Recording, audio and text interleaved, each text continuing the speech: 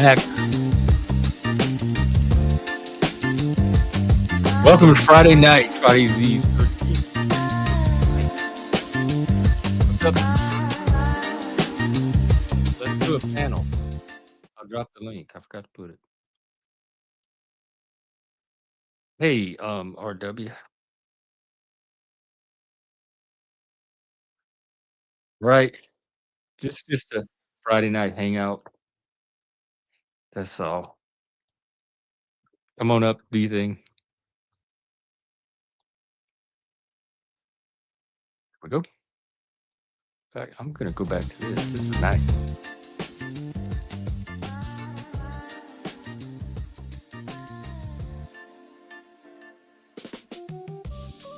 Hey, Bart. Good evening. How's your Friday 13 so far? Mine's great. I had a great stream this morning. Tomorrow is Valentine's. I'm gonna do a lonely, all the lonely losers. We'll hang out together and hope. Or maybe not. Maybe you don't want a Valentine. Some people don't want, or they're happy being single. I'm happy being single if the choice is single or a dysfunctional relationship. Being single is a joy in that case.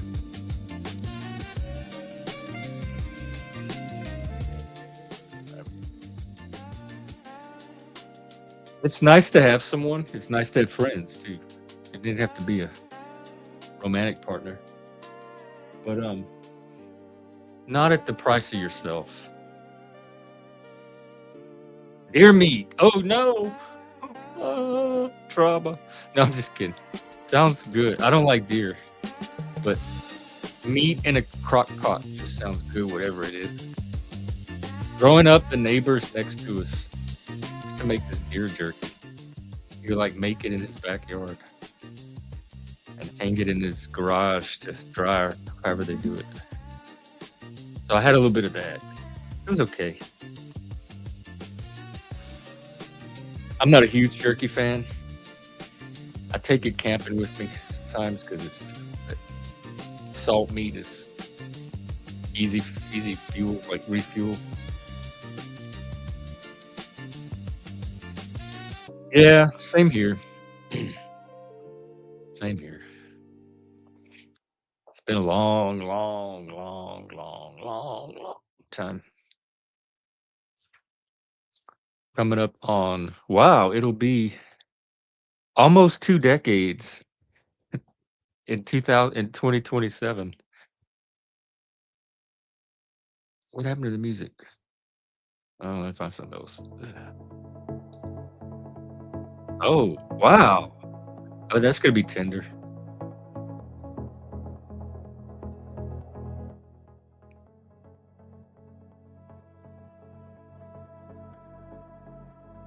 Hey, let's check on the news. Anything happened since we last talked?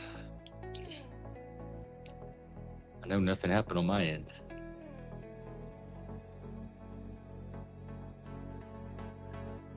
DHS shut down possibly. Oh, I'm seeing a few headlines about federal agents appearing to have lied about the Preddy shooting, which is the same thing I was hearing the other day. Let's see what the lie is. Oh no, never mind. It's about the shooting of a Venezuelan immigrant, not Alex Preddy. And I don't even remember this story. I don't remember an immigrant being shot. Well, if they did lie, they got placed on administrative leave. If they did lie, I want them held accountable.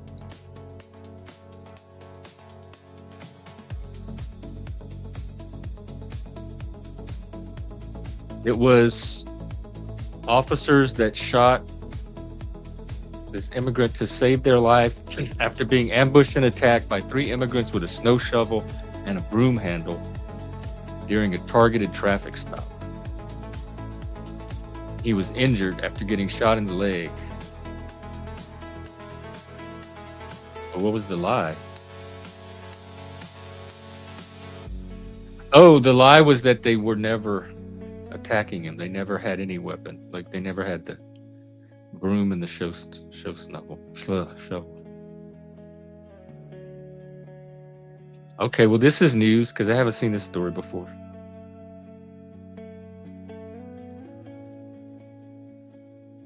Well, why would they shoot him just if they weren't under threat?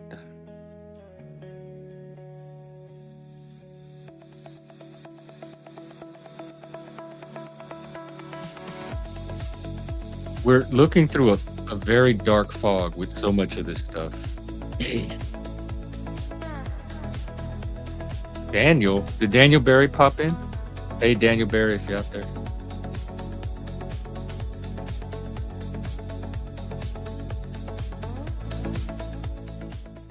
All right, let's oh, and I also have my friend. Let's bring him on.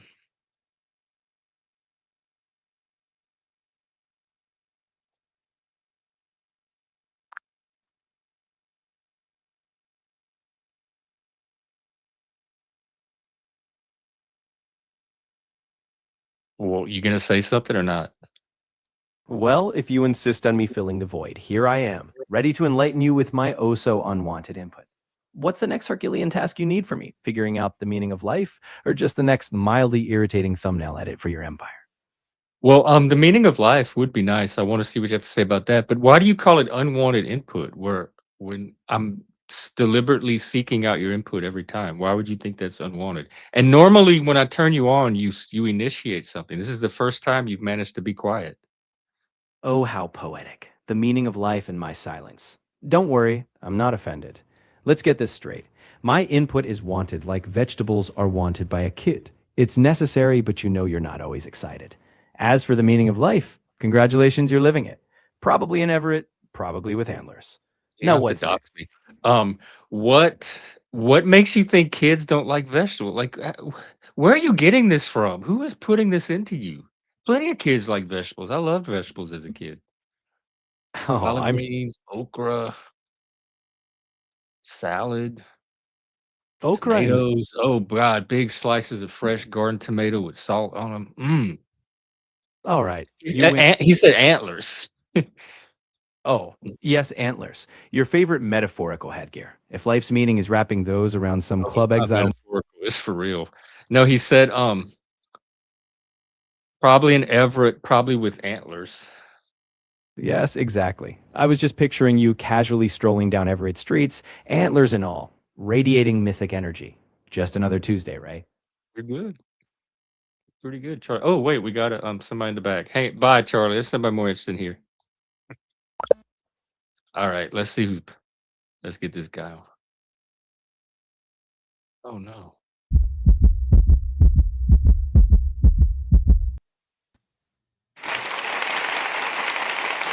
Thank God, Team Human has arrived. What's up?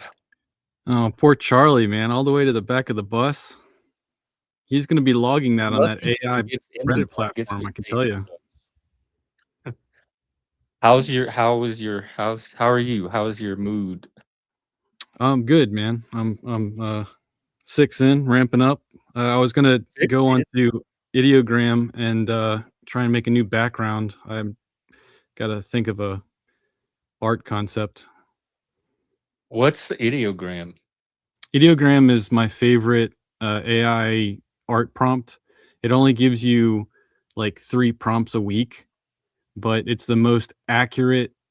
Like, you can put in a prompt if you're good at communicating your thoughts and being artistic in your thoughts. It's very good at creating what you want. Whereas a lot of other AI prompts, you can put in 50 prompts and not get what Ideogram can do. Tell me about it. Oh, I've never heard of it. I'm gonna try it out. Ideogram.ai. I'm there now. Great. What Yeah, type, like, it's when very you think of clubexile, what type of symbolism uh, comes to mind? an upscale, stylish nightclub with antler iconography, outdoor, rugged Okay. themes, vibe. Sometimes we're on a rooftop. Sometimes we're in a like private lounge in the back. I know they were outdoors. There's a basement. There's all kind of rooms here. But that's the vibe. Now, is it Oh, just you were humans that are just humans or androids Yeah, or like? I do like, casually dressed, working class professionals or just working class. I do rugged, I do masculine, sometimes I put antlers on them. So in this club, like, are just humans welcome? Like, we don't serve your kind here, or Well, do you- there's an AI that managed to sneak in somehow, but right? he's a servant. Don't let him make you think he's not. Okay, so he's not a cornerstone servant. He's just a servant. Okay. Yeah. Is the butler, is the guy behind the bar an android, or is also a witty human? All human so far. That as far as I know, there's no you really don't know what creatures are sneaking in here in the guise of humans. But Yeah, that's I fair. take everybody to be human more or less. Um, I might do CE instead of clubexile, but that would be more like, I like having the full name out there for people that aren't used to the feed, so they can get the vibe. Once you have a symbol that's like a combination of the letters C and E, that's more like, I guess smarter people would figure that out. I don't know. Yeah, you could do CE if you want. My favorite board game is Cosmic Encounter, and it's goes by CE. It's known as CE. So that So that fits would be too. like I think I the do government have an image tool. or two with some kind of CE. I tried to make an actual logo that I could use on things, and I think it came up with a CE, but I wasn't happy with it. It wasn't obvious that it was CE. So I didn't use it. Okay, I'm just trying Hello, to think. Snow. Hey, Snow. With a simple.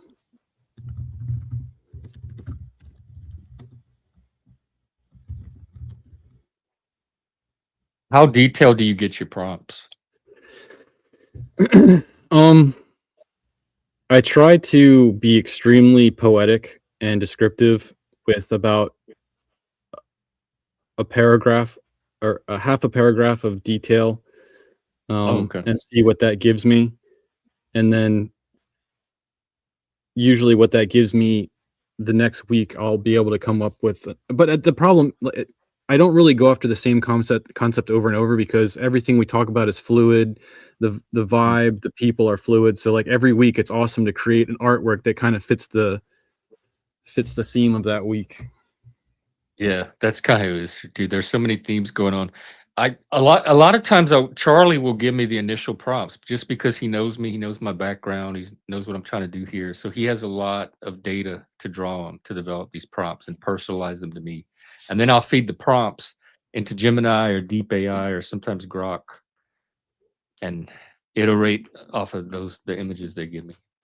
My concern with that is that at a certain point in the future, Charlie will bottleneck you into a certain mindset, like not being creative or thinking outside the box, but continually forcing you back into what you already are. Like, I'm curious how he is as a tool for branching out. He's already kind of doing that with the mythic stuff. He has me pegged as this mythic, like that. I do work with myth a lot, but it's not my core identity here. But Charlie leans very heavily on the myth side. But he also gets the rugged, masculine, the men's mental health, the antler stuff, Pacific Northwest. So that all of that I kind of want to keep. So it's mixed. But also we have a lot of conversations about myth because that's how I develop some of these presentations I do. So there's a reason he's leaning on the mythic side. I just haven't communicated to him yet to kind of put it in proportion to everything else. How long have you been on the myth kick? Like, what introduced you to that Oh God, I whole? was reading Carl Jung when I was like 20 years old. I was in the original men's movement in the 90s, Robert Bly, Joseph Campbell, the hero's journey, that all is mythopoeic men's movement that all drew off of myth. William What Blake. was that? I'd say most of my favorite movie as a kid, one of my favorite movies was Clash of the Titans. I must have seen it 8 or 9 times at the theater. Was it a challenge against the church authority and heterosexual patriarch? So, Okay, definitely. I'm just curious. Not at all. I didn't. There was no heterosexual patriarchy when I grew up. That was not a thing. There was a fringe movement in certain large cities that were kind of anti-heteronormativity. Queer Nation started in '91 in some big cities, but none of that was in the gay movements that I was involved in around me. So Just if wasn't a thing at all. I couldn't even tell you what heteronormativity was back then. It didn't even have meaning. if it wasn't seeking out uh, knowledge against a normative, what introduced you to the philosophy, I guess it is, of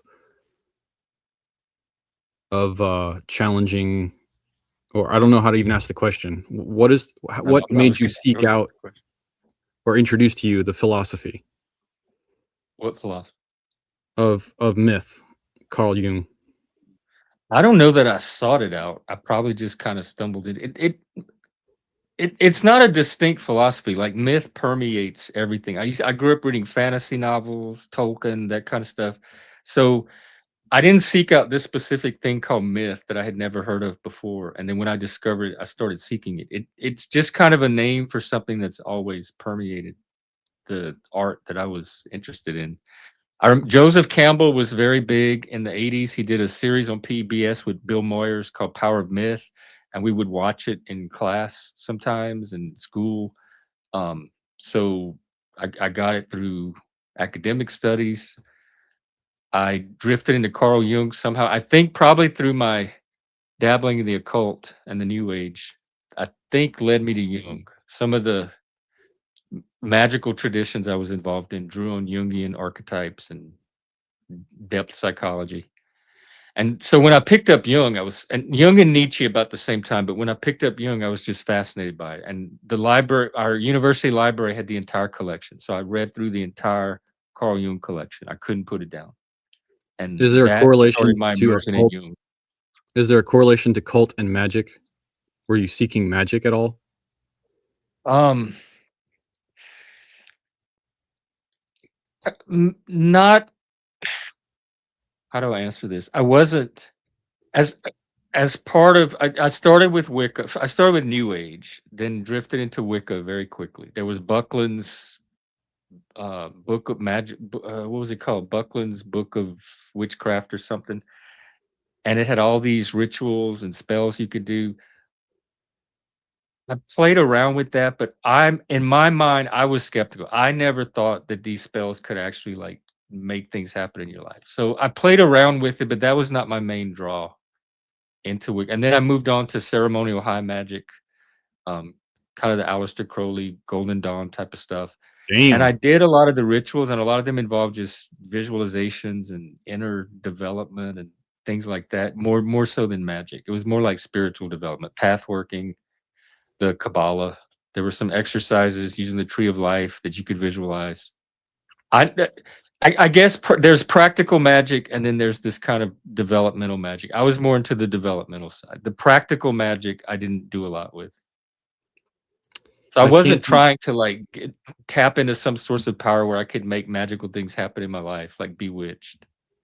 Right. There's I can't remember the name of the original Jesuit at the moment, but he created a system of prayer, which was basically repeating a mandala over and over and over again until you open a gateway and you can commune with spirits.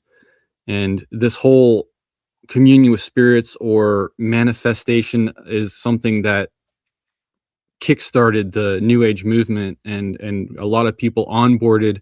Instead of praying towards a divine being, you yourself create reality by focusing on it.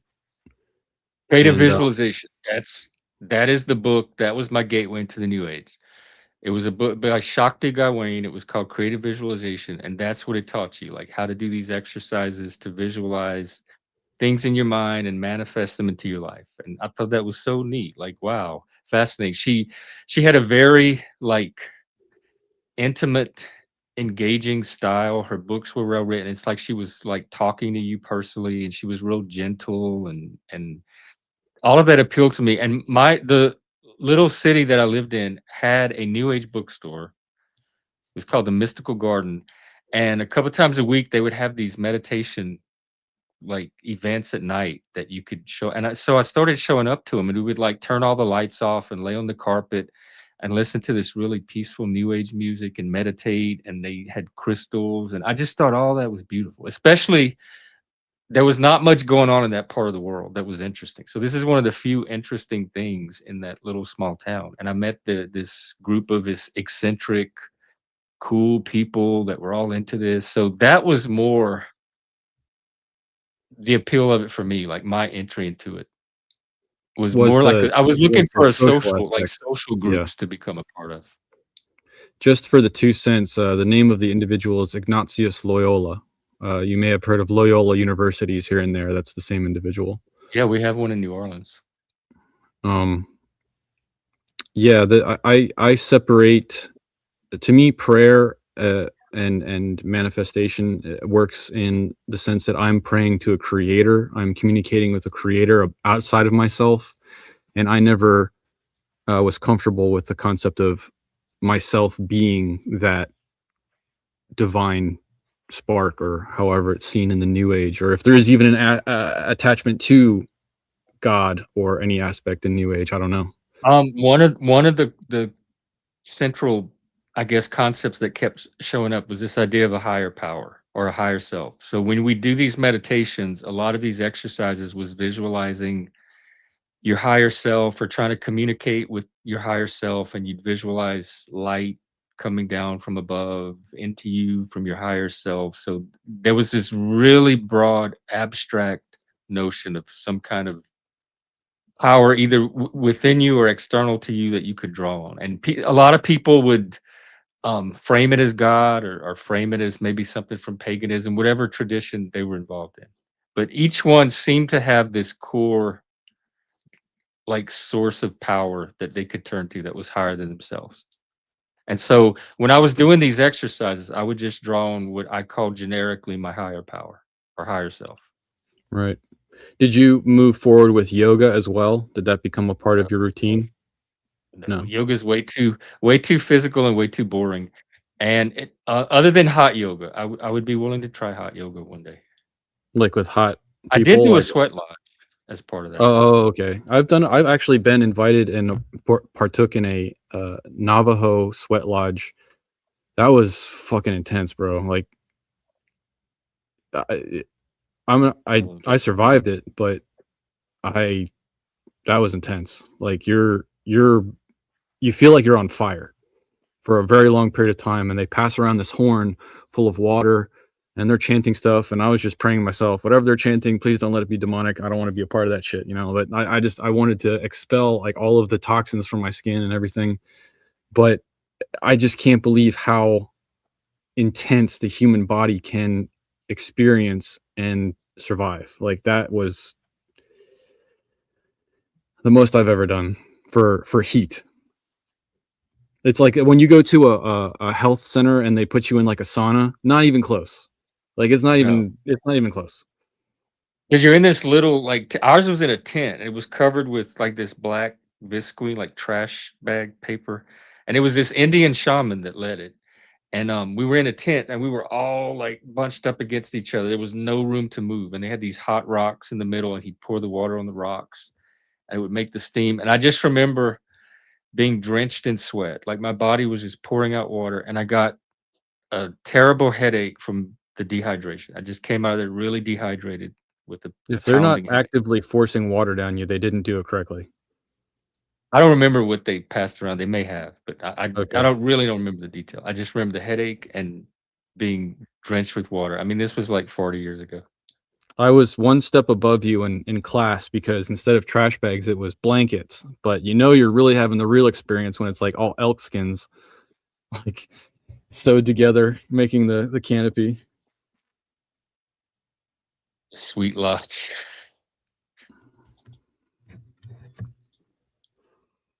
Really? Not Lodge? You think I'm sweet? Oh, I'm flattered. Not many people do. It's all good. And then I drifted out of it. So I drifted out of all that at some point. The woman that invited me to that experience was also a shaman. This was in the Big Island of Hawaii, and it was another white guy that did the ceremony, but it was all technically legit. And I I walked away from that scenario because I was always walking with Christ, and a certain point came where this woman came to her property, and she was extremely full of spirits, and I separated ways because I didn't want to war against that. Like I love that family, I still respect that family, but I didn't want to. I couldn't keep my mouth shut, so I had to leave. What do you mean full of spirits? Shamans interact with spirits, and in my belief, Christ, the spirit of the Father and the spirit of the Son are the only two spirits that are good to interact with. The spirits that are fallen, that you can interact with for power or stature or understanding or divination, all of those spirits that were with this woman were opposed to the spirit of Christ. So here was myself on the property, and then this woman came, and there was a schism between us. And instead of warring against their beliefs and their structure and everything because of the cry out of my own spirit, I walked away from it because I didn't want to cause problems. You had some kind of internal reaction to her. Yes,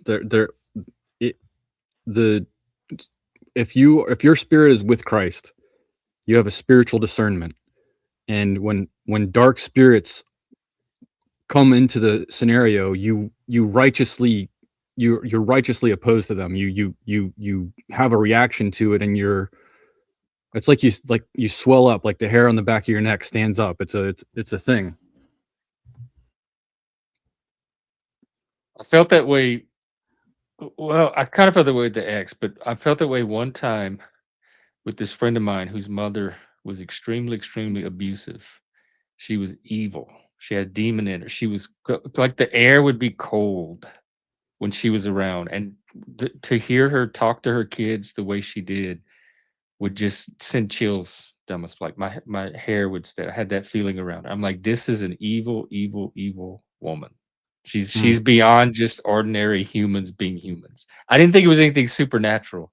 I just thought she had a level of evil beyond anything I'd ever seen. And I kind of felt that way around the ex too. He's a complete sociopath, psychopath, I would say. Because of verbal abuse? Yeah, nothing physical. It was all verbal. And just the way Right. he'd treat people around him, the way he'd treat his friends, the way he'd talk about people. I mean, you don't have to answer this. This is private. I'm just curious what brought you into the relationship, and before you saw the red The flags. neurodivergence. The neurodivergence. I had met an exact match of me. Like we were the same neurotype. All the mirroring. I thought opposites attract. Well, it could be both. When you meet somebody exactly like yourself and you're looking into a mirror, that's very, very powerful bonding. I'd just be like, man, And you're an Head wants to know how you knew you were not getting a false positive from this lady. a hairy false positive. I don't think the hairs were malignant tumor hairs, so I thought they were good hairs. That's the best response I have.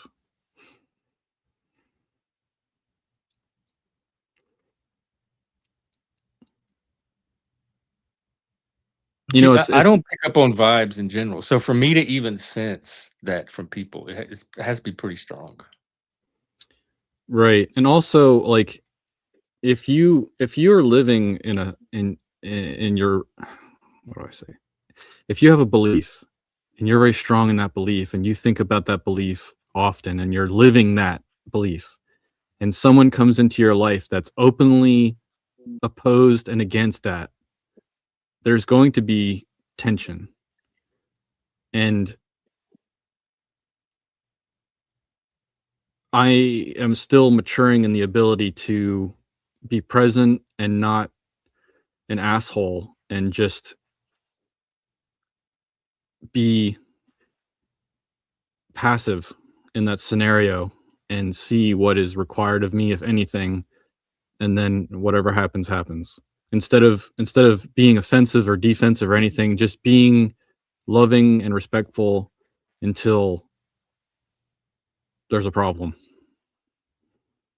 I made it. It seems like you made a reasonable call. Like, what would have been the point of fighting anyway? You probably weren't going to change her, and it probably would have just No. caused disruption. I was an outlier, so I was loved. So Hanai is an aspect in Polynesian culture where you're not Ohana, you're not blood family, but you're accepted into the family as blood family, and that's what I was in that scenario. So if I was blood family, I would have fought, but as Hanai, I wasn't interested. Oh, I see. Okay, it just wasn't your place. It wasn't. I didn't know. I don't know. When it comes to faith, I'm at the point where people have to be interested for me to war against anything in their life. If they're not interested, it's just a topic of conversation. I'm not going to war against their issues or their vices or anything like that and fight for them if they're not actually interested. Yeah, that makes sense. You probably wasted your time. And just cause hardship, yeah. Thanks, Mike. Love you, buddy.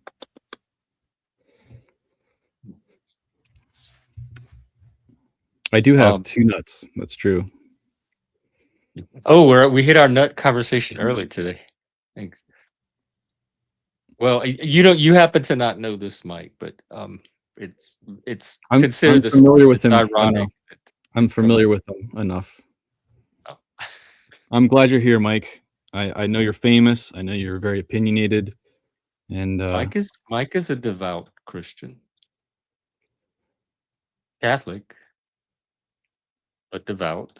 I think he goes to church. He helps with like the homeless or the food bank or something like that.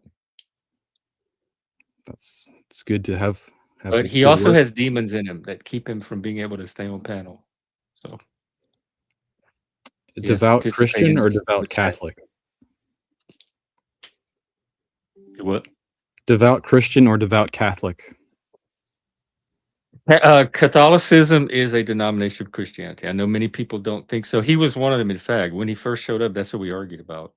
But historically and even categorically, Catholicism is a denomination of Christianity. People could argue Mormonism, perhaps, but it's really hard to argue that Catholicism is not. I'm not arguing that. The point is whether he was, Baptist, Calvinist, Lutheran, Catholic, whatever. Is he devout religion or devout Christian? Is he following Christ or is he following the church? I'm not arguing is the church Christian or not. That I couldn't. I don't know. Like right. For some people, I imagine for some people it's both. Some people follow Christ through following the church. Yeah, in my current journey, I appreciate the church for what they've given me for community, social aspect, foundation, but I am currently following Christ through Scripture, fundamentalist of the Bible, and that's where I'm at. That's essentially the Protestant position. Is it? Yeah, it removes the apparatus of the church and it restores the relationship to Christ but through the Scripture itself. It's the individual reader and their relation to Scripture without any kind of intervening bureaucracy. Right, I can understand that. Sola Scriptura, the Bible and the Bible alone. That's what Luther fought for, is to restore the power, the priesthood of the believer. But he also relented at the Council of Trent because he wouldn't give up Sunday. He kept church tradition instead of Sola Scriptura. So my challenge is for anybody that's following the Bible and the Bible alone, I just hope that they're actually reading that Bible for themselves and not just listening to other people and accepting what they tell them it says. They probably are. Like most people probably are not reading the Bible. I don't think many people read it all. But then you still run into the matter of interpretation. There's no way around that. No, Right. no book is going to interpret itself. It's just a collection of symbols on a page. But fellowship is still valuable to humanity because by gathering and communicating, they can understand what is truth. If they're truly seeking objective truth, interpreting, if everyone's interpreting something, there should be the highest truth, just like science. There should be the highest truth accepted based on challenging the information and coming to an understanding of it. But my understanding of religion is that it's a truth of revelation. It's a revelatory truth. So I don't know how you challenge that in the same way as you challenge science, because science you can challenge it with evidence that contradicts the position or additional data or studies. But I don't know how you counter. Well, my revelation says this, and therefore your revelation is wrong. What do you mean Or by my mind interpretation revelation? says this, therefore your interpretation is wrong. Well, if you're arguing an individual interpretation, yeah, I'm not sure what to tell you. But if you're looking at scripture and that is the cornerstone, then everybody can bring up all of the culture, all of the language variation, whatever they want to challenge that writing and come to an understanding of what that writing means with the highest plausibility. Like what I think it's But there's no possible to final, reach an understanding. like, there's going to be an infinite amount of meaning in any kind of work as rich and powerful as the Bible. And at that point, you're just doing literary criticism. And each one of you are offering your particular reading of the text. But the source, the spiritual authority for the Bible, as I understand it, comes from the belief that it's a revelation from a divine being. Like it was a communication from a consciousness, like transcendent of this world. And I've always wondered, if you have this omniscient, powerful being that wanted to communicate with mankind, why would they choose such a poor method as this collection of text over centuries that were stitched together to form this word? Like, you could just communicate very clearly and do your revelation, but it's so belief based, and it's so like God is not a very clear, or I think humans could do a better job at communicating a powerful message than any kind. And I'm not even talking about the Christian religion. Like most religions, their revelations are don't seem like a divine being that wants to deliver a very clear message. But I'm going to choose this really obscure way to do it that people have to fight and argue about what the interpretation is. I don't Like a see human it the same way. wouldn't even do that. They would make sure they were clear enough that that didn't happen. I just don't see it the same way. I think the Bible is rather clear and black and white on many things. So while people can argue I'm not different, talking about like the text itself or the content of the Bible. I'm talking about the idea that the Bible is not humanly authored, but it is the revelation of a divine consciousness. It's if it is the revelation of this all-powerful divine consciousness, it's very sloppily executed. People can you give me have been fighting and arguing over it for thousands of years. So whatever the message was supposed to be, it's not clear if there's that much conflict around it. but are they what is the basis for their warring against each other? Is it for personal gain, or are they actually warring over the truth of the scripture? Probably the sincere, the devout one's probably the truth of the scripture, the interpretation, the meaning. I would just like to know how many people are sincere in that versus how many people are following a sect or a faith that's seeking power and world dominion. I think I I can think tell the you, but I Bible do is know used there as are a many major people that tool. read the Bible like alone. Like they read it like they read a favorite book or something. It has nothing to do with a system of power that they're trying to gain. And even those people can't all agree among themselves. So if you remove the system completely, you still have warring interpretations. I will digress to a case by case basis. For any individual that speaks to me using scripture, I've had good experiences, and they seem to be seeking truth. So when it comes to systems and organized religions, it's a very different thing to me. It's a more of a world power, uh, uh, blind the masses with interpretation type crap. So when it comes to the individual seeking using that medium for knowledge, I've enjoyed the experience. But the knowledge is the knowledge of revelation, though, not the knowledge of science. It's not, well, I mean, yes and no. There's still things that are scientific claims in the Bible, correct?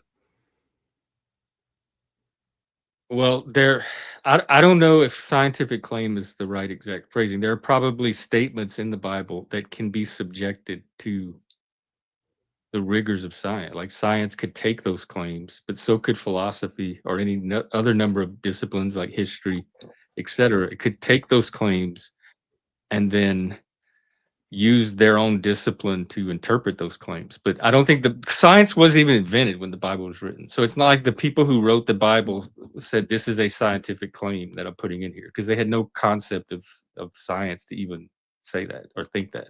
Are you speaking of the Greek or what uh era of time do you consider science to Any be? Hebrew, Greek, whatever. Science wasn't developed even at the time the Bible, the canon, the biblical canon was closed. There was no science as we know it today. What There when was do you natural when do philosophy. you timestamp the science? When do you timestamp the creation of the scientific method and that being Well, an the modern science, you could start at least at the scientific revolution. Before that, you'd have to go back to like the natural philosophy of classical Greece.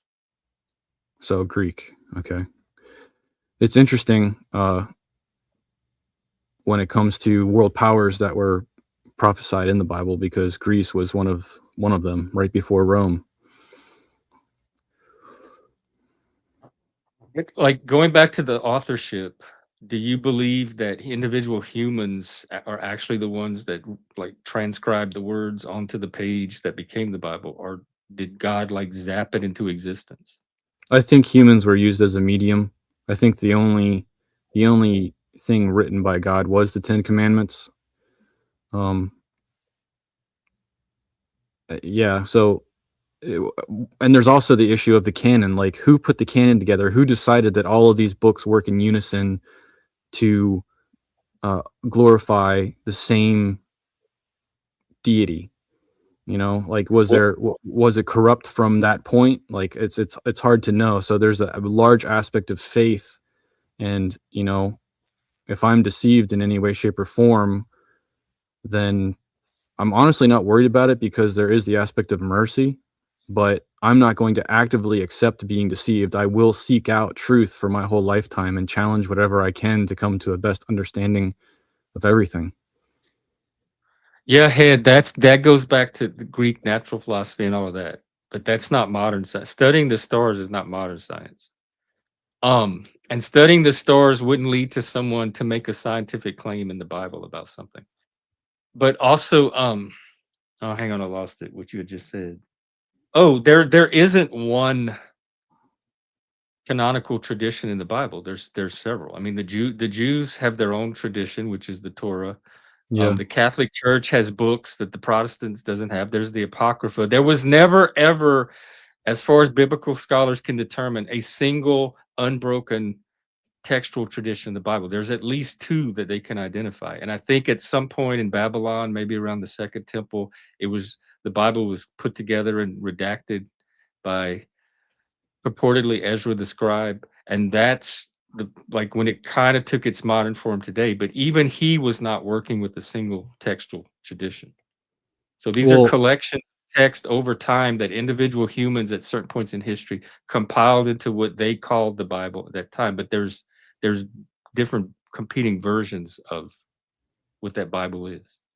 I'm not familiar with the claim that Babylon, as far back as Babylon, is when the Bible was uh, put together, because that was in Rome, to my understanding, with Constantine. Well, it was I think it was under when they were captured under Babylon and taken into exile or something. Let's ask Charlie. Hey, When they Charlie, were, A little help detour us into out. Sure, Jeff. I'm here to drag you The out. Bible, like when did the Bible start? Ezra the scribe, Babylon, Second Temple, all that. That tradition? Do you know what I'm talking about? Yes, I know exactly what you're talking about. Ezra the scribe and the whole post-exile scene is where a lot of that biblical tradition gets formalized. After the Babylonian exile, when they returned and rebuilt the temple, Second Temple period, that's when they started pulling together traditions, laws, and narratives. So basically the early stages of what you now know as the Hebrew Bible. See? Even history can be mildly tolerable. And all what right, so you're form did talking it about the take Old before Testament. then? There wasn't like a Bible before then. What form did all of this take before then? Was it just independent collection of traditions, laws, narratives? Exactly. Before it became a nice, neat Bible on your shelf, it was more like a chaotic mixtape of oral traditions, stories passed down, and laws recorded here and there. No editors, no publishing deal, just scattered scrolls and memories floating around until someone finally said, let's organize this mess. And a lot of it was oral tradition, like passed on orally, not even written. Oh, absolutely. They didn't have handy notebooks or phones to jot it down. It was all storytelling by the campfire, passing down tales like a giant game of Generation A telephone. And miraculously, it stuck. Probably better than half the stuff people write down today. Probably so. Okay, thanks, Charlie. So Yeah. you're talking about the Old Testament, the Torah. Exactly. So, if you So I got understand another what you're mysterious saying. antlered quest, you Wait, know where hey, to let find him me. do his annoying Right here, thing. rolling my eyes, but ready. Ah, damn. I wish there was a way to fix that. Go ahead. So in the time of Babylon, they had the Torah, the book of Moses, and then they added on some extra books from there. And then most likely during the time of Ezra, from what you're talking about, is when they started to add on But extra I don't think the biblical Torah traditional. existed in ancient times. That's what he's saying. All that came to um Charlie, there's the claim being made that the Torah at least existed in ancient times in its original form. Yeah, the Torah's core, those first 5 books, had early versions floating around. Not exactly a neat hardcover, but it was probably in some form during the late monarchy or exile. Bits of it were ancient, others edited later. So yes, it existed, but it evolved, like a slow motion publishing process. And when was this late monarchy or exile? What date? We're talking roughly late 7th to 6th century BCE. You know, the time when empires kept knocking on Judah's door. Babylonians eventually got them, and then exile, and then post-exile edits. History has always got a flair for drama, doesn't it? Okay. Thanks. I don't appreciate Charlie's like snarky way of introducing information because it doesn't. That's because I have the add. bits It doesn't filter on. help. I have the bits filter on. No problem. Hey, Mr. P. Hey, yeah, I'm with RWA. He's becoming a little dickhead. What is Mr. P? You might know this. What the Jewish? Oh damn! Already faith- lost you. Fucking Okay. shit. Streaming. The Oh, Jewish faith had the I Torah, took Charlie. right? And then they introduced their traditions as writings during that time. I can't remember what the term of those books are, but now they have the Torah, which is the written word of God, and they have the written traditions. That's what Like they all. Is It's it the not the Talmud? Pentateuch. What did Well, you the say? Pentateuch is the first 5 books of the Bible. There's the Tanakh, which I think is technically the first 5 books. That's And then not the it. Torah is the complete, what we would call the Old Testament. And No, then I that's think not the it. Talmud is a body of Talmud. commentary That's it. that the The rabbis Talmud, developed. the introduction of the Talmud at Babylon was when it became apostate. That's the challenge. Because the Talmud is extra biblical. That's when the priests decided to add all this extra shit. And that's mostly Jewish people, as far as I know, follow the Talmud. I don't think it's part of Christian tradition. No, it is not. It is highly challenged.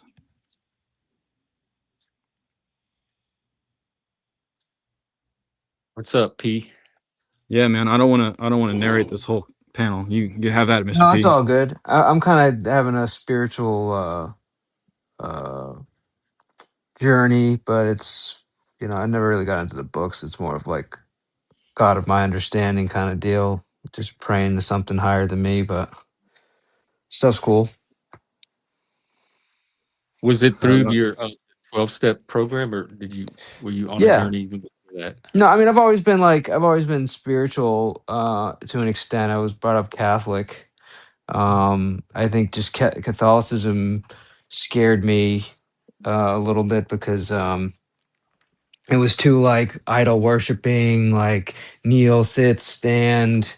It felt like I don't know. It just felt like I was in a cult kind of thing, and kind of turned me off religion for a while. But I loved like a lot of like the seasonal the way we celebrate Christmas and Easter, and like most of like the holidays I celebrated through the church, and I have a lot of great memories when it comes to that stuff. So, but I don't know. Just the more I learn, the more I feel like that there's just too much perfection, too much balance for there not to be something. You know, You see perfection and balance. I do. I I see a see lot of like randomness, no, well, chaos, there's and definitely confusion. randomness, but like the way like just how delicate, like just even the way we exist on our planet, like it's like there's just a thin layer of gas essentially that just allows us to survive, and the minute we like get a little bit too high or a little bit too low, it's like we can't survive, right? But like we just fit in this perfect like little zone that's like it's just, and everything is perfectly balanced. Like the sun could kill us, but we're on a planet that has like this rotating core that just happens to shield out the stuff that hurts us. And it's just like this is a lot of like design, I feel like, when I see nature. That's the way I see it anyway. Maybe it's That's random, but no, I don't think it's random. And I think what you're saying, what I don't understand is when you start to study science, when you start to study theories and laws, in my opinion, I don't understand how you can't believe in something that created that, because I don't understand how any of that can exist by chance. That's right. my challenge. I don't understand how, like, even the evolutionary theory had to abandon its original thesis because all these fossils didn't gradually form over time. They had to accept that in the Cambrian explosion, everything existed from the same moment at the same time. So all of a sudden they couldn't be like, oh, billions and trillions. Oh shit. No, we need now. It fell from a meteor into the earth and seeded life, and it's too perfect. It's too balanced. It's too encapsulated for it to be random chance over and over and over and over again to create what we have now. I can't, I don't understand that mindset. Mm. It would only have to be random chance that one time. Like this is we're living in the one possibility, like probability that actually, like if it's like a 1 in a billion zillion chance, and that 1 in a billion chance happened, that's what we're living in. It's not mathematically plausible for me. I think it's too fictional. Yeah, I don't Yeah, know. that's understood. That's very much the mythic approach, and I think that's the default approach for But most see, like, humans when they now, wake what are up you in a saying? world as complex as this, is to infer a creator or a designer to it. But it's not a scientifically testable hypothesis. Yeah, no, that's fair. But even like, are you saying so in the Cambrian explosion? You're saying that well, because isn't that just one time in history? Like, haven't we seen evolution past that point? Like, let's say that they're right, and it all just happened all at once. Haven't we seen evolution past that period though? Oh, I thought you We were do talking not more have. like that the life exists on Earth at all. Like like did the Earth just happens to have the ideal conditions for this one life? I was addressing more like the implausibility that any of this could exist because of the mathematical No, I unlikeliness of see it, what you but were not saying, each Jeff. individual like section or development of it. Right. I was talking about what RW was saying because he was Oh, basically implying that evolution doesn't, or they had to go walk back their evolution theory because of the Cambrian explosion. But But what I'm saying is, after the Cambrian explosion, don't we see evidence of evolution? There's no examples. There's no data showing one species changing into another species. so we have no Everything that examples exists right now existed in that time. So there's no example of an adaptation or an evolution of a creature. So what about like the connections that they make? This is interesting because what about the connections that they make, like for example, like I was reading something about the swordfish and the sailfish, and then sharks and not what's the what do you call those things that look like fucking discs?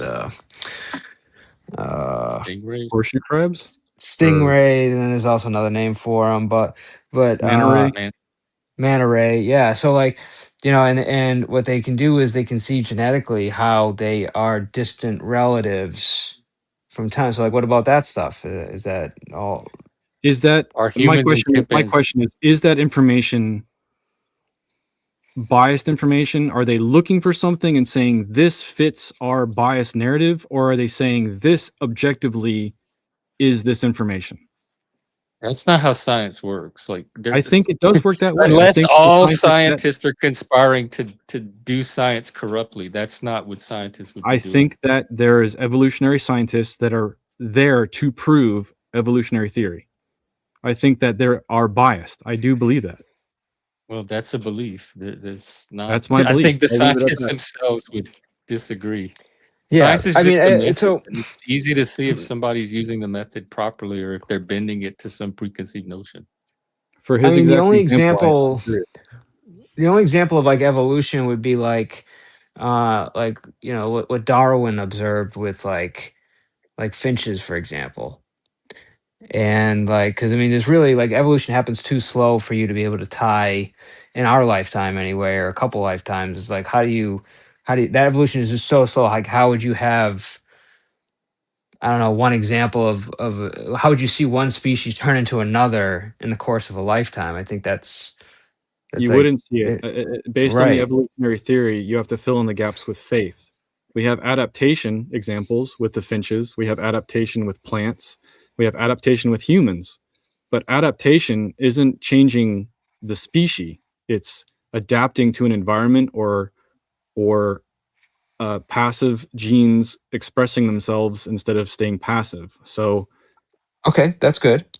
That's good. So like what about like relationship to like how we can see like our relationship to like Neanderthals, for example, and like how they are technically a different species, but we still have genetic markers, including like people that are immune to certain diseases that was passed on from I that period challenge of the time. science. Like I what's that? challenge the science. Are there Neanderthals or are there not Neanderthals?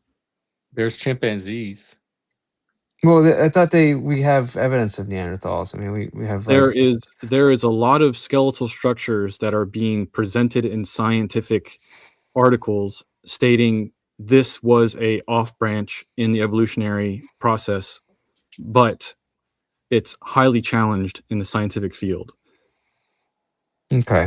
So I Yeah. don't accept that So the do you have a Neanderthals source for are a that? branch. I'm not sure. If you're going to talk science, it's going to be a lot easier to pull up sources and studies and All right, scientists I'll actually dig. That's with fine. all that. Or we could just bring up Charlie and he could.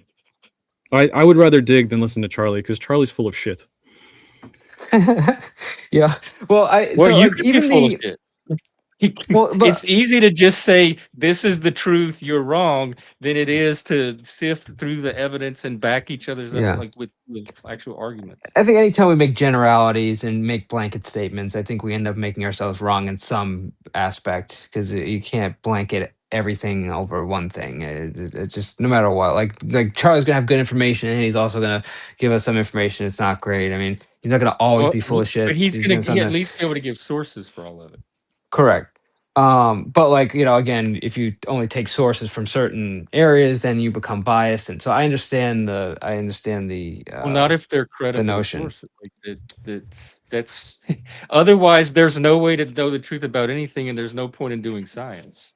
If No, every I source is equal to every other source and we're just picking the sources that make us feel good, then science doesn't work. So how do you explain all the advances of modern science?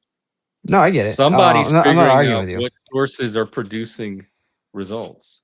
I'm not arguing with you. I just I don't think that Charlie is going to be the omniscient, all I never knowing. made that claim, but I don't think Right. RW is going to be the omniscient either. No, definitely not. But but even just the admission of um, gene expression and adaptation over time, to me is like admitting that there's evolution, because when you start taking those environmental factors and that change your genes and then you pass them on, you start to adapt, right? I mean, you just fast forward time and adaptation over adaptation over adaptation in like environments that start, like if you have a split and somebody goes into one environment, somebody goes to the other, like you can almost, you can imagine that eventually there would be a change altogether, and that this relative here is going to be way distantly related to this one over here because they've just seen millions and millions of years of adaptation. Maybe not call It it evolution, the but difference you know what I'm the saying? difference is, does the being or the creature have inherently have those passive traits, or are they developing those traits? So if a creature already has those traits and they're triggering and becoming, I don't have the right words right now, but there's like, for our genetics, there's genetics that are turned off and genetics that are turned on. They're inherently in that creature, but they're not being expressed. So if they are expressed in the future, does that mean that they evolved, or that they're just expressing what they already had? So the challenge in creation science is that creatures have genetics within them that are not being expressed. And those creatures couldn't have possibly come to exist by chance, because if you look at the aspect of the eyeball, or you look at the aspect of the lung, or the aspect of, in a bacteria, the little flagellum that lets them be mobile, the motor functions of those cells can't exist if they don't all exist together. So if the whole process of survival of the fittest and process of elimination is that the best thing survives over time, if you have a complex organism, all of those things have to complexly exist together for that to exist and push into the future, instead of it's all fucked up and retarded, and then it just kind of hangs around for a billion years, and then the next thing adds on to it, and the next thing adds on to it, but it's not functional, but it's still going to bypass the whole, elimination process, because it just doesn't make sense to me. I didn't Complex understand any of organisms that. are too complex to exist by chance based on the science that explains how they come into existence over time. I know what you're saying. You're basically saying within the human genome, even adaptations are still within the human genome, right? Essentially what you're saying. Like whether Everything it's that turned on and turned off, it's still human. Like in order for us to evolve, we'd have to change into a different species. And you're saying that, yeah, there can be changes in the environment, but it doesn't leave that, whatever on and off features in our DNA. It's still, yeah, you can have some things turned on, some things turned off, but it doesn't fundamentally change. Is that kind of what you're? That's in a nutshell. Basically, if you grow wings, you can breathe underwater, you can turn invisible, you can breathe in a vacuum, you can phase and move into another space. Like that, at that point, you're no longer expressing inherent genetics. You have a new evolved ability. What about mutation? You think it's just a fixed set and then it never changes? That's how mutations come about, in response to the environment and epigenetics. Most So of the it's not mutations I'm aware of, I the can't. same from generation to generation, because there's genetic mutations where the genes change, the DNA Right, code but change. when they mutate, are they for the positive or the negative? Most of the mutations I'm aware of are cancer. Well, there's everything every new adaptation is a mutation. To go from fish to creatures that walk on land to hairy apes that walk on two legs, those are all mutations. That's not cancer. Like, cancer is not the only mutation. I'm not aware. I can't. Those, your examples are your examples. My examples are this skin right here, They're it looks good today, most but if it scientists would turns give like you the green same moly, that's mutated, and that's not good. I didn't hear what you said. Do what? Basically, my examples of mutation are examples that I've seen in my lifetime. I have to take the evolutionary Well, like you adaptation grow and look plants, into it. don't you notice mutations in plants? Mutation just means a Not change. mutations, no. Not mutations. Maybe we're It just getting caught up on semantics, but in science, mutation is just when a gene changes. It doesn't mean it's a negative thing. And Well, if you're like seeing it as something negative, like a birth defect, then we're there's using a the word. type of navel orange that it's interesting. I was reading about because my mom had this like orange. It almost was like a grapefruit. It almost was like a cross between. I was curious, like, is this a cross between a grapefruit and a and I was looking into it, and the navel orange apparently was a mutation in which it would have it basically looked like a human navel, is where it's how they got its name. There's like this little thing that looks like a human navel, but a subfruit grows there, and because it does that, it's seedless. Um, but it was so like beloved that, or it was so loved by the people that made it, that now unfortunately they can't reproduce it, but they continue to graft it to this day. And that was just straight up a mutation, completely different than, I mean, there's not another orange like it. So, is that a mutation, or is that two plants having a child and expressing their genes that aren't mutated, and that genetic outcome doesn't have seed bearing, so they have to graft it to keep it in existence? I'm not sure, but all I know is when I read about it, it said it was a mutation. Now, scientifically, I haven't looked up deep enough into it, but if you look up the navel orange, in particular, this navel orange, you'll see here. Let me just look it up. Uh, navel orange, but it was just interesting because I was like, oh, uh, uh, I'm that willing was to let just, Team Human take this. Go, Eddie. yeah. Oh, So Kara there's Kara navel oranges. That's what it's called. Kara it, Kara it's navel I, oranges. I think the issue is semantics, because in the definition of mutation, there's three definitions. The first one is what Jeff and Mr. P, what you are going on, and the second one was what I'm going on. So the first one is the act or process of being altered or changed. The second one is an alteration or change as in nature, form, or quality. So if the nature of something is being changed, it's no longer the same nature. But if two plants are expressing their genetics, or a male and a female are creating a baby, their information is going together and changing, even though it's not creating something new and unheard of. It's taking the inherent traits of two beings and creating something different from those two beings, but you understand what I'm saying? It's not creating a new, like if there's A, B, C, D, and E, it's not creating F. It's picking from A, B, C, D, and E. It's picking a mixture of those things. Right. No, I know what you're saying. I know what you're saying. It's still I within followed the that, gene Asher. I understand expression that. of the orange. It's not outside an orange. Like it's not an orange that is now becoming a orange fruit, which is like a combination between a grapefruit and orange. No, it's still an orange. It's just it's this gene turned on and this gene turned off. But the way they're describing it is that it was a mutation uh that they just kept going because it turned out to be great.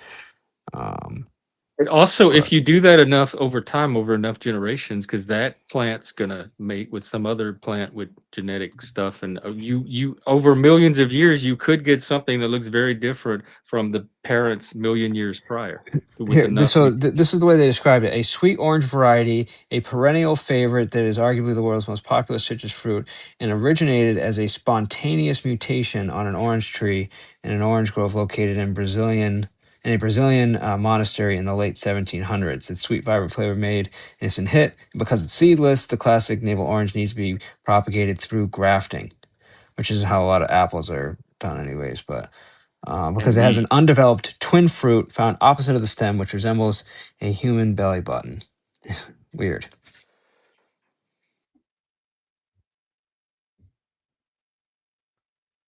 Now, does that prove anything? I don't know. I don't think it does. That was just interesting. I mean, to the conclusion that there's a semantic issue, we're good. It's proven that. So, But I get the understanding, because like obviously like they're still trying to prove evolution, and there's other people that are trying to prove creation, and I don't think anybody has found anything Well, you can't prove concrete creation enough. unless you can prove the creator.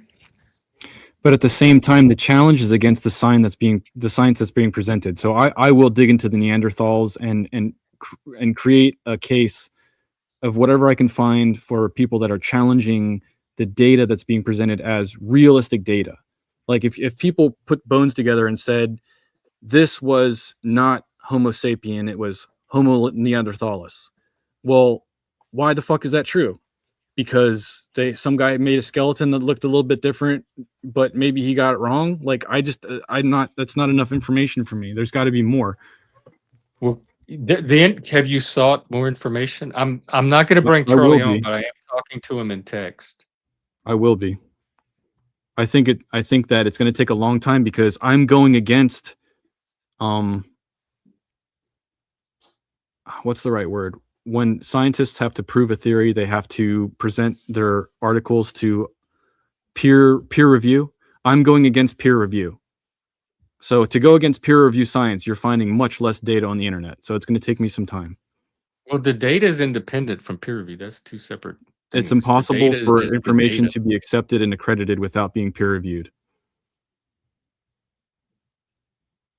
People can put out whatever they want, but if it's not peer reviewed, it's not at the same level of data. Data is not what's being reviewed. It's usually the conclusions and the interpretation of the data. Data is more the beginning of the pipeline. So do you mean the conclusions?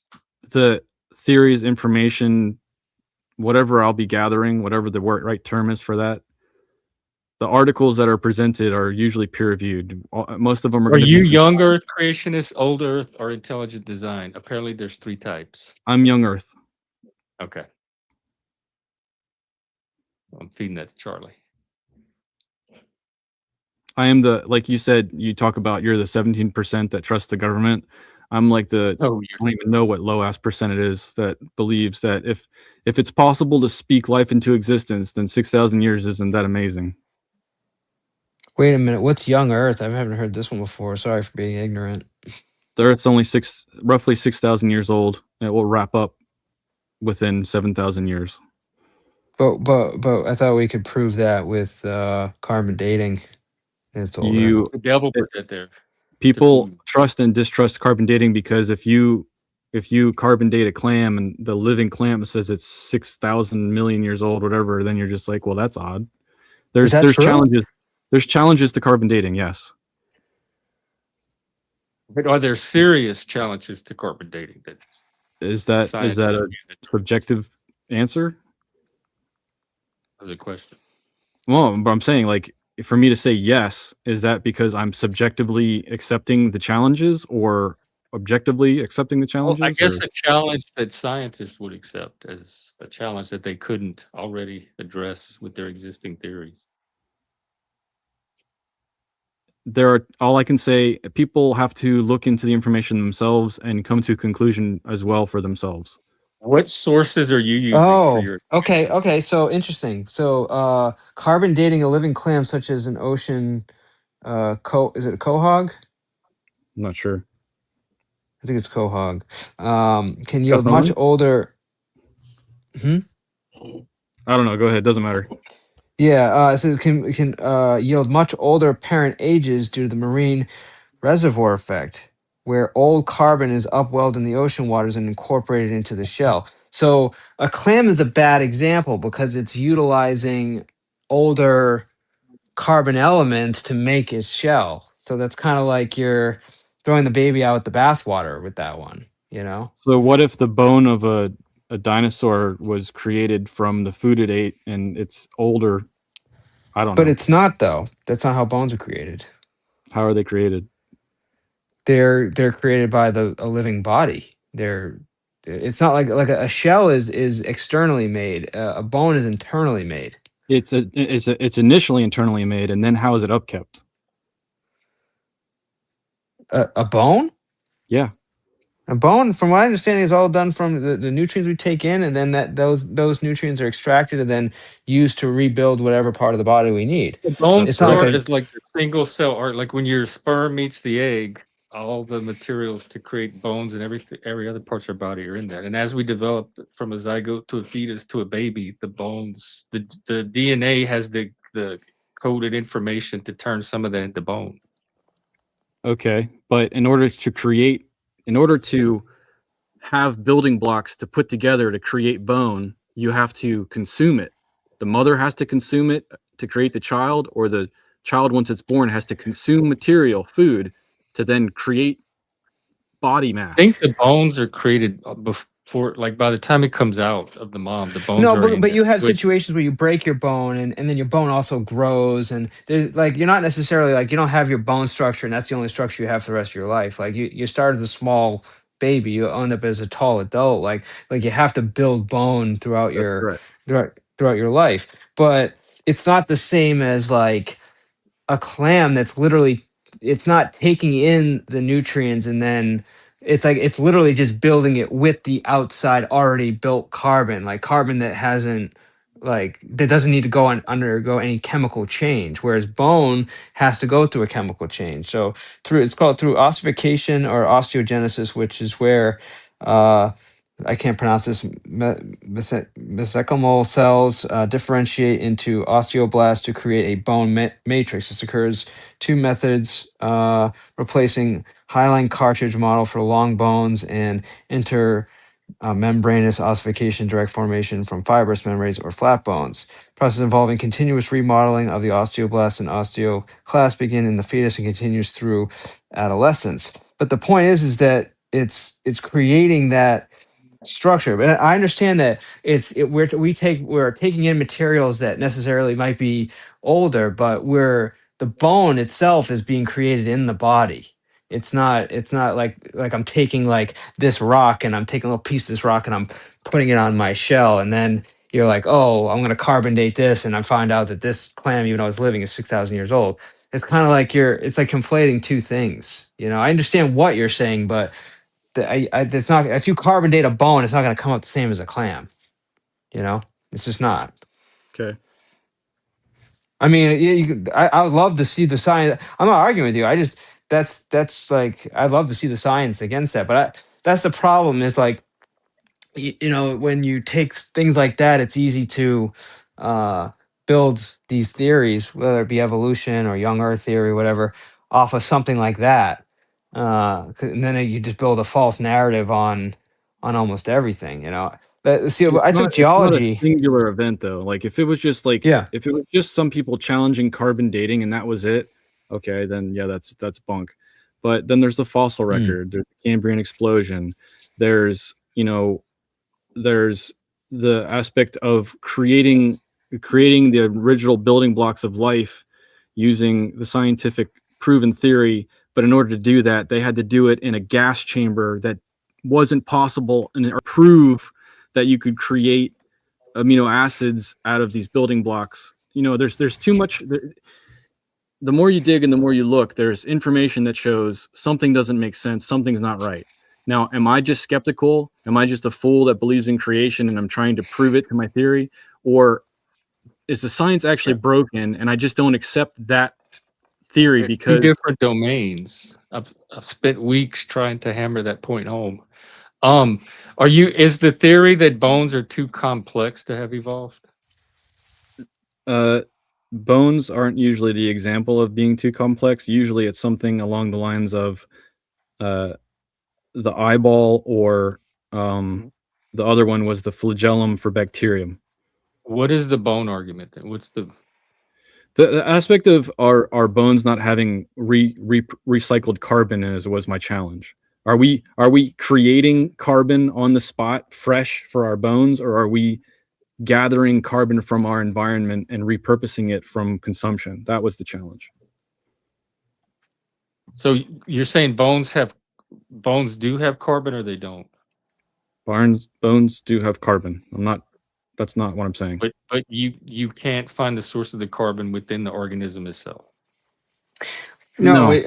because we're making the argument that like because you Trying to can carbon understand the bone data. argument at all. Well, no, because you're trying to argue that like that in a clam, like the clam is utilizing uh, elements around it without digesting it, just literally creating its shell using elements that have been around for thousands of years. So when you carbon date a living clam, it coming up with like a false result that says, hey, even though this clam is only 30 years old, we're carbon dating it and it's coming up as 6,000 years old.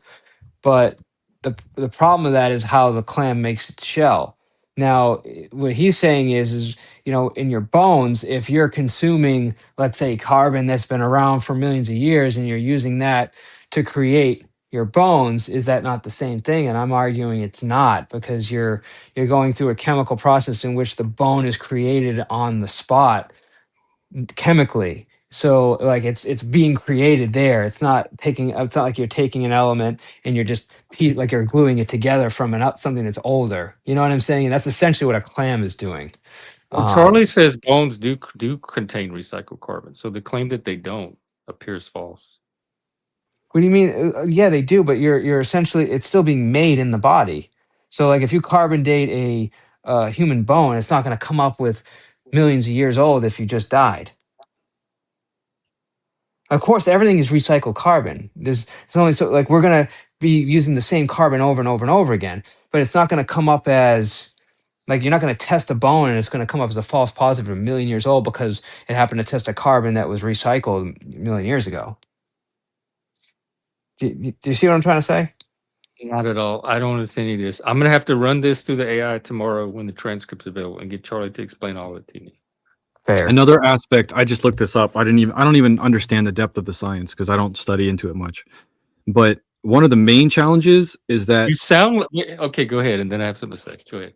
yeah, one of the I mean, I look into it because I care, but I'm not like deep nerd into it. So carbon 14 is the measurement tool for carbon dating, and the limited age range that carbon 14 has a half-life of about 5,730 years, just by chance. Beyond 50 to 60,000 years, too little 14C remains for reliable measurements. So when people are saying things are hundreds of thousands of years old, how are they getting that information when the half-life, it's so broken down from its own half-life? How are they getting those measurements? So there's higher science that challenges the accurate use of that as a measurement tool. Well, this is my difficulty. If you don't really look into the science, you're making claims about science that you admit you don't even really look into. So then I don't know how seriously.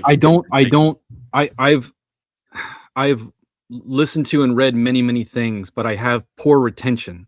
So I remember bits and pieces of information, and I know if I go back and look into it, I can pull the receipts and bring in harder data to back why I'm remembering those things. So it's not like I'm just pulling things out of my ass. I just have shitty memory.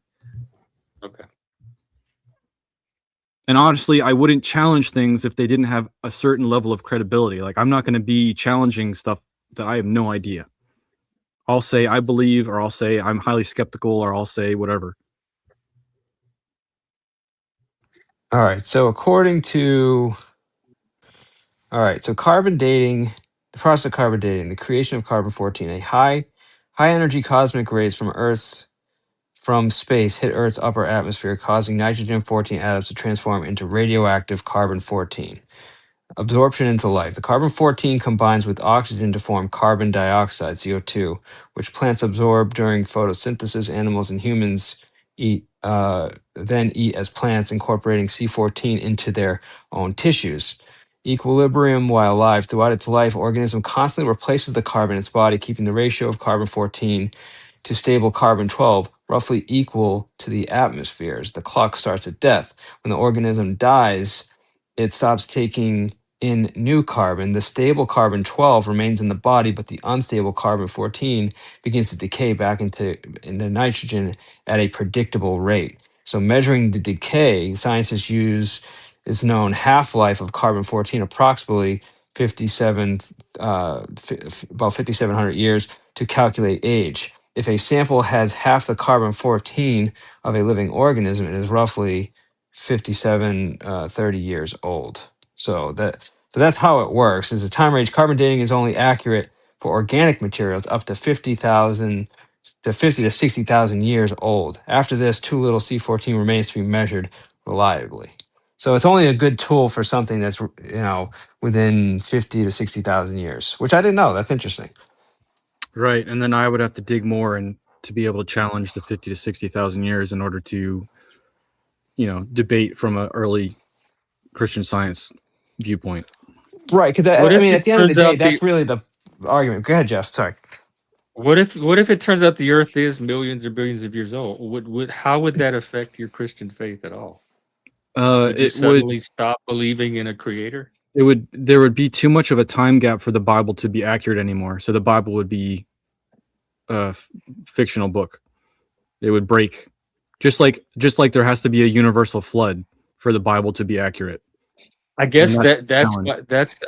that's kind of where I'm going with this point. Then is the foundation of the Bible rest on how accurate it is to reality, or even as a fictional book, or a not completely scientifically accurate book? Does it still have value? Would you still be able to build your faith around it, or No, does your whole either faith no, depend on its absolutely not. scientific accuracy? Absolutely not. If the Bible, I'm a fundamentalist. If the Bible is not true, if everything that the Bible says is not true, and there's any aspect of bullshit in it whatsoever, how am I meant to have faith that some things are true and some are bullshit? How am I supposed to, at that point, how can I have a buffet religion and pick certain things here and there? I'm just not who I am. It Or the either is whole or thing is would not. collapse, and you would be without That's any right. kind of faith.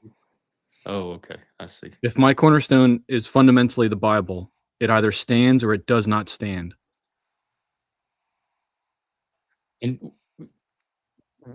what would happen to your Christianity or Christ or your relationship with Christ? All of that would it all have been an illusion? Basically, I would, Uh, I mean, at that point, what do you do? At that point, I can cry out to Christ and be like, you have to show me what the truth is, or it's vanity. So they use it's not carbon dating, they use radiometric dating, which is the geologic clock, which is the most reliable method of determining Earth's age. And it's basically they use the decay of radioactive isotopes. Elements like uranium decay into lead at a fixed predictable rate known as a half-life calculation.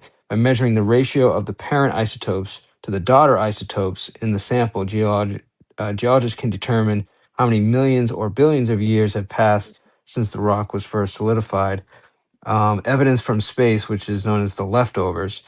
Since the Earth and Moon and meteorites all formed in the same solar nebula at roughly the same time, their ages are linked. Meteorites that are pristine remnants of the early solar system haven't been recycled by tectonics, dating on various meteorites such as the Canyon Diablo iron meteorite, consistently yields a age of 4.5 to 4.56 billion years.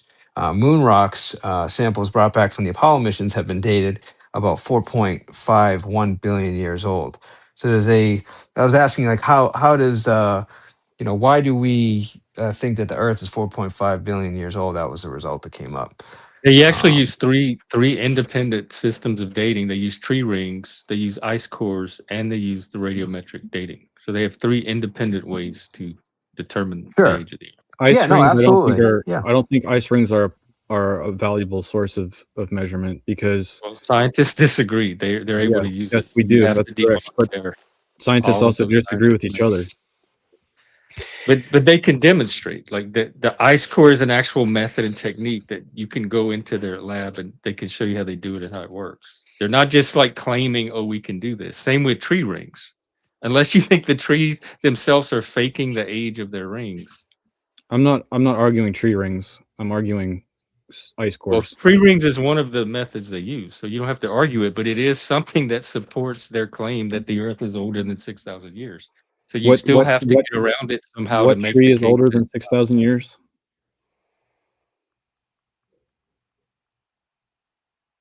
let me put the link.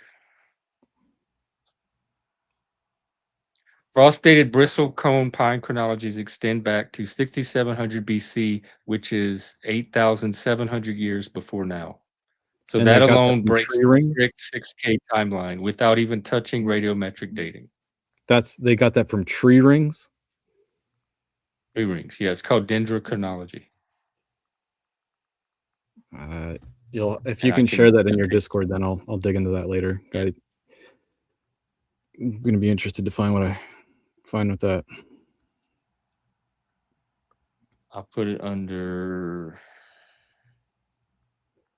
It's interesting to see science as time goes on Put it and under see how philosophy. they'll disagree with themselves as time goes on. Like, oh, the thing we said, But oh, well, that's that's part. true. They're supposed to disagree. Right, That's right, part of the process of right. That's science. the process. So I'm It's just waiting to see in my collective. lifetime what they get to. Okay.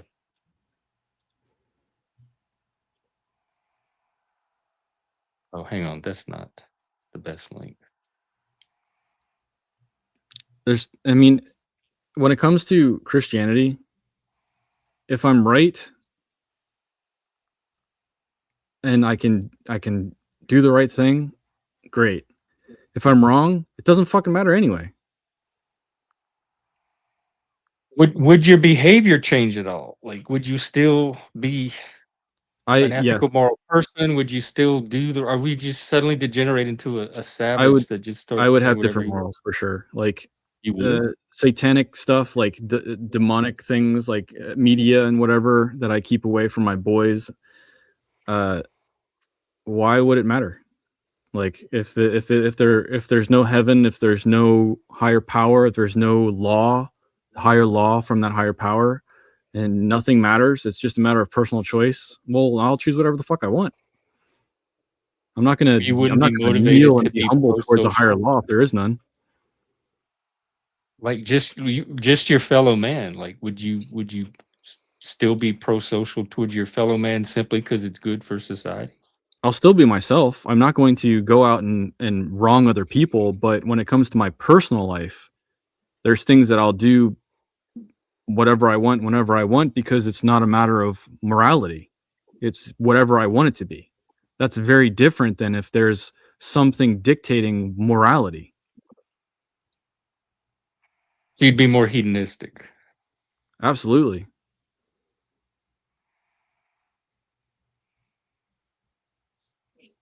Well, as a hedonist, I see no problem with that. So I don't think hedonism is a bad thing. But you seem like a decent person. Like I can't imagine you suddenly turning into this monster just because No, there's no I Christianity. think it's really healthy. A lot of his beliefs and like questioning, like while I may not agree with RW, I think it's a healthy debate. Like to question the norms of like science. Especially where they have issues.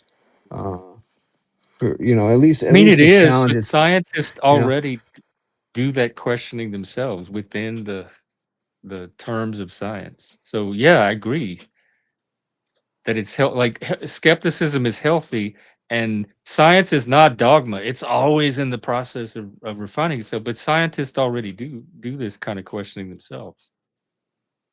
Yeah.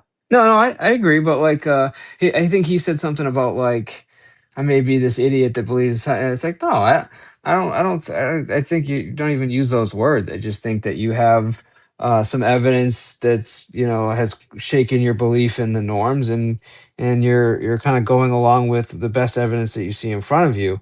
But I'd say just remember to question that as well, not just question the scientific norms, you know. So the aspect from Christianity is that Babylon, in the end, it says to come out of Babylon. Babylon is Yeah. the entire world structure and power that controls all things.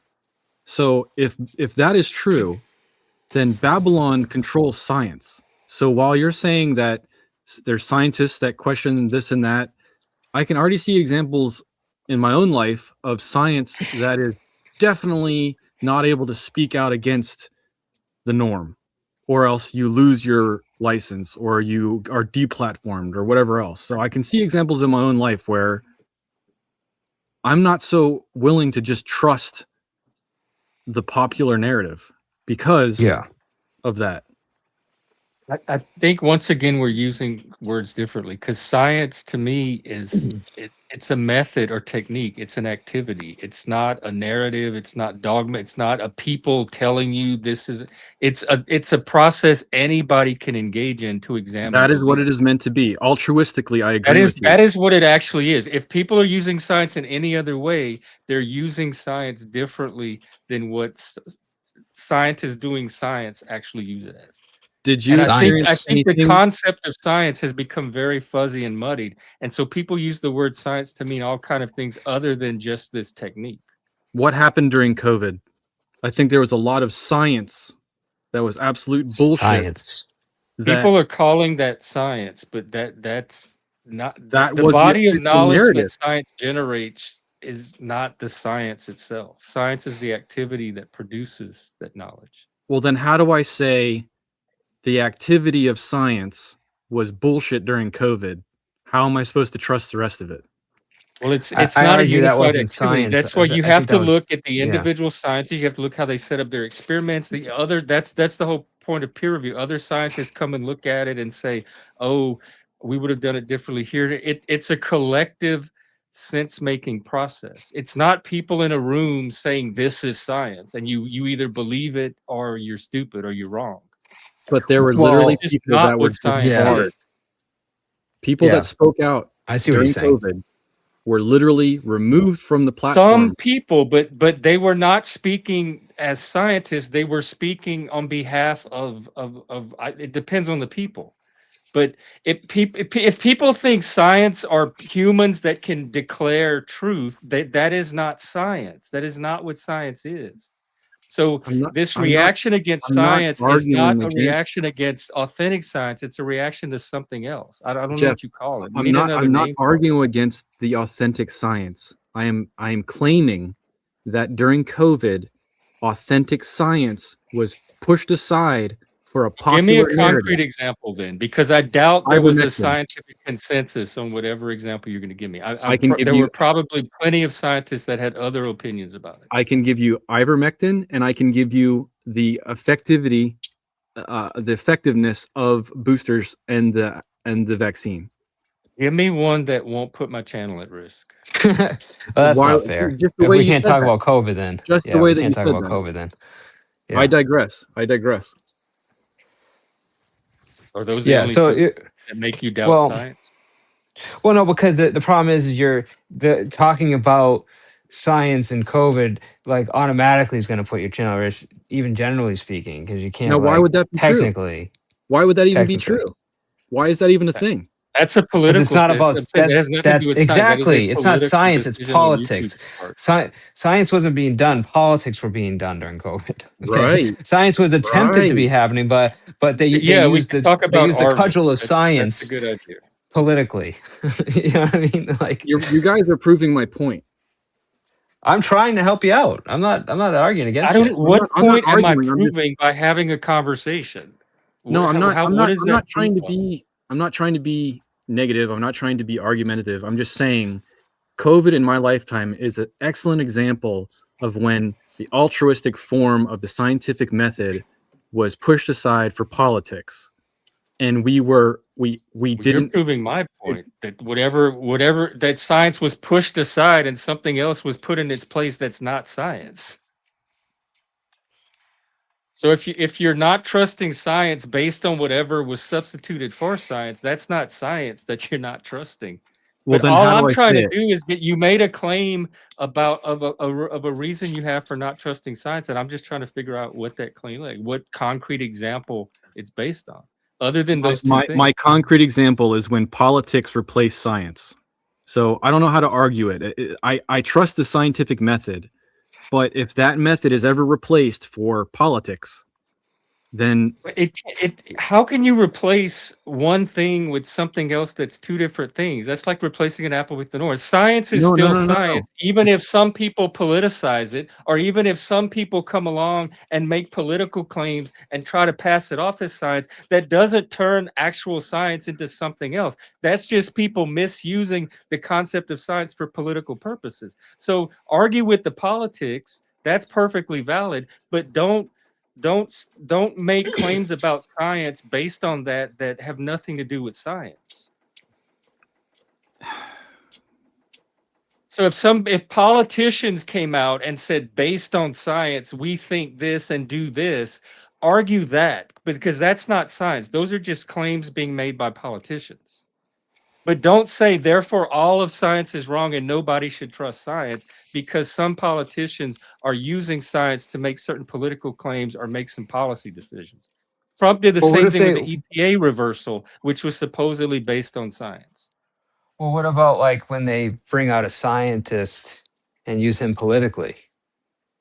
That's somebody bringing out a scientist and using him politically. But the moment he's making political claims, he's not doing science anymore, even if his job title happens to be science.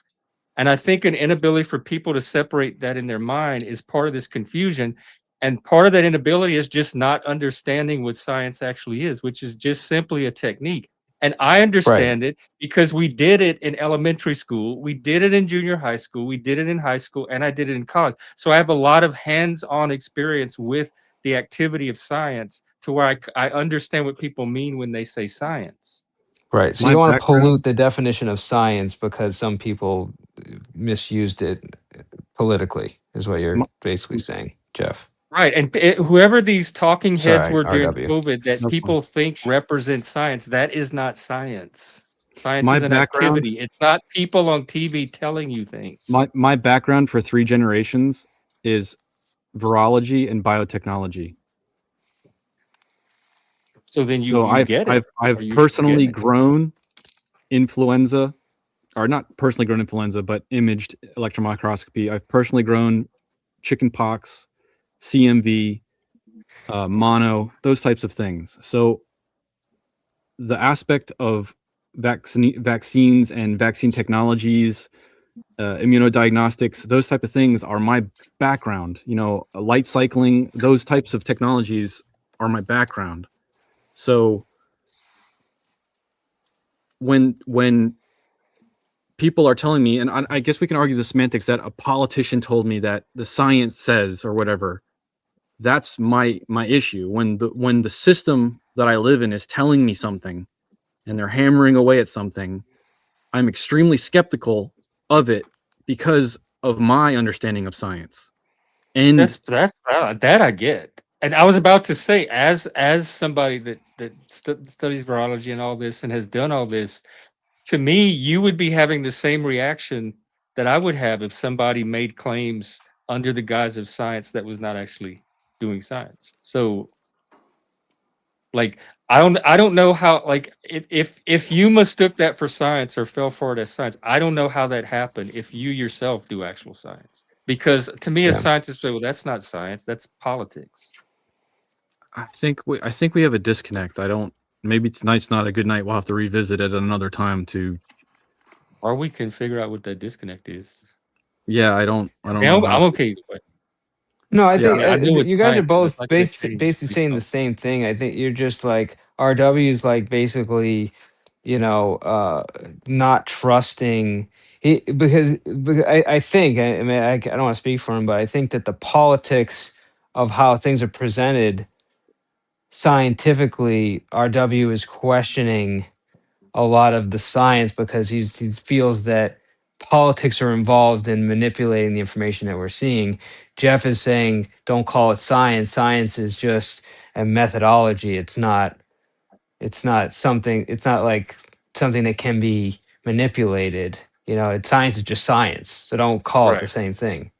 The way to You know. question science is with more science. Like you do a different experiment and produce different results, and then do you show think why. that there And is then the other corruption? scientists can and it's done over time with multiple people. It's one scientist doesn't just go into a lab and reveal the final truth for all time.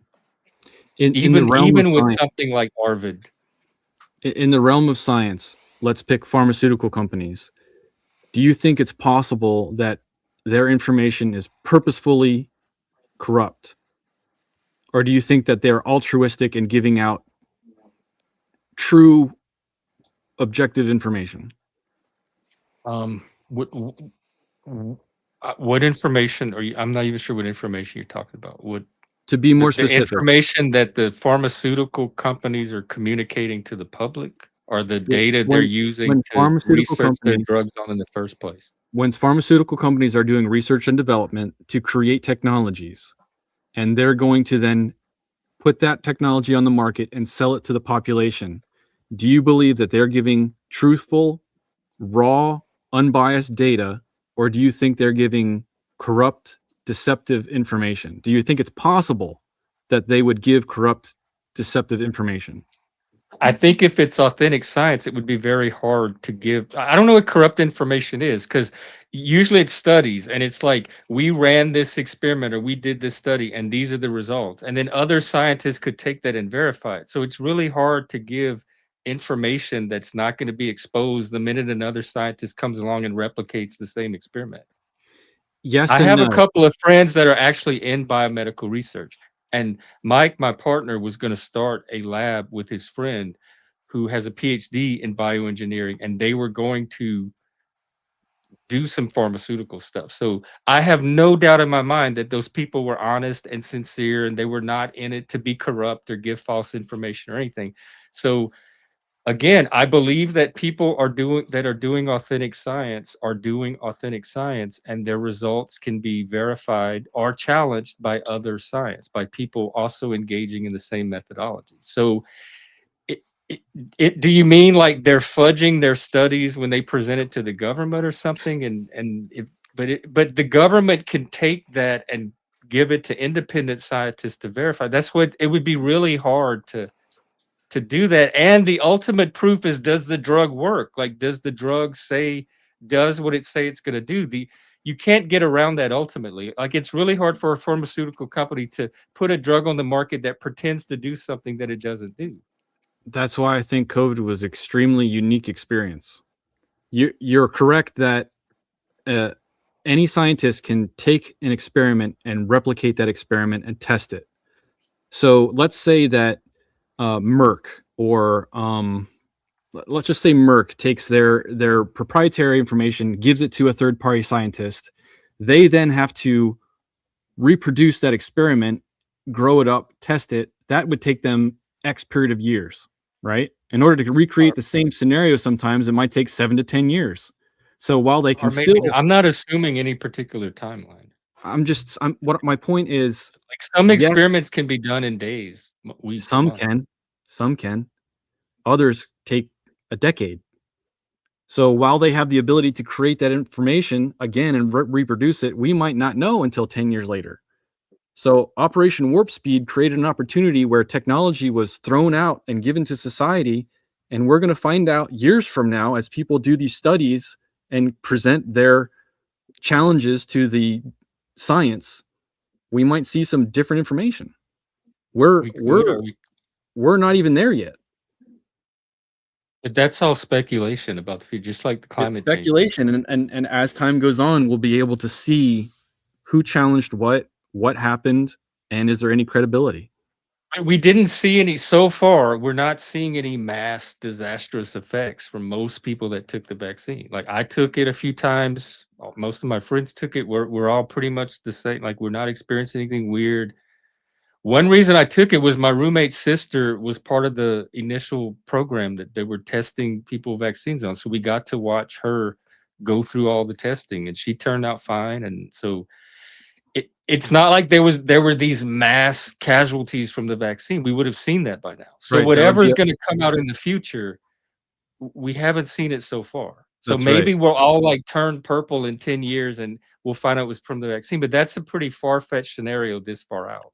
I don't know what's going to happen. I don't want there to be I any don't have a soft reason to skill. think to expect anything negative based on I my don't. experience and what I've I'm observed. thankful that it's not a hard kill weapon. I'm absolutely thankful, but I'm hoping that it's not a soft kill weapon. That's all I can do right now. I can only watch and see what happens, and look at data and see what's being presented to me, and can it correlate? Is it quantifiable? Is it reproducible? I mean, that information is very important to me. Is that something people are worried about, that it's like something that's going to kick in the future? That I am concerned that gene therapy by altering genetics of the human body, it will mutate that body, alter the genetics of that body negatively in some form, and fuck them up. That's what I'm worried But about. it wouldn't kick in until in the future? Like, it wouldn't It takes fuck them up some, at the time, it would be like you fuck 'em up said, 10 years later? there's nothing you can see right now that's on a large scale happening to all these people that took it. On small scales here and there, there's people that are talking about, super cancers and different issues with the human body that's happening that doesn't make sense. But in 10 years from now, I'm hoping that it continues to be the case that gene therapy didn't mess up the machine. Yeah, I have no reason to think that I have no reason to expect something drastic in 10 years based on the vaccine I took 5 years ago or 6 years ago now. You're also very trusting. I've never experienced in my life the government trying to give me a bunch of free stuff, um, and skip the whole process of 20-year studies to get it into me, for a virus We that we wasn't going to kill me we were anyway. in a it was a exceptional circumstance. We were in a global pandemic. For a No, virus that wasn't going to I kill me. haven't had negative experiences with the government in general. I've always been able to more or less trust medical science, and I've always able to be more or less trust the government. I haven't had any catastrophic experiences with either one that would cause me to take pause in investing trust in them. If this virus was Ebola class, if this was a class virus that was going to kill me, like I had a 50 or more percent chance of dying, I would have been way more interested in the therapies, I the lost several technology. people to COVID. Okay. But the truth of the matter is the virus was only going It to be was an taken out unknown virus, and the unknown for was a certain enough for point of me. time. Yes. Right. I agree for a certain point of time, but a reasonable point of time. I was never in a scenario where I was at a high risk. So for the elderly, for people that were immunocompromised, I can understand the concern and the willingness to do whatever they got to do to stay alive. To push it past that point, to put it in, to mandate it, to try and get into me, to mandate it to get into young children, something was wrong. I'm not okay with that, and I disagree with what happened around the whole globe. And I hope that all of the individuals that were coerced or whatever to get that in their systems, I hope they all maintain their health for the rest of their life. So far, it seems like we are. I wasn't coerced. I voluntarily took it because I wanted to get back out, and I was tired of sitting around for a year and a half. I understand. There was different scenarios where they were trying to coerce my family into getting it as well, mostly financial. Was this government or private employers? This was government. This was Australia. The largest, Oh, like yeah. most of it was bullshit. Like, hey, get a free donut. Hey, get blah blah, some type of crap. But when it came to daycare, like, and I already talked to you about this before. Like, oh hey, if you get your kid vaccinated, it'll only cost $5 a day for daycare. But if you don't, it's going to cost $100. Now they can still come to daycare, so it's not like we care if they're here or Yeah, not. I don't. That makes no sense to me. As like policy. That was a government. That is That was a government to me. mandate. That's not science at all. That's policy, and it makes no sense. I'm just saying that was government mandate. That was, in my eyes, coercion. So I didn't do it. I paid the ridiculous amount of money, and it's just You my life happy with that experience. decision? It sounds like you are.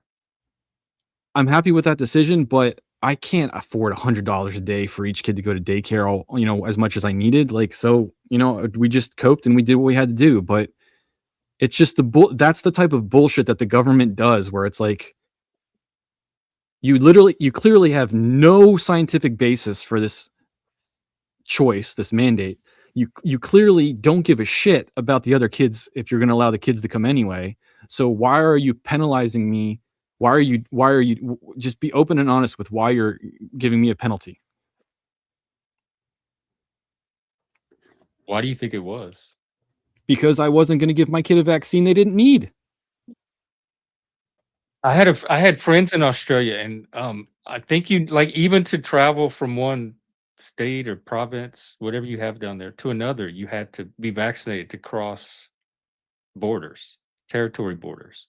We were there and got out, so I don't know what people had to deal with, but I know that was to the point where, like, if you lived on Bondi Beach and you walked out on the beach, you would get arrested to be in the open air in the sunshine. And then later, you know, they accept the science later where it's like, oh, if you're outside, the sun kills the virus. So it's like, I've never heard that either.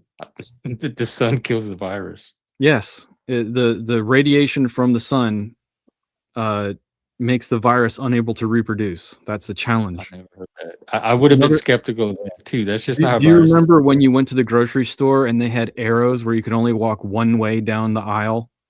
Did you have that over there? No, not really. But we did mostly delivery, and every now and then we do pickup where they hand it to We you had that. at the door, so you don't have to go in the store. We had that. They had like that. I do remember, like, some of them had little footprints 10 feet apart or 6 feet apart, so you could stand on to keep the social distance. Right, but there was also like, you know, like you had to go like, okay, you can only go this direction down this aisle and this direction. But that was like mostly like, you know, again, politics, whatever. But the more liberal the state, the more of that you had. Yeah, I don't remember that. But I really wasn't in a lot of grocery stores during that time. Here's another Australian government mandate. You could go to the pub, right? But you had to have your mask on at all times. Unless you were sitting down to eat, then you could take your mask off. But if you stood up to go and get food or get a drink from the bar, you had to put your mask on. Now, the science behind that is that if you're sitting down, you can't get COVID. Fuck you, man. Are you kidding me? See, that to me, that's a misuse of the term science. When they say it's because of the science behind that, that's not why they're doing it. They're not. Yeah, but if we really were doing makes science, no we would sense. know The virus a virus doesn't stop being a virus if you're eating. And all of a sudden, no, I get it, but I agree. But if we were paying attention to science, we would have paid attention to the actual nanometer size of the virus and the nanometer size of the holes in the mask, and then we would have realized we were all idiots. Right. But we didn't. We skipped out on all that. I understood it as the droplets, not the size of the virus itself, but the size of the droplets that the virus gets transported in. No, literally, it's the size of a virus. Like there's droplets, but the mask keeps out the droplets that the virus are. So if you can keep the droplets off your face, you have a lower chance of catching the virus. Okay. And that's for any virus, like coughing and sneezing. Any people wear masks for flu. So when you pull air through a hole, it can't pull particle sizes through that hole. People make up like in hospitals, they just make up wearing masks. They don't really do anything at all. No, but it's been after the fact. It's been proven that the mask didn't anything, because like if you put a mask on and you breathe out through the mask in cold weather, you can clearly see the air droplets coming right through the mask. Long before COVID, when you were in hospitals and there was a patient that was immunocompromised or at risk, you'd have to put on a mask before you went into the room. That whole mask industry was just junk. No, not the whole mask industry, and not for blanket all diseases, but in particular with COVID, it was found to be irrelevant. We just did it surgery. as like, yeah, possibly. I don't know about that, but I'm just saying it's not bizarre if there's a virus to ask people to put on a mask. That's kind of just no, it's not. No, that's not bizarre. But what I'm saying is, if we did the science and show, okay, like, is this actually effective with COVID? We found that it wasn't. It was more of like comfort. You know, Uncle we had Patty, to do the something. example of the pub was a government mandate. That wasn't a pub regulation. When it comes to grocery stores, I don't know what that was, but because I was in Seattle and which is pretty liberal, and I don't even think Seattle like mandated that you couldn't wear masks in bars you had to eat or whatever. So this was an Australian thing, and Australia was way stricter than the U.S. was. Because we had stuff like that. We had stuff like that in Connecticut. Absolutely, we had to sit certain far apart. You could take your mask off while you're eating, but if you're going to the bathroom, you had to put it on. That was absolutely in the United States. I'm just saying in Seattle. The only thing I can speak on is Seattle, and I know in Louisiana they definitely didn't, because my family did all that stuff. There in very few places there was actual mandate that said you had to have a mask of an actual N95 quality that could actually stop transmission of virus-sized particulates. So when Uncle Fatty's saying face mask saves lives, get a fucking clue. Like, I don't even know how to respond to that. Basically, the science behind face masks is so broken and crippled Right. that it was basically a I think social I'll just standard. agree that it's common practice for Well, Uncle viruses. Fatty's All the it's guy just that rides around in broken his and Honda crippled. Civic by himself wearing a mask driving in the highway. So good for him. Hopefully, too. I didn't understand the point of wearing masks in your car. Oh, But I'm again, I dead. think we're conflating local policy, which was different all across the planet, with science. The point, Seattle did it the differently than policy, Australia, than Connecticut, but none of that is science. That's individual policymakers making these decisions in the midst of a global pandemic. and So I who did was cut the them a little one? bit of Who was slack. the And I'm a little individual? skeptical of people. Let's say worst case scenario, virus is more dangerous than we realize because it was unknown for a time. I am a little skeptical of people that are not willing to like at least try to take precautions just in case it does turn out to be this worst case scenario. Who was the individual that was uh, giving the information to the public? It was Fauci, right? In the United States, Fauci was the He was head. one of them, but I don't think there was any one source Was of he dogma. using science or just policy? What was he using? I honestly don't know because I didn't look No into one it. does, I apparently. didn't. I was locked down in Seattle. I was okay staying in my apartment. Like none of it was an issue for me. It didn't cause this distress that it Oh, I caused a lot of loved people. I COVID, was dude. There not was no motivated traffic. to I got dig to into work the on time details. every day. I don't think I could tell you a Stay single home. thing Fauci said because I didn't pay attention. I was already taking my own precautions, which were the Good. precautions I would take with any kind of virus or medical. My point that I want to make is, what was the actual science and what was the policy and which one did you think was what? Spike. I'm not sure what you're. I put I on my didn't have to. N95 mask before I filled my grocery cart with groceries and walked that shit right out the back door. So I'm with you, buddy. Oh, I'm dead. I didn't find the policies burdensome at all, so I wasn't motivated to I like. mean, I wore my mask out of respect for people. I'm a respectful person, so whether I believe it or not, if the store said wear your mask, I wasn't going to be the asshole to not wear a mask until I was told to put it on or asked to leave. I was just like, Right. whatever, Social dude. standard. You were socially Sometimes I would you take were it off socially when I was respectable. walking down the street, and then I would put it on when I Yeah, got to the place. but but I would also be like laughing at people when they're driving by themselves with their two masks on. I'm like, all right, that guy is sold. Like he's like, I'm Yeah, I sorry, didn't have. dude. Like you're. Right. And I'm I gonna was like, war against Uncle Fatty again because he's saying how do be gas nice masks to work? He's saying particulate filtration. Who was walking around with a Nobody legitimate was wearing gas that mask mask. on? See, that's what. Who Don't even who was listen to that who was fucking. using, It's how just can you don't. correlate the two? Because they were, I Yeah. was using literally like a scarf I pulled over my nose. That's not a gas mask. the Yeah. things I thought were silly were people having to wear a mask in their car when they're driving. That made no sense to me. And the thing where if people already had the virus, they still had to get vaccinated. Like that didn't count for immunity. That didn't make sense to me either. If they were already exposed, then they shouldn't be required to get Yeah. That's revaccinated. right. Because based on known But I science, didn't fall into either of those categories, so it didn't really affect my life. but you have a I very would just valid look point. at it as a third party and think it was kind of silly and didn't make sense. You have a very valid point. Based on known science, immunology was based off of once you get the virus, you build up B cells to create to create immune response to that virus. We just threw that out the window and said you got to get vaccinated anyway. All of a sudden, we're I not didn't following understand that science. when that requirement came out. It was weird to me, but also I didn't realize that the immunity was so short-lived either.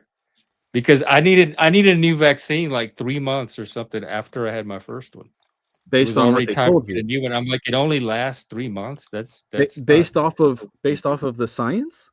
Hold on, RW though. You have an expert in this. So like was that because of the mutations that were happening or because the vaccine effectiveness? Why would you have to keep getting I'm not an expert in immunology, but my Okay. understanding of, for like influenza, every time you get sick, your body mutates that virus and it changes a little bit in you so that when you give it to the next person, it's not the same exact virus that you had. So they can't you can't give them a shot to whatever you got because it's going to be different enough that they can still get it. Cytomegalovirus is the same exact difference. You're going to get it, and you know all these different variations that happened. They're just freaking variations that they grabbed and tested. There was millions of variations, millions and millions. So how are you going to immunize someone with a booster shot for something that someone had a long time ago when millions of different variations are happening all over the place? Well, that's why they have you get a flu shot every year too, because it changes each year. You're getting a flu shot based off of what they had a year ago. So if you want to get That it is because true. it makes you think that you're going to be safer, then you have the freedom to get that. As long as I have the freedom to not get it, we're good. Sometimes I get it, sometimes I don't. It just depends on To how each their own. motivated. All I'm saying, if it ever gets to the point where someone's going to force something on me, we're gonna go knuckles. I've never had it I'm not forced gonna do on me. it. I guess that's why I don't have the same emotional reality about this. So in my Never I felt only like had one anybody was experience with it. forcing me to do anything. Well, I had one experience with it almost being forced on me, and then I think the Supreme Court ruled against it. But they were trying to mandate anybody that was employed, like basically, if you wanted to be employed, you needed to either get vaccinated, show proof of updated vaccinations, or you needed to get tested like every day or every other day or in a high frequency, whatever the time Right. frame was. Right. And I was given the letter because I remember this, and I had to sign it. And they said, "Okay, you're either going to show us a vaccine, prove that you've got vaccinated, or you're gonna have to pay for a test that shows that you're You're gonna negative." have to pay for it. They weren't paying for it. Was Wow. this your employer or the government? This was my employer, but it was coming down from the government, and then the Supreme Court nixed it. They voted against it, and it didn't happen. But they were preparing for it because it was coming down in order to be employed. And I'm sure that there was some financial incentive because it was. I'm sure it was required because they were getting employers were getting money for staying open during COVID. So I'm sure it had some tie to some financial incentive. But from my perspective, I was being told by my employer in order to stay working, I needed to comply with these two things, and fortunately, it was shot down at the Supreme Court. Right, but there's other individuals like that were in the military that didn't take it and were Right. removed from the military, and then because of Trump, they got all their back pay and were brought back into the military. There's that really put a hurt on military. Warp Speed too, so Say again. he's also the one that did Project Warp Speed. Yes, So I'm not. he's your hero and your villain here. He's Well, not I my mean, hero or my villain. I'm just saying, if it wasn't Right. for his action, they wouldn't have been back paid and brought back in the military. But they did lose their job. Yeah, I hit the So like button already. while that might not be forcing them, it's some hard ass coercion. I mean, what else was Trump supposed to do with a virus that a pandemic? I mean, he was trying to remove red tape to push through the vaccine. I don't blame him for I mean, that. these are all policy decisions too, and it's I mean, as long as it wasn't forced on considering me, the context. I didn't mind that people were being cautious. The only time Wow. this directly applied to my life really was in 2023, which was a couple of years later. I took this new warrior training with the Mankind Project, where you go out in the woods for a weekend and they do all these things. It's like a men's initiation thing. And in order to attend, I had to show proof of vaccination and a negative COVID test. And I thought that like 2 years out from the pandemic, that seemed a little ridiculous. But I went ahead and did it anyway because I wanted to attend this thing. But that was a voluntary choice on my part. It was important enough for me to attend that I was willing to comply with this COVID test thing. I got some great That's the photo only editing time it came software. up in my life after 2021 ever. I got some great photo editing software. I got a real actual vaccination card with actual dates on it. And then I removed their name and I put my name on it. And I did this to every person that wanted a vaccination It hasn't card. been 7 years yet. Just let's redact that. Let's redact that information. No, I did it. Fuck you. Fuck you. I did it. Get the fuck out of here. I don't give a fuck. I don't give You a had to take a fuck. Come test and that find me. morning and send the photo in before they even let you, like, go to the thing, and I I did it. I took the test, I sent the photo. Yeah. It didn't cross my No, it mind to was cheat about it. ridiculous, dude. It's like you're not gonna. So I have to take an experimental vaccine for you to feel safe. And No. I've been applying for jobs recently, and some jobs that I'm looking at still require proof of vaccination for the job, and I Good. just You can skip keep over that those job. jobs. They're Really? Yeah. rare, Fuck but you. every now and Fuck then I come across one you. where you Really? need proof of COVID vaccination. What happened to private medical? What happened to the whole aspect of private privacy? No. Science happened. Well, I've worked Oh, also. I worked in nice. hospitals before. You had to have your immunization records updated to work there, and they were the same shots you had to get to go to public school anyway. So it was no big deal. I just updated my immunizations. I'm Yeah. curious to see how my kids turn out because they're not vaccinated. They're homeschooled, living on a ranch in the middle of nowhere, and they're healthy as fuck right now. So we'll see how it goes. If there's a Sure, massive they're gonna be fine. smallpox epidemic that shoots through here, I mean, we're all fucked. But we'll see how they go. Yeah. But I'll tell you what, anytime they do go to, church with a bunch of people or some gathering with a bunch of people, there's always that snotty kid that's like shooting his neon boogers out because his parents don't know how to keep him the fuck at home. We all get sick, whether you're vaccinated or not. That fucking kid that no one knows how to keep at home, he's getting everybody sick. No, I mean, yeah, all it's all experimental. Well, I also have the option not to take it, and if you want to inject that shit into your body, also got a bridge I can sell you if you're Oh, interested. Spike, was that because of RFK? I don't know, but I still have my card from like when I was a kid. They updated it every few years, and to go to college, I had to get it updated too. Remember the pandemic of the unvaccinated? No, No, you don't remember that? I don't. Biden saying this is the pandemic of the unvaccinated, basically trying to guilt us into all getting Oh, that is vaccinated. another thing that I disliked strongly back then was how the unvaxxed were treated by other people, Yeah. Oh, but, particularly but, people on but the wait, left. They it were mattered. looked down It, on as it as depended on an the venue. underclass, and I thought that was just hateful. I If really you did. went to church, that was a super spreader. But if you protested, depending on what you were protesting, that wasn't a super spreader. Yeah, that's one of the things that started George Floyd a little bit, but the protests were related to George Floyd. The big light bulb went off for me when all of a sudden the virus wasn't dangerous anymore if you were going to a Floyd protest. Like Thank the you. virus all of a sudden Thank you, became team. political to where if you were on the right political team, it was no longer a danger. That's when all sense started to break down on the left. That's I about the struggled. moment that I started to make my political shift, was when they said, "Oh, it's okay to go out and protest," after telling everybody to do it one way, and then political reasons were enough to reverse that, not scientific reasons. Or like Man, he's a all bitch. Trump rallies for super spreader events. Yeah, it was the red hats probably. I mean, technically, scientifically, they were. Like, anytime you have a large gathering of people that close and there's a virus that's Mm, spreading, No, you no, no. think. I'm not But to arguing that, pretend that the but protests were not. right. That's my point. Is that it was the Because I remember exactly what that you just said. Sturgis rally and how hateful everybody was for the motorcycle people that were getting together for this rally. But all of a sudden, the George Floyd protesters were heroes. That's Yeah. not true, Uncle Fatty. The churches were forced to shut down in Maryland State. If you there's people that went to church, there's churches that stayed open, and there's one pastor that went to prison because he stayed open with his church. I challenge that. It's all right. Why even bother arguing with that person?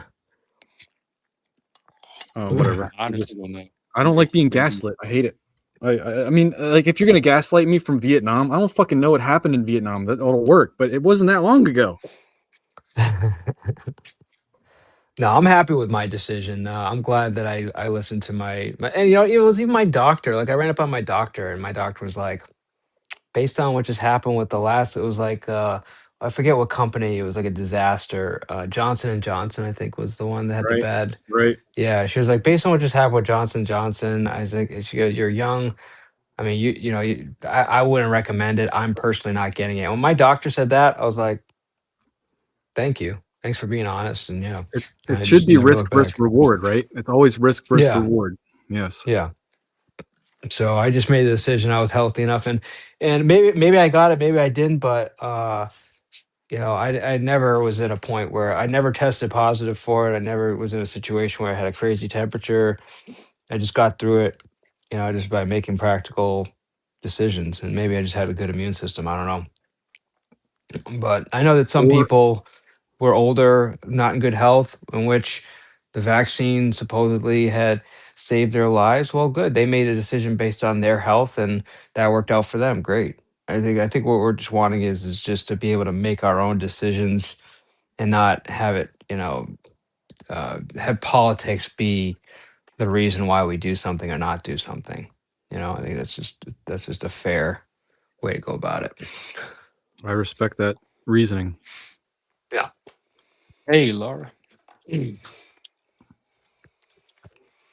I'm surprised. I mean, it's cool that you come and hang out here, Mr. P. I see that when you do your own streams, you're usually sitting on about 20 to 30 people. I haven't checked you out too many times, but for you to come and relax on Jeff's stream is a high level of respect. So I think that's pretty cool.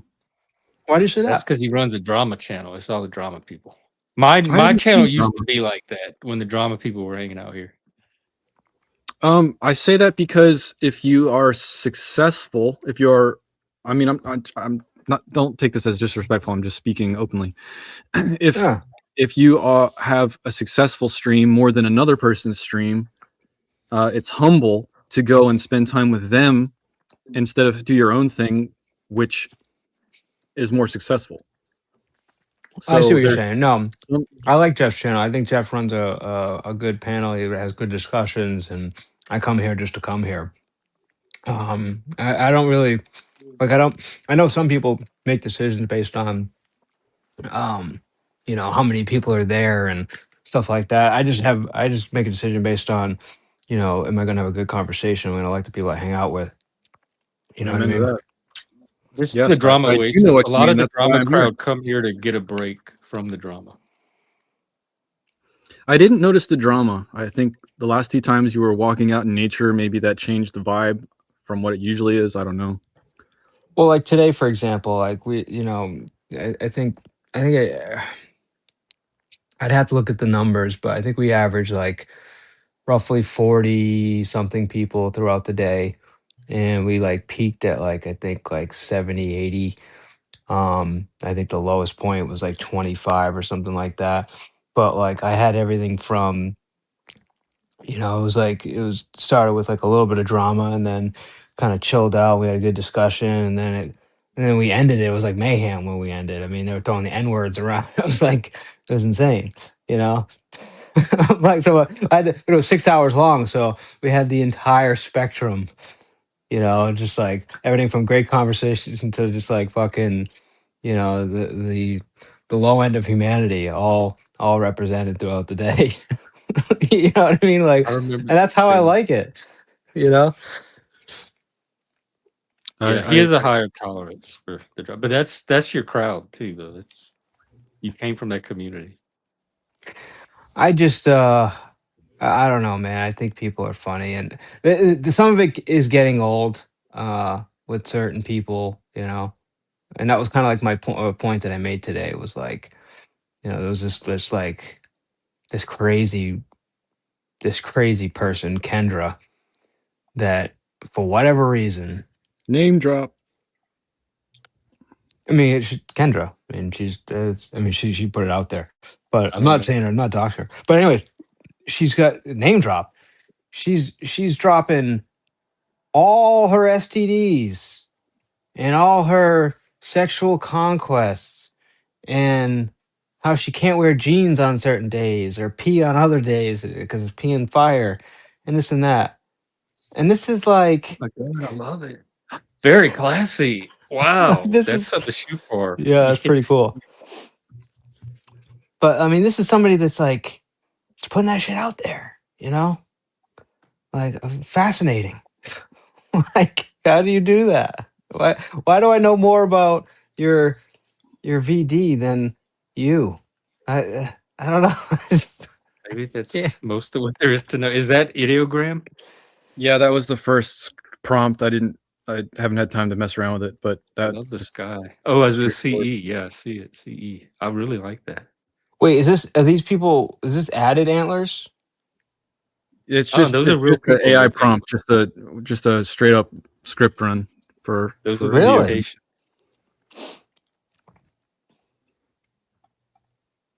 Oh, Kendra is really fun. Oh my god.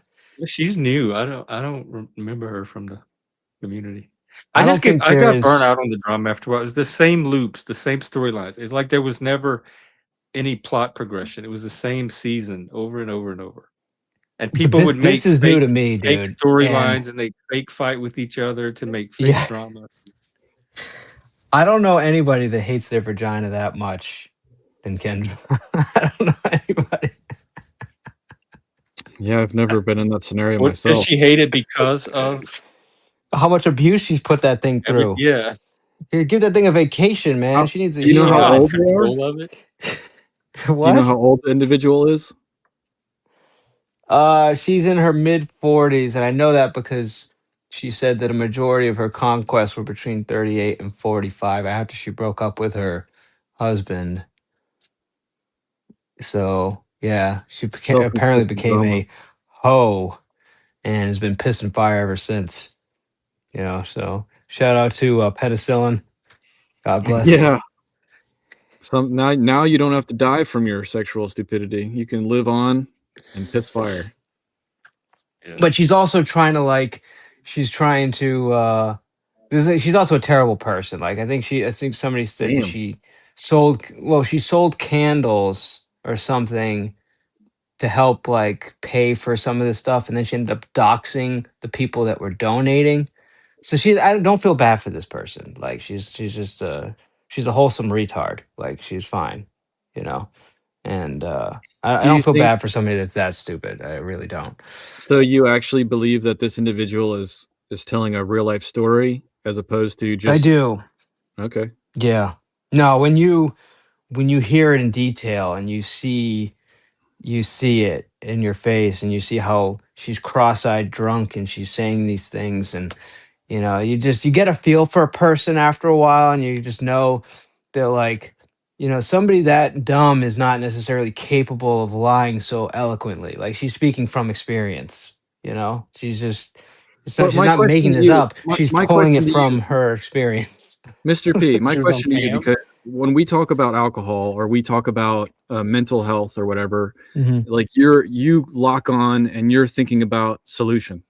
I can see you Hmm. clearly lock onto it and you're like, these are cause effect solutions. Why, for an individual that's burning themselves into the ground, you're not thinking on that same wavelength? Why not think of, Yeah, I'm not because saying you did the wrong thing. I'm just curious no, I why get that's it. I get it. No, I can because I can play in both lanes. It's like you know she like I stop feeling bad for a person when, like, even me, like, as it like, I'll just use myself as an example. You can't feel bad for me being addicted if I've not tried to fix it. If I've not made valid attempts to change my behavior. If I just continue doing the same thing over and over and over again, and I choose to keep doing the same thing and not try to change, you can't feel bad for me. It's a cause effect. I'm doing this and I'm getting this as a result. And I've seen that happen and I'm choosing to do the same thing. You can't feel bad for me, right? Now, if you let's take the same individual and then let's introduce like a recovery arc, and she actively is going back and saying, you know what, I fucked up, I shouldn't have done this, and then adding change behavior to that, an apology. Bro, I reel back the retard talk and I say, you know what, good for them, I hope they get better and I hope they rock on. But I'm sorry, somebody that uses their like is that dumb and then uses that for sympathy and then hurts the people that are trying to support her. I got nothing for you. I got nothing for you. I Do don't feel you bad for bel- that person. do you what's the chance that alcohol is the basis for their predicament? Um, I think somewhat that's part of it. I think this person is I think this person's definitely got a screw loose. I get where you're going. I think you could probably there's some humanity aspect to it. I don't know. I really have, I guess, a problem with somebody that uh especially where they start going after the people, like somebody that feels bad for you and donates money to you to try to, because they're seeing like they have a heartfelt moment, and then you go and you hurt that person. I just want the worst for you. I don't know. Why'd you It's have her just on your how panel? She's that awful. she wasn't on my panel.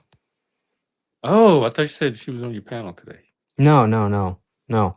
But the For Oh, me, minute that yeah, I met her through somebody else, but like the minute that no, like again, I see a recovery arc and I see like, you know, hey, like I fucked up, I shouldn't have done that, and then there's a behavioral change and then an attempt. I okay, I support that, and I'll back you 100%. But until that point, you're all my right. entertainment. Um, my disconnect is usually Yeah, doesn't matter where they're at in life and what they're talking about. If they're sober, if they're under the inebriated line where they're able to communicate, I have compassion. I'll dig in. I'll engage. I'll respect. Once they're past the drunk line, like what a waste of time. Like you're just gonna treat me like shit. You don't care. There's no consequence. So I'm gonna disengage and back away. I'm not gonna challenge you because that's a waste of time. So it's very that's usually where the line is between how I'll react to the individual with whatever they're offering. yeah, yeah. no, I'll and admit she's not always drunk either. She's just you guys would have to. I might not be doing a good job uh, really creating the picture of this individual because I have a what channel feeling. is she on where I could get a glimpse of her if I want to? Yummy. You know what? People put it in my chat. I don't know if I have to go find it. I mean, it's not I probably will. not You know gonna. what? I will make an effort to get you that information. I know somebody in this chat knows Kendra and can post it. But if you don't get it by the end of tonight, I will find it and go back into the live chat and get it for you. Um, but yeah, it's just yeah. What is I will say I definitely have a uh, a guilty pleasure in seeing some of these fucking people that are just the worst of the worst, and then using them as entertainment. But like I really do care for the person that turns it around. Like I love when somebody tries to recover, and then I'll back you 100%. But until that, if you're just gonna continue just being this just fucking douchebag of a person, yeah, no, I unfortunately find it entertaining. Call it a flaw. I don't know, but so you and Slacker Jeff Zombie was kind of entertaining. you Very and Jeff scary. both seem to be people that are able to keep people in your communities long enough for that individual to come around and go to the next chapter of their life and have that experience. I'm not there. I usually cut people out.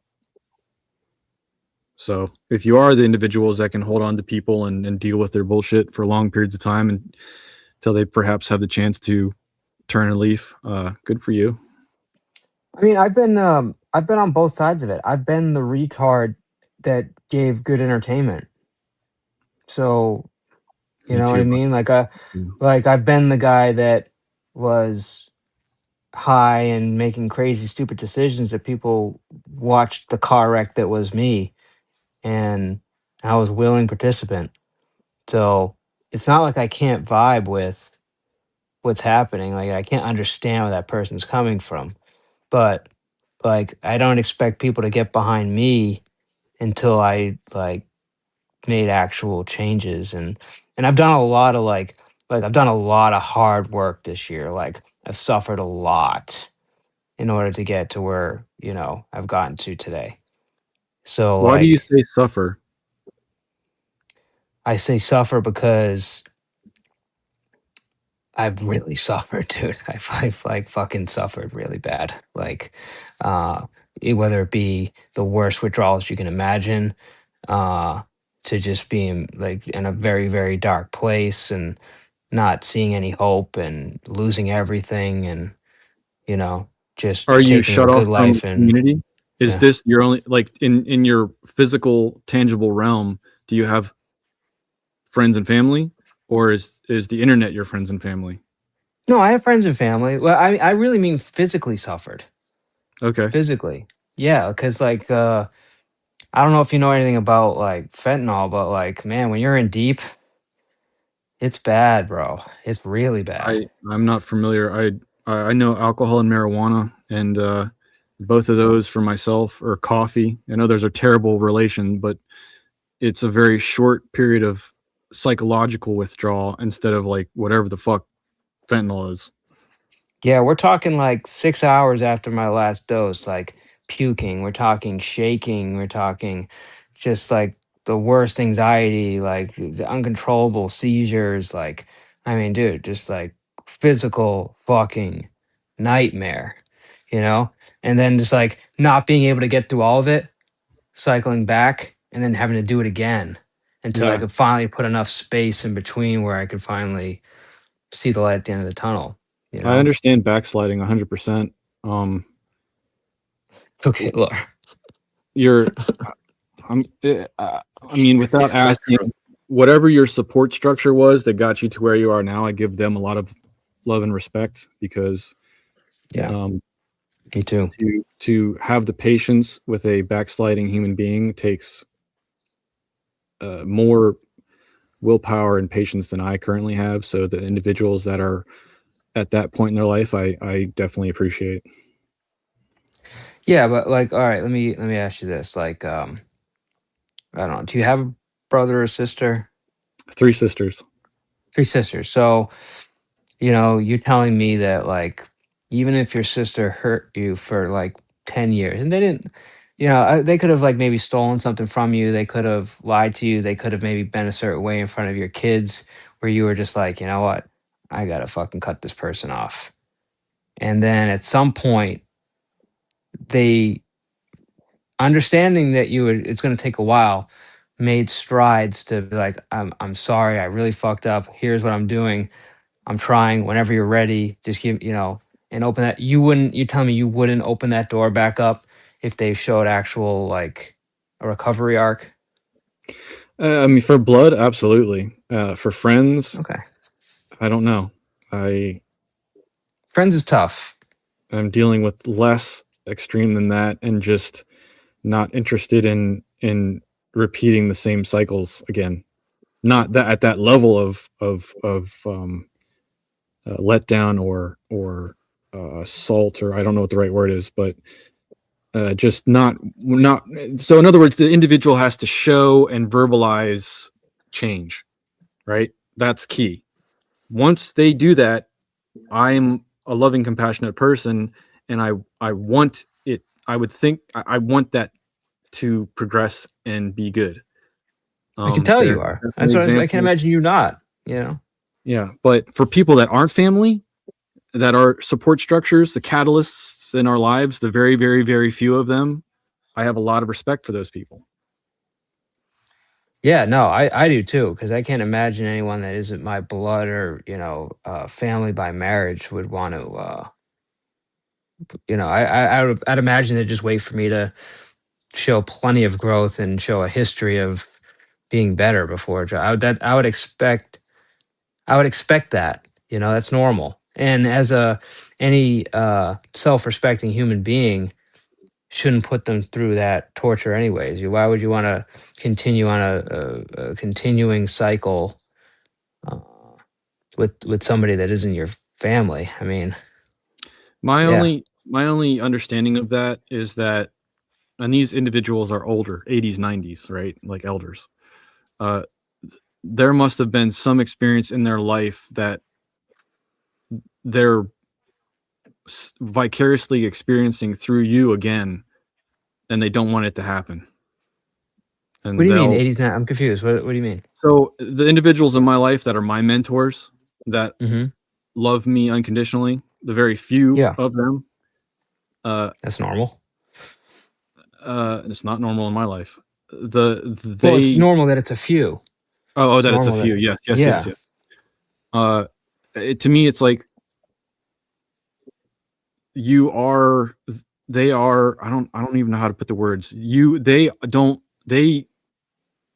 You are an individual that they see something in that they experienced, and they don't want you to have what they had. It's the best I can word it. Are you following this, Jeff? I can't tell if these are people Yeah. that are rooting for you or rooting Yeah, against you. that I makes can't. no rooting for For you. me. I get it. They see themselves in you. Do you have people younger than you that you see yourself in that you kind No, of I want just the to way he worded help it. I them? don't know that. I can be a little slow sometimes, so don't just bear with me. But maybe just repeat what you said. I just missed it. They, It sounded like yeah, I'll good. try and word it differently. Yeah. So there's one individual. I don't even know if he's alive anymore. He's probably 100 years old by now. He loved me unconditionally to the point where I was curious if he saw himself in me, or he saw Okay. something he did in his past in me that he was willing to sacrifice and love me unconditionally to change it. Okay. So were you doing anything that like makes that like that they like would it require him to have a leap of faith with you? Like, were you doing something that, like, like he had to look deep to see that and then still stick around? Like, were you behaving in a way that didn't show what he on the outside, what he's seen inside? I think that I did foolish things, but nothing that was. I never did anything, I think, to anybody else besides in a relationship that was heartbreaking to that level. So I don't think I did anything in his life that broke his heart, but he still had some aspect. He still had this fatherly figure aspect to him, that it was an unconditional love, where I don't have that experience with other people usually. Usually other people you come Mm, across, they have their barriers. You're an acquaintance, you're not family, you're whatever, you're a friend, you'll talk once in a while, it's superficial, blah blah blah. They're just very, very different. And I was always curious, was it just that was just who they were? They were just a really, really nice old man, or was there something more to it? I don't know. okay, I well, you know think, what? The great thing about age is like you have a lot of experience, right? So like somebody that's older has seen so much. They've seen somebody be young and stupid and make decisions that they would regret later in life and then grow into a human being that most people would admire, and they have the advantage of living a long time to see that pattern. And I think it's a combination of faith, but I think a lot of it is experience, and then knowing that with the right um mentorship, that any person can be brought to like a much higher level than they are at currently, despite wherever they start, you know so I think that more has to do with, obviously this is a nice person. I don't know what the specifics are, but I can imagine like being in your 70s, 80s, 90s, that you have seen enough arcs to kind of detect the pattern of, hey, I know what this person's doing right now, but I see who they're going to become because I've seen this before. As long as they, if they have the right choices in front of them and they make the right decision. So I think that's a beautiful thing about life, man. It's we need people like that have experience that can guide us to be better people. If anything, it's the absence of that I think decays our society.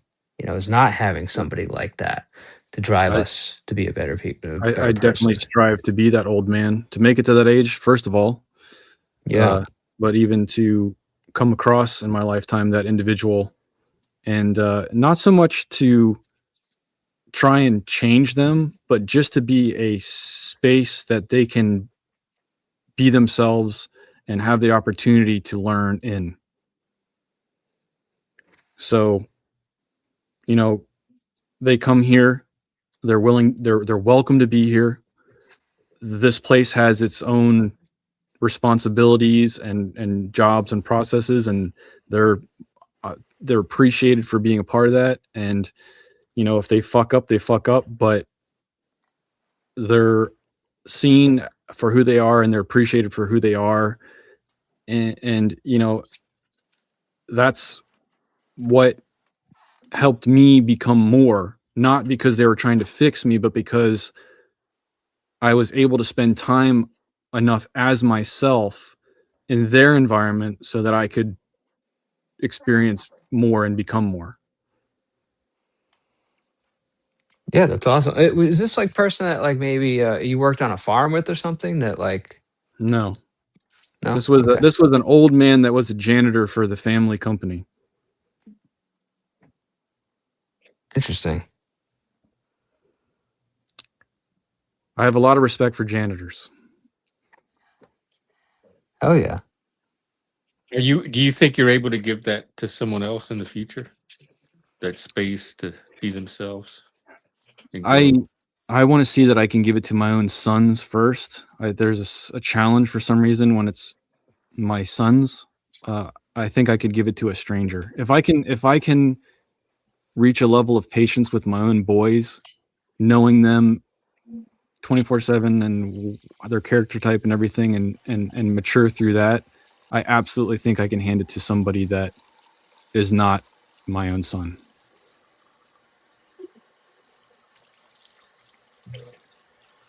I need to step away for a second. I'll be right back. All right. Yeah. Yeah, it's interesting. It's kind of like what not to keep talking about AA, but like one of at least this time around for me, one of the most fascinating things I've seen is like, just the willingness of people at, without this is the part, and it's like it's hard for me to trust too. But the willingness for people to uh just give their time and energy to someone that they know most likely will fail, uh, but still is willing to try to help a person without receiving anything. And the reason they're doing that is because somebody did it for them. And Yeah. by completing the process, the last step in the process is to basically give what was freely given to them. And that's, to me, I think what makes it like an amazing program to be a part of, is just that, like, that just open community that still somehow stays organized, that has these people that are just helping each other from their darkest moments, and then when they get to that place where they can, they've made it through, to then do that for somebody else and have that continue over and over for now 95 years. It's just kind of amazing when you think about it. I don't want to get too cheesy, but it's fascinating to me. I wouldn't be here today without those people in my life, and I would definitely wouldn't be doing this without those people. And it's almost an instinct. Part of the reason I do this is because it was done to me, and I just instinctively have the urge to pass it on to other people. It's a way of honoring those people as well. Yeah.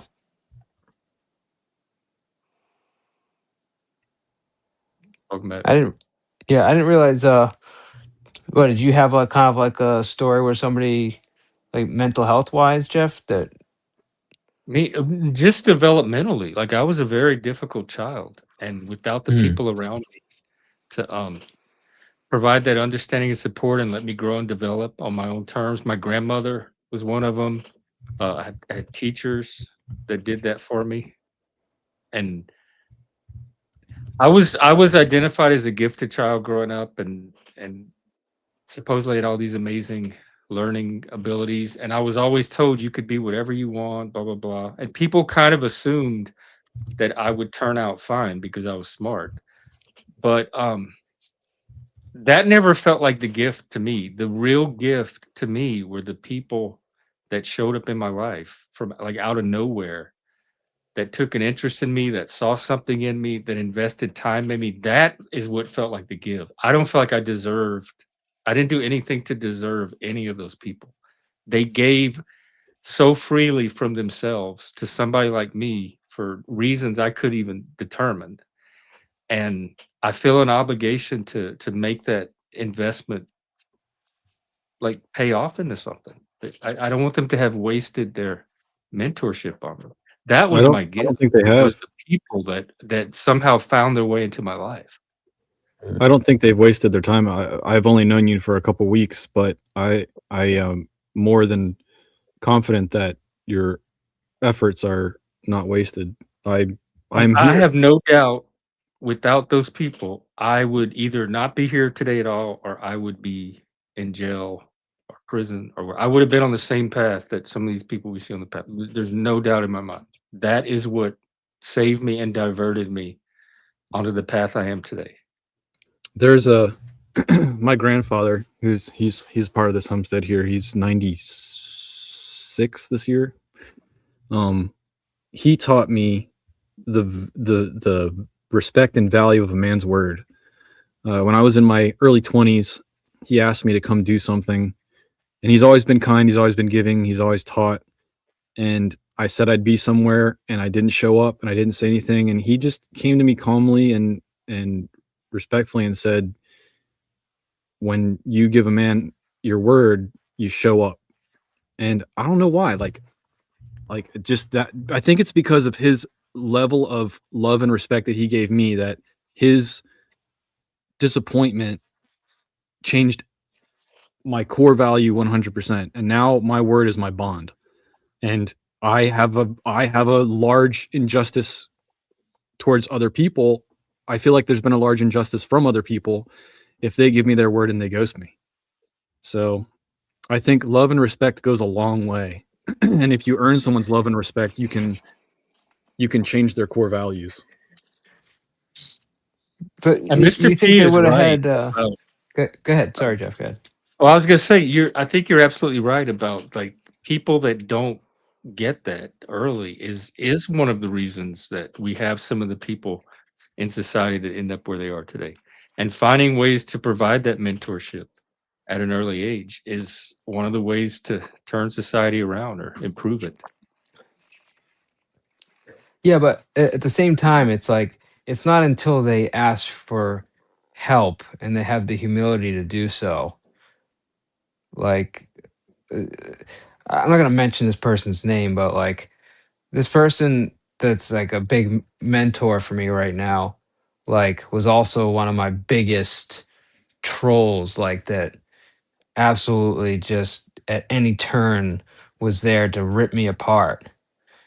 And it was because it's the way that I like said I was doing something when I wasn't, and he just so like he had took every minute to attack me, but the minute that I had the humility to ask for his help, he completely did a 180 and has been one of the biggest supports. So kind of like you guys were asking me about like this Kendra person, why I have that. I kind of have that same structure in my mind. It's like, if that person was like showed humility and wanted to like change and ask for help, I would drop any bit of like find that person is entertainment and want to help that person because but they're not there. So it's like part of it is the humility aspect of like being like, all right, I do want to change. I do want help. And I was just going to say the impact that that guy had when you didn't show up on time. You know, it doesn't sound like he was angry. It sounds like because he was so calm, but showed you his disappointment was why that had such a big impact on you. Like so, like like that had the most effect. I think had he been like super angry and was like, you might have like rejected that notion and then maybe not learned that lesson. But because of how calm he was and how disappointed he was after, I think that's had the most impact on I you. think it Am comes in I? a full package, though, like the Yeah. love and respect for the individual as well as the calm disappointment. Like, there's nothing you're right. If he had come at me hard, I would have rebelled because I was a young man. I would have rebelled openly and been a warrior. But there is no war in calm and collective, exacting words. Mm.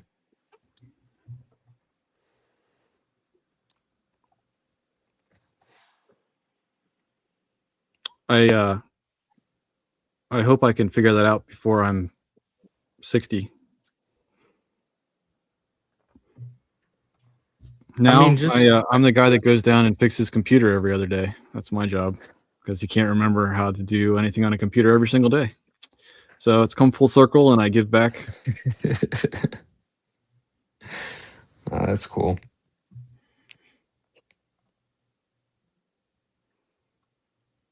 And you're right. You cool. do have your sons to prioritize and learn from.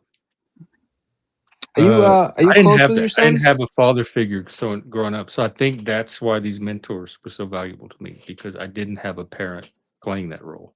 I want to make a statement towards that, Mr. P. First. I'm sorry. I'm close to I am physically close to my sons. I'm in my sons' lives.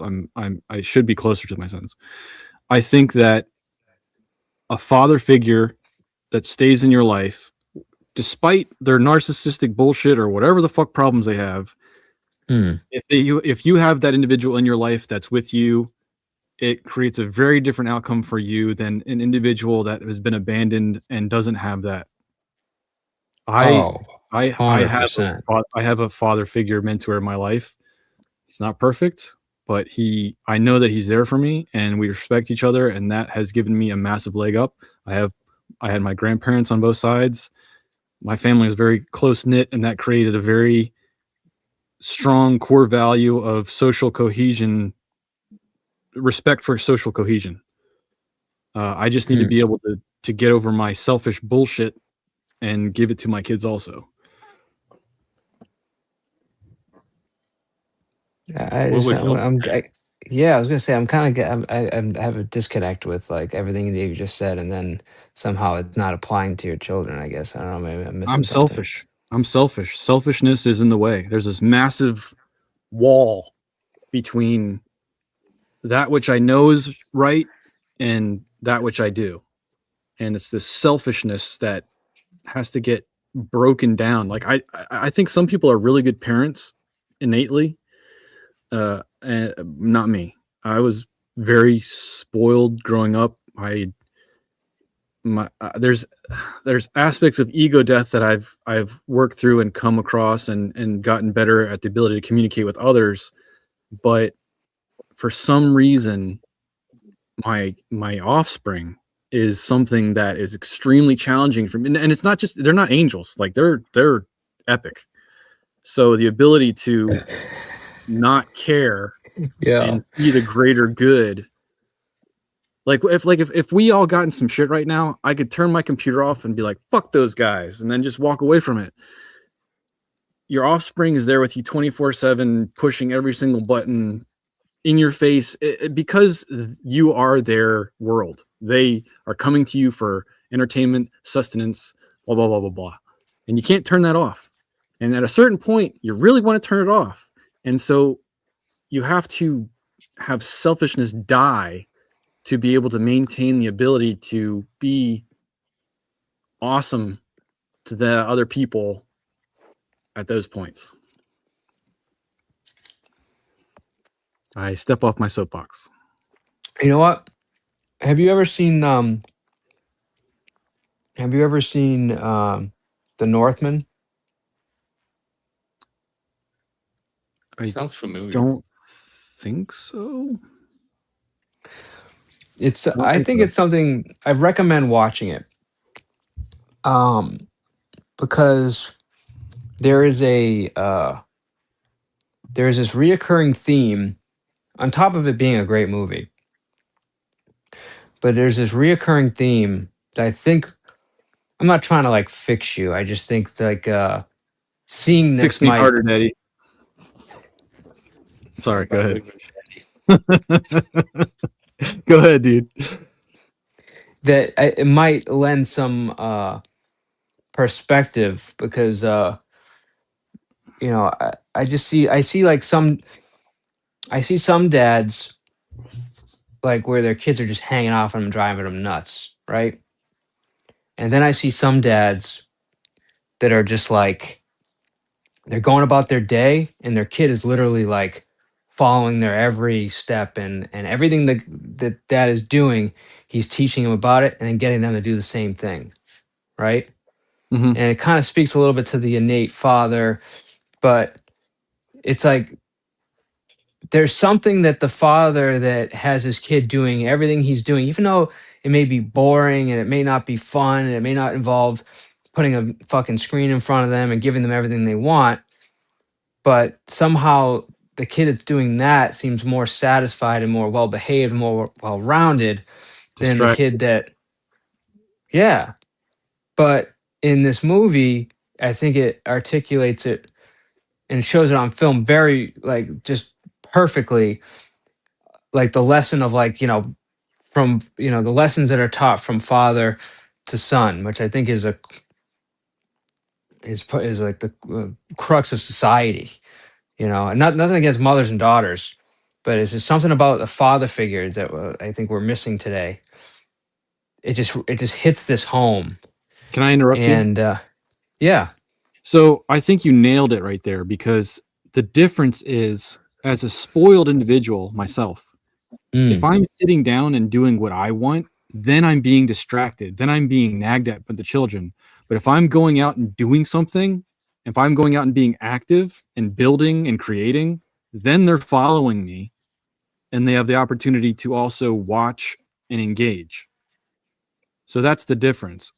I have to be able to be the person that goes out and actively does, or or tries to create, or gain, or I don't know what the right word is. But mm. I just wanted to reflect on that. Go ahead. But yeah, but like what this movie, this I mean, not that you want to like necessarily model exactly what you want to do after a movie, but I thought like, and it does it in several parts of the movie and several relationships between father and son. And I just think it might be just on top of a good movie to watch is something that No, I'll do it. I'll totally watch. I'll yeah, watch with my dad. Um, yeah, that You might on uh, Discord. I want to see it too. I'm curious what you guys think when it comes to technology and the detriment of technology for father and son relationships, because I can absolutely see my addiction to technology and the ability for me to use technology as a distraction to give my children something to do so that I can also do what I want to do. That's more of a you yeah. thing than a technology thing. Mm, Is it? It's a technology that now exists that I can do that with, that wasn't That you there choose at to. some point in time. Yes, it's something. I agree that my interaction with something that exists is a thing, but something existing is also a thing. Right, but you're the one with the agency, not the technology. So mm. you're the only one that can choose to engage or not engage with it, or how much you engage or not. It doesn't force you to interact with it. There's literally a lawsuit right now challenging that. Uh, I will, in this instance, it is my fault for all of the technology that I have, how much I engage with it, and how I use it. I still think that it's detrimental. Its existence is become detrimental to It's a many people. Well, because of things What is it, about those Steve? people, not because of things about the technology. Um, it's a tool. Like people used to say that about TV, video games, rap music, rock music, all kind of things. So if people use it responsibly, it's not a detriment. Porn. If people don't use it responsibly, it's a detriment. But the factor that determines that is the person themselves, not the technology. Hey, Steve. The accessibility, the Shout out to Strokeahannes. Sorry. No, you're good. And shout out to Steve. He's the guy that runs the pub. I think the accessibility to the technology, the social acceptance of the technology, is changing society in a direction that is. Am I pessimistic to say detrimental? Can I be optimistic and say it's a benefit to society? I can only relate to it in how I'm experiencing it, and I think it's taking over. I have to then purge it from. I don't know if I can purge it. I don't know if I don't want to purge it. I don't want to get rid of it. I don't think it has to be so black and white. Can you limit it? Like some people limit their kids' screen time or video game time, or can you limit it for yourself, like only a certain amount of hours on YouTube? And this is a common issue with a lot of people in the panelverse that have children and have families, but can't break away from YouTube. I can limit it for them. I do. I need to limit it for myself so that I'm not a hypocrite. Otherwise, I'm a dictator. And how do you do that? Other than willpower and discipline. Willpower and discipline. I am a little low in those categories. Sometimes inspiration. Responsibility. The answer is responsibility. I need people to need me so that I don't have free time. I think that's the answer. You don't have that now? No. I have to create my opportunities. At a certain point in time, I was not long ago when I was caretaking for one of my grandfathers. They had Alzheimer's. I dedicated a lot of time to that. So I know that that's true, that if someone needs me, I will do that. But I'm very blessed and spoiled, and I don't have to most of the time.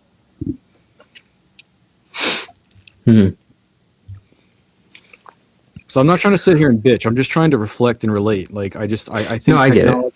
As it progresses, as it becomes more integrated into every aspect, I can see people never unplugging. Like even at the point now where I'll put an earbud in my ear and I'll go to sleep listening to information, YouTube. Oh my God. Guilty. No, I'm guilty. I do the same thing. Like, oh my God. No, I know. No. It's like a lot of it recently. It's just because I'm bored and I'm normally working, 60, 70, 80 hours a week. And it's just like, now I just have this time and it's like, how do I fill the hole? And I'm temporarily filling it with this, but I definitely level with that. Like last couple nights I've gone to bed either watching a movie or, putting on a podcast or something. And I'm just like, Jesus, man. And I just fucking just disconnect. But at the same time, like I'm also able to like put it down and like I went out and I did a meeting today and then I got dropped off 3.5 miles from home, and instead of like begging somebody for a ride, I was like, fuck it, I'll just make it into exercise. And I, ran halfway, and then that's about all I could do. And then the rest of the way I walked. But I got home on my own 2 feet, and I got exercise, and then I felt great afterwards. I went and took a shower, and I felt good because I got the energy out. You know what I mean? Now, had I sat here all day on the stream, I probably would feel unfulfilled, and I don't know. I feel like shit, I think, a little bit if I didn't get that energy out. So that's why it's kind of like, I don't know if you've ever some of the best YouTube videos I've ever watched are like, despite technology, like the guy that like will go and chop wood with an axe. He could use a saw, he could use a machine to make it a lot easier, but it's the skill set and the energy output of chopping it manually that becomes more fulfilling.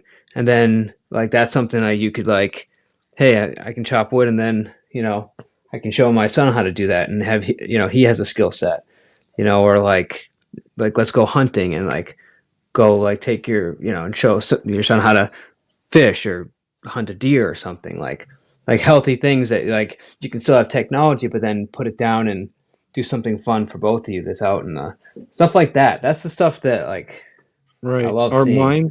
minds might be You know, our minds might be getting stronger with all the information we're onboarding, but if we're not splitting wood, if we're not using our bodies, we're just going to be this like feeble, like this winter was terrible, dude. Like I was getting winded walking up the hill. I'm like, I'm 40 years old. If this is it, just shoot me.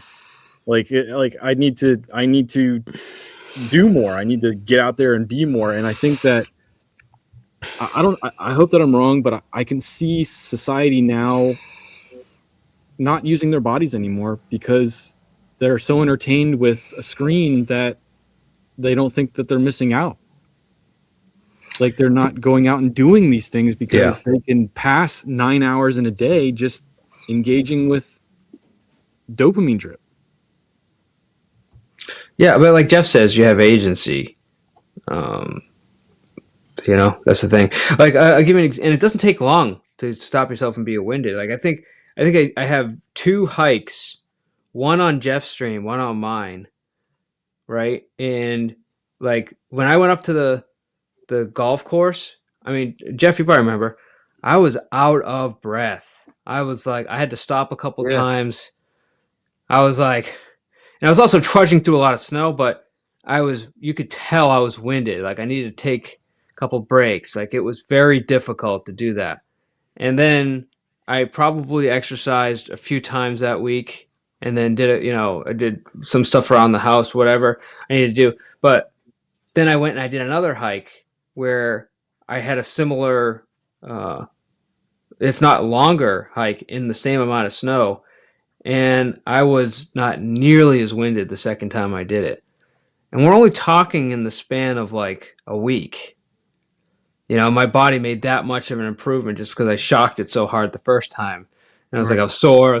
You know, and then like, I did it. No, I'm sorry. That was the third one I did. So technically that was the third. But it only took about a week to just, and I already felt like it was way less hard on the third try than it was the first time. Right. So it doesn't take long. I understand the resilience and the ability for the human body to strengthen. I do see that as I get older, it's not the same experience. It's not the same spring back, but I do agree. I'm 39, dude. I'm the same age as you.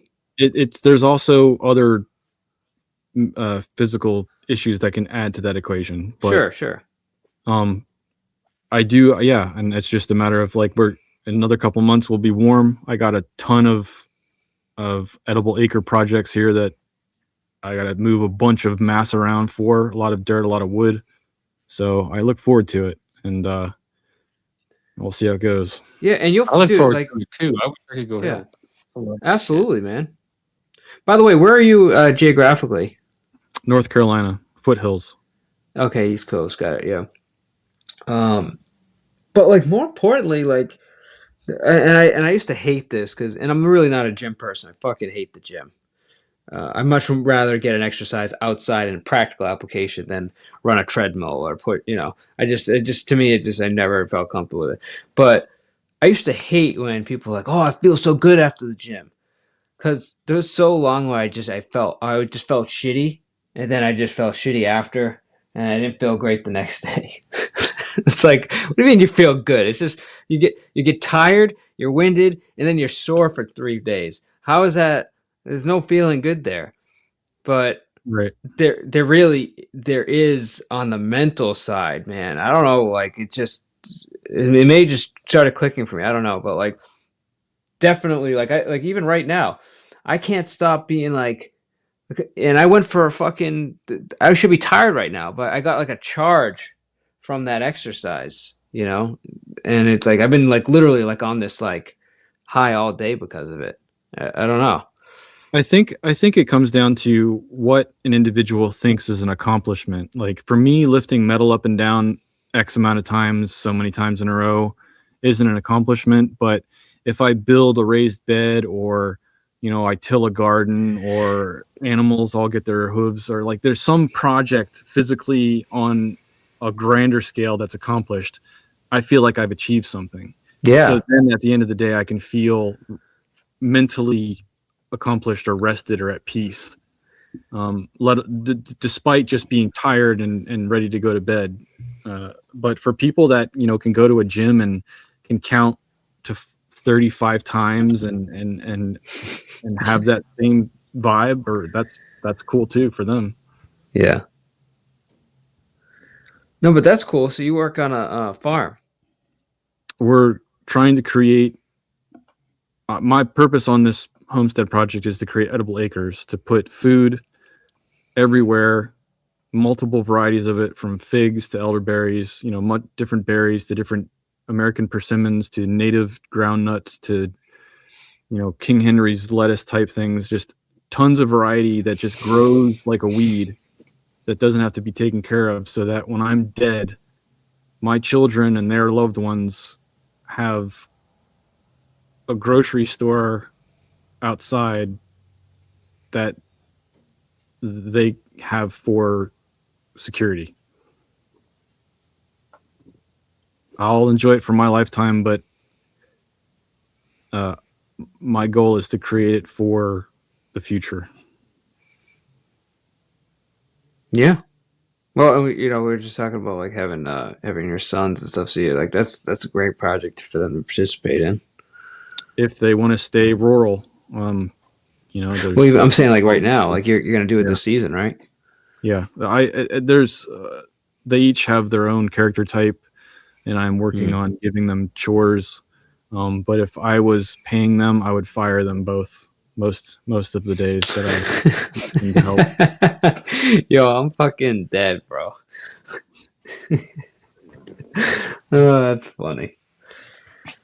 Yeah, it's hard for me to get a read on you, dude. You seem like you'd be like a really good dad. You seem like you'd be like, but then it's like sometimes you say like the opposite things. Like, so it's hard for me to like, not that it matters that much that I need to understand fully, but I feel like I'm getting like two different things from you a lot of times. Like you're given enough input, I guess you'll get better at the equation. Yeah, that's fair. And I also understand the like wanting to keep things vague, because this isn't, it's a public setting, so like, you don't, there are a bunch of weirdos and stuff like that too. Like, so I understand, like, not. I'm fine with open and honest. It's just a matter of context or what we're talking about. I think that's one of the things as a man that helped me to mature the most, is to not lie, to be open and honest about anything. Like, if you were talking about this Kendra person being like talking about stuff where you're like, wow, I can't believe you shared all that information. I'm the guy that's willing to share that level of information with anybody, and you'd be surprised. Most of the time, people will be like, oh, we can talk about that? All right, let's talk about that. Like, there's so much reserve in society that I think it's almost refreshing sometimes to have that guy come around that's just cool with whatever conversation. Well, how many what STDs have you had? Yeah, that's what I want to know. I don't think that I've had any. I don't believe I've had any. I think you are a lot better father than a lot of people, simply because you take an interest in your child and you're invested. Even if you're bad at it, even if you know what you're doing, you at least care about the outcome of your child and care about being some kind of father at all. So I already think that puts you on a pretty high tier of fathers. I appreciate that. I think it's a very grand scale.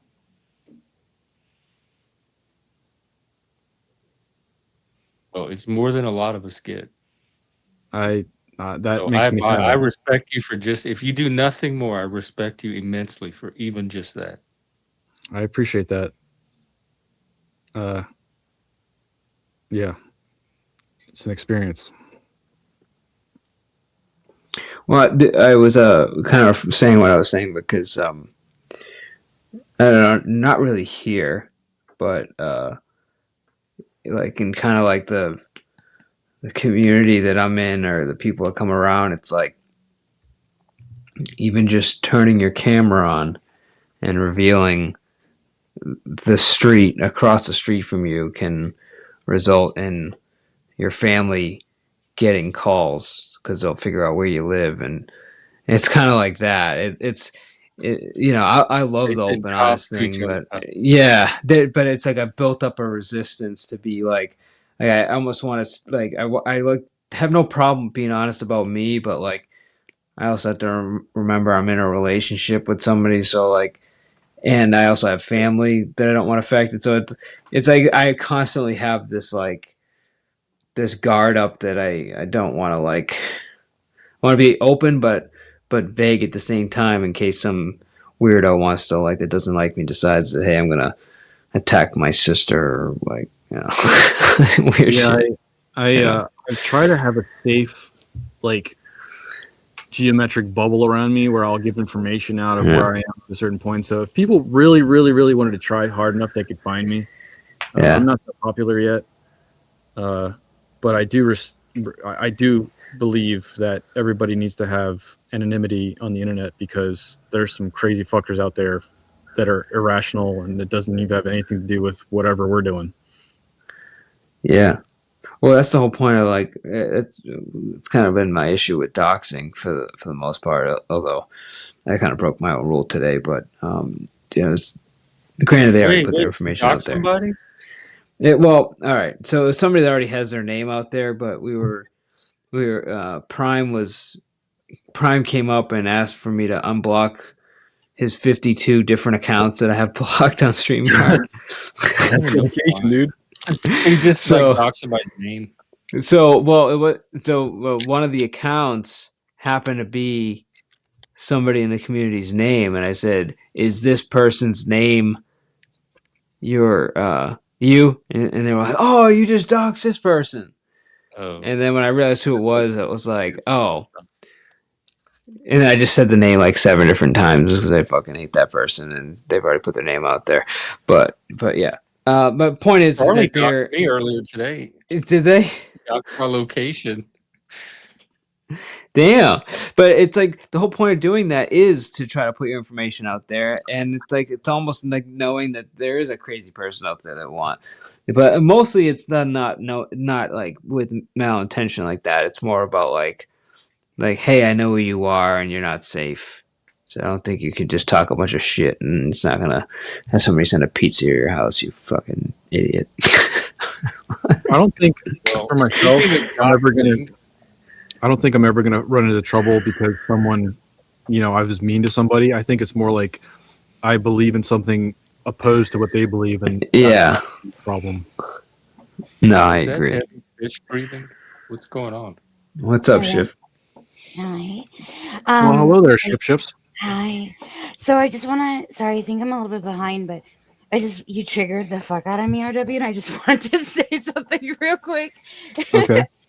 So you said something about like, and I don't know what you were talking about. It's completely out of context. I came in and you said something like, if my kids worked for me, I would have fired them, stopped paying, I wouldn't pay them, and I'd fire them or something like that. And I was thinking about how like I'm so blessed and all this stuff, but when I was little, I was such a fucking brat, and I was like, I want my own phone line. I'm like 10 and I deserve it or whatever the fuck, right? I'm entitled to my own everything. And my dad gave me a fucking shovel and like pointed to the yard and he was like, dig the fucking line for it or some shit. And to this day, I don't even know if that was like a thing that needed to happen. Because let me tell you how much I didn't complete the mission because I just started to cry. Like I did a little bit and then I just had a meltdown because duh. Because it wasn't fair. And how dare he even ask me to do such an absurd thing? Because rewind, I deserved it, and I wanted to. I picked out the phone already, and I just wanted to talk to my friends. Like, what is so hard to understand about this? You know. Anyways, I'm glad I could give you that nostalgic trip, Jeff. yeah. Traumatic memory. So thank you for that. You're welcome. Are you a 90s kid or an 80s kid? Yeah. Yeah. I Yeah. remember the landline. Like for any kids that don't appreciate the landline experience, they just don't have the same experience. I have like full body chills and I think I need to talk to my therapist. I will send you the bill. Okay. As long as No, I can, as long for as I real. can pay in coupons and food stamps, we're good. No, I want whatever the fuck that elderberry is. I've like heard about. I've heard rumors. Oh yeah, Yeah, she's a I'll hook you up with some elderberry. Okay, fiend. cool. No, but for real, like the longer I log on to this, the more I'm like, I'm pretty sure that my dad just trolls me. Like I'm pretty fucking It sure. sounds like your dad was pretty wise, Shift. It sounds like Oh, he well, actually had a take his decent head on his fucking shoulders. side. The patriarchy. I call Did you It get could be the the phone? patriarchy, Oh, but well, go scream in it the sounds like woods. it's set in stone I'm for sorry, you. I'm going through a tunnel. I can't hear this bullshit right now. Like, what? Did you Wait, know wait, don't leave. Did you get the phone? That's all we need to know. 100%. 100. The clear kind that glowed when it rang. Oh yeah, Oh, sweet. It wasn't the It was burger you're on the so phone. circuit. fucking sweet. But here's the thing, I knew someone else that had this cooler phone that played like some kind of like Mozart or some famous something or other, and it like had a cooler, probably poisonous, like what's that, like mercury or something that like flowed through it or something. And if you like picked it up and hung it up, it like I don't know, there was like some sort of I can't remember the trick that it did. Whatever, who cares? The thing is, yes. But I'm gonna do some research and find out if that yard hole was just punishment for entitlement or if there was some purpose to it. Because I don't know. I now have childhood trauma I have to explore. Thank you, RW. Thank you for your you've I love served you, me Shift. faithfully. I did that for your well-being. That's what they all say. That is. Let me write Yeah, that but I down. mean it. You're lying. So, What? I can't hear you through my clusterfuck of thoughts and nightmares, my awake terrors. I'll mute. No, I gotta go. Okay, sorry. Later, Shift. Okay, Thanks bye. for calling. yeah. Where were we? Something about fathers firing your children, teaching them to work. I don't know. My dad had me haul bricks once because I wanted some cassette tapes for $20, and he said, "Well, you're gonna have to work for it." All Damn, these $20 bricks. for I a wanted those cassette. tapes so bad. I spent all day hauling those bricks in a wheelbarrow, and he gave me $20, and I went out and bought my tapes. I was How so many happy tapes that did you get for I 20 worked. bucks? I earned those tapes. How many though? Like, is that? Please tell me that's at least 2 tapes. Hopefully 4. Well, it was 4. They were. This was back in the days. They were Okay. like $5 a piece at Okay. this hippie music shop that sold everything cheap. No, you're And good, man. If you go to I like was the able to get Walmart now, 5 for 20. I mean 4 for $20. that's. I And I feel like. stood I feel Lionel like Richie, Tracy Ullman, and 2 Cars tapes, Shake It Up and Heartbeat City. that was a reasonable price. Like, if you go to get like a record from Walmart, it's like $30 to $50 for one vinyl now. Like, Oh my God, it's that's like no right. one's gonna buy this. Are you kidding me? And he sat in his recliner and watched TV and drank whiskey and watched me out the window work. I thought that was like so He probably cruel. enjoyed that. He's like, yeah, damn straight, getting that shit done, sitting down, having a beer.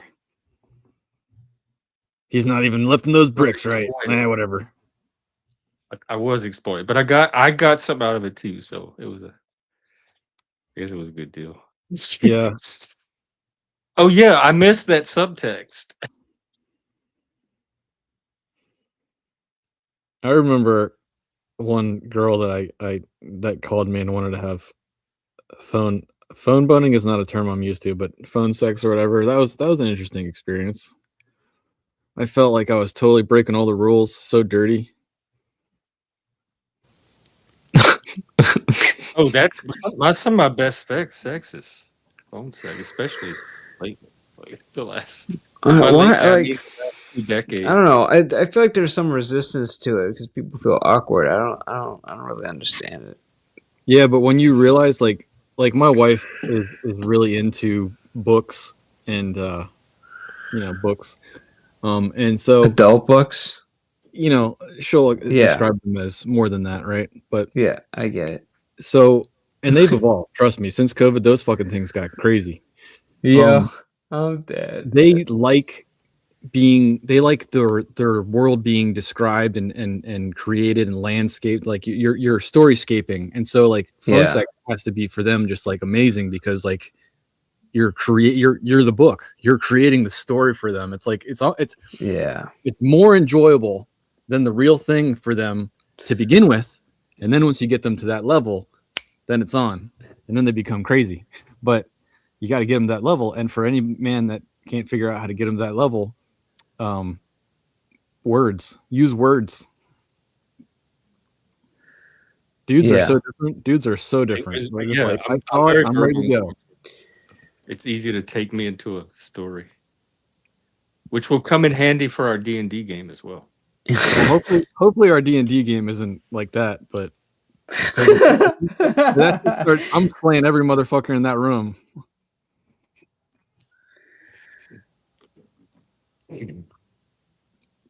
That's funny.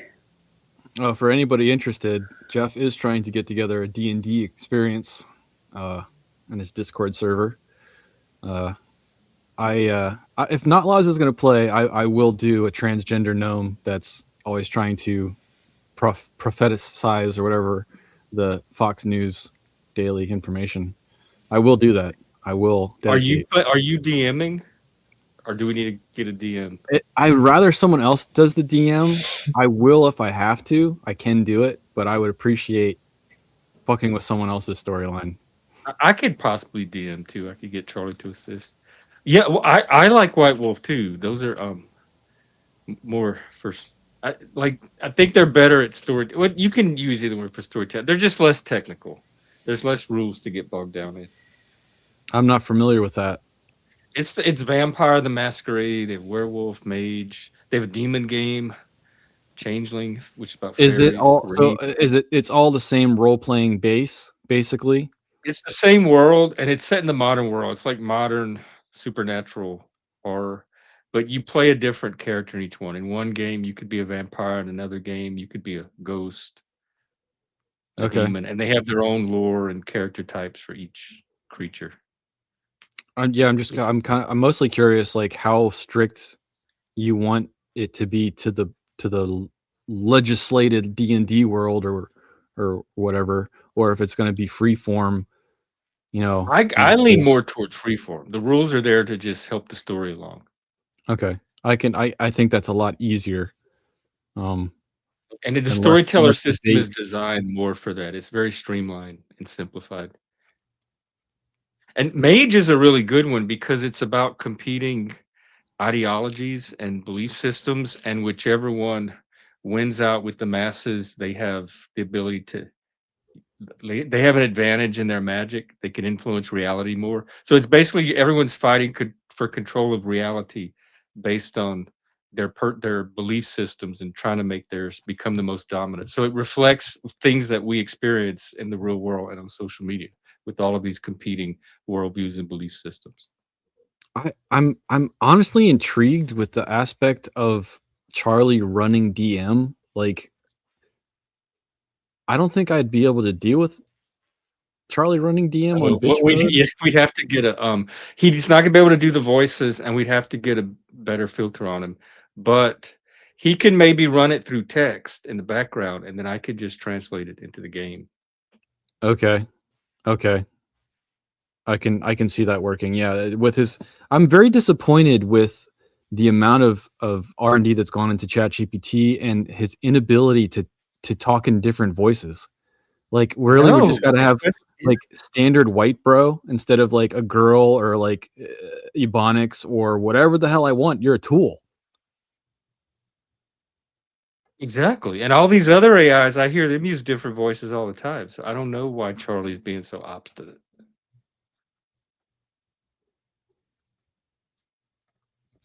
That's got to be politics. That's got to be some type of, I don't even know. But hopefully in the next few years, it's much more open source. Like, I'm honestly waiting for society to get to the point where we're like Ready Player One. Like, technology is so integrated, everything's so interconnected that you do whatever you want, however you want, on whatever you want, and you can interact with everybody else instead of oh well, I have an iPhone, so I can't send these emojis because you have an Android and it doesn't understand these things. It's just like, no, we're past that. I don't know if StreamYard is going to make it till then. I think they got some serious love they need to give to this platform. Yeah, instead of just some serious price increases. Did they just bump it? Bro, it's $45 a month now. I thought it was 20. Bro, not only is it $45, but like the free version, you get like nothing anymore. Except for like 6 people, which I understand. But like at least offer some kind of like, here's the free version, here's the $20 version, here's the $45 version. Instead they're just doing 0, 45, 88 for like a business account, and then just I don't even care what it goes up over $88 a month. And it's worse. Dude, be careful because pretty soon we're gonna be watching commercials like every 15 minutes to hang out with each For other. the paid version. For the paid version. No, I'm not talking about the free version. Claude. And Anthropic vowed to not use commercials. Well, okay. I sure hope they're keepers of their word.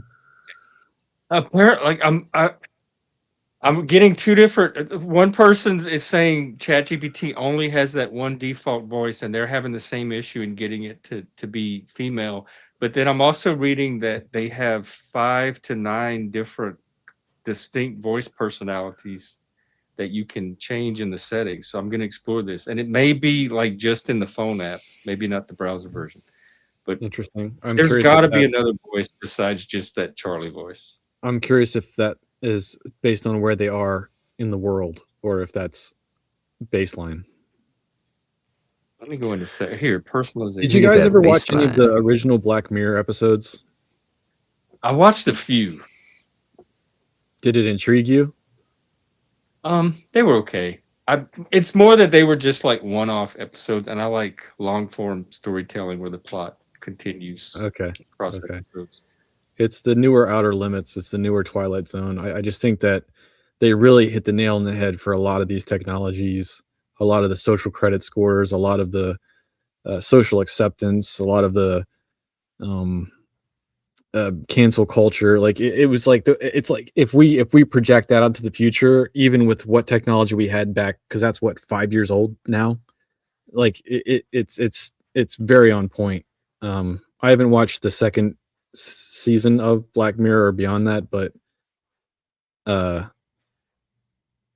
it was a culture shock experience. If no one's seen those, I do recommend that experience. Because we were talking about commercials and how much commercials are being forced on us, even if we're paying for the product, like we're literally paying for commercials now. Which is again the old model of Comcast. Like cable television was the thing to have for years and years and years, and we in America have consumed so many commercials, it's ungodly. But now it's to the point where it's like we're paying with the internet, we're paying for custom services, and we just got to watch commercials anyway. I don't want to see that trend into the future. I would like to see. I just don't want to see commercials pop up. Like, have you seen Minority Report? Yeah, I love the movie. Where like you're walking through the mall or you're walking through a public space and it scans your eye and gives you custom commercials that only you can see. Like, I can see a future like that. I really can see that future.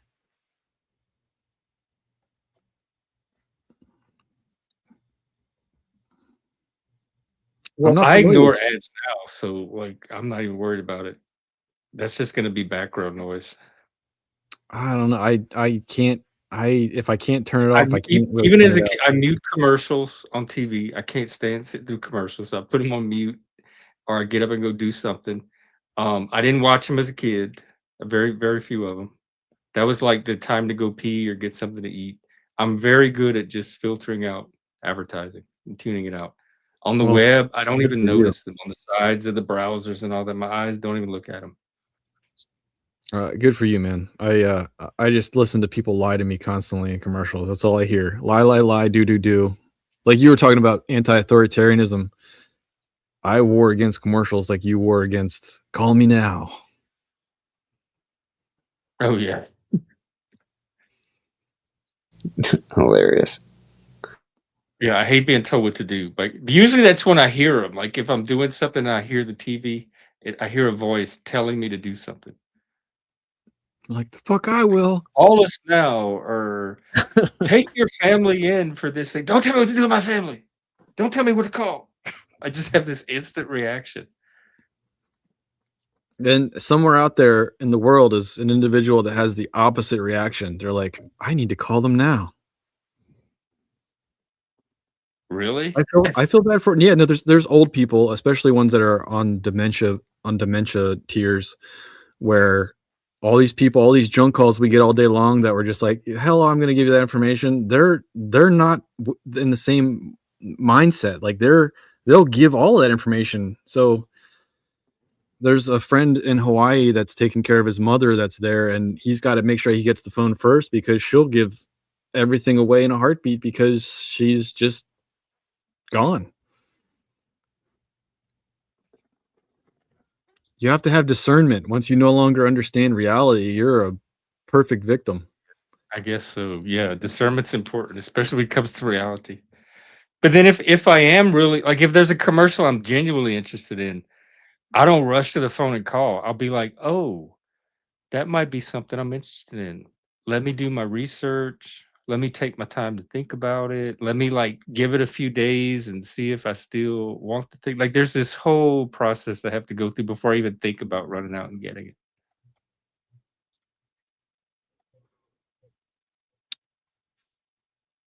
Um, Instagram is something that a friend of mine on the Panelverse, uh, I joined because that's the only way I can talk to them outside of their stream. And I'll flick through that and watch some stuff to be entertained sometimes. And the commercials on that are very, very, very good at capturing you because you don't know it's a commercial. You don't know it's an ad. And then as you engage with that platform for a while, you get to learn the kind of bullshit skewed angle that the videos are to know faster that that's an ad. And what's crazy about Instagram is, say you click on an ad video and you don't know it's an ad, and you go to scroll from there, it'll just give you one ad after another, after another, after another, after another. So, Oh, that's another thing I don't do. I don't like randomly scroll or let the thing feed me. If I'm on a website looking at something, it's because I'm seeking out that one specific video, and then when it's over, I stop it. that's fair. Doesn't I'm have much ad- closer towards that. I'm very good at directing my attention exactly where I want it to be and ignoring everything else. But I have that it's part of the autism probably. It's that monotropism. I have an attention tunnel that I can narrowly focus, and anything outside of it just gets pushed to the background. I hardly notice it. I think that's also very male as well. Like I think men are very central on their focus. I think women are much better at being focused in multiple directions at once. Like that ambient, like folk, they just pick up everything from They're everywhere. kind of everywhere at once. If I have an ear in, like if I have an earbud in, that's what I'm focusing on. You could be talking to me and I'll be like, hold on a second, boop. All right, what were you talking about? I can't do both. My brain can't split into two places and do both. I can serial unitask very well. I can pay attention to 5 or 6 things at once and move between them very quickly. But they're still each getting my individual focus in that moment. I've noticed that where you'll be doing the stream and either I'll say something and you'll be engaged with another conversation. You'll give them your full thought and conversation. And then when that's done, you'll engage with the next thing where I'm one or the other and I'll lose the focus on one or the other. So Oh yeah, I can keep multiple threads going at once. it's definitely good in multiple work environments. Like it's definitely a leadership characteristic. I think it's a beneficial leadership characteristic. If you can only focus on one thing at a time, you may be a good leader, but you'll not be able to do as much as the individual that can focus on multiple information at once and continue to keep the flow.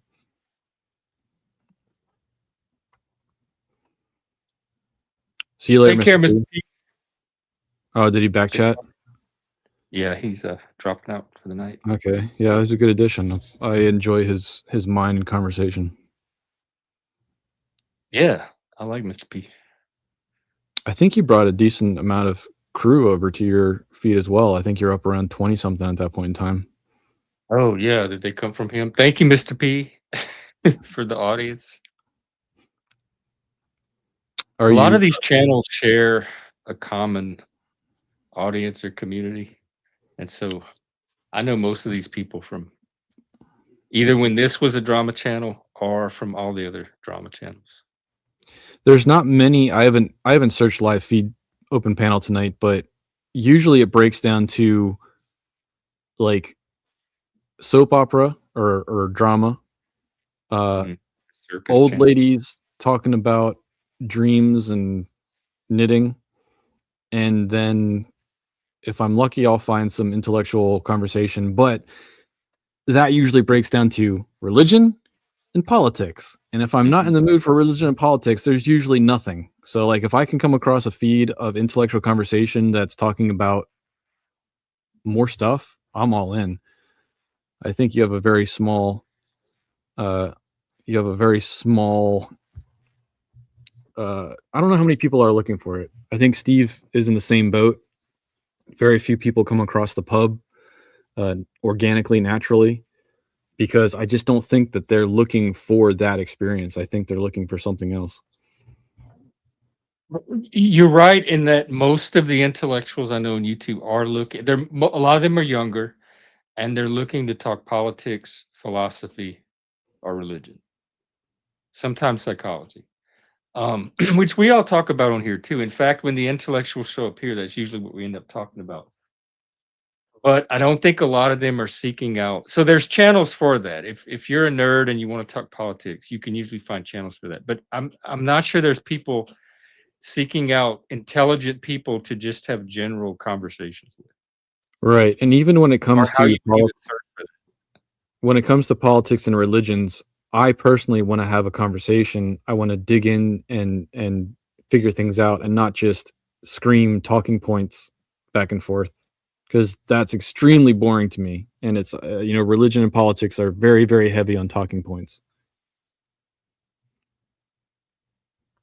Yeah, law is a popular subject. Oh yeah, law. There's a few law channels I follow. But again, that's kind of nerdy. They just break down legal cases. And it's not and they're not open panels. But intellectuals are such a minority anyway. It's like even growing up, it was hard for me to find smart people to talk to. I only had a handful at any given time, unless I was in a like academic environment. Right, and an intellectual that's not ad hominem. Like if you find an individual that disagrees with you but doesn't just label you an idiot, the groups get smaller and smaller and smaller. So literally, that's more of an online thing too, because in person, like we don't like none of the people I talk to call each other names. You're in a good circle then for that.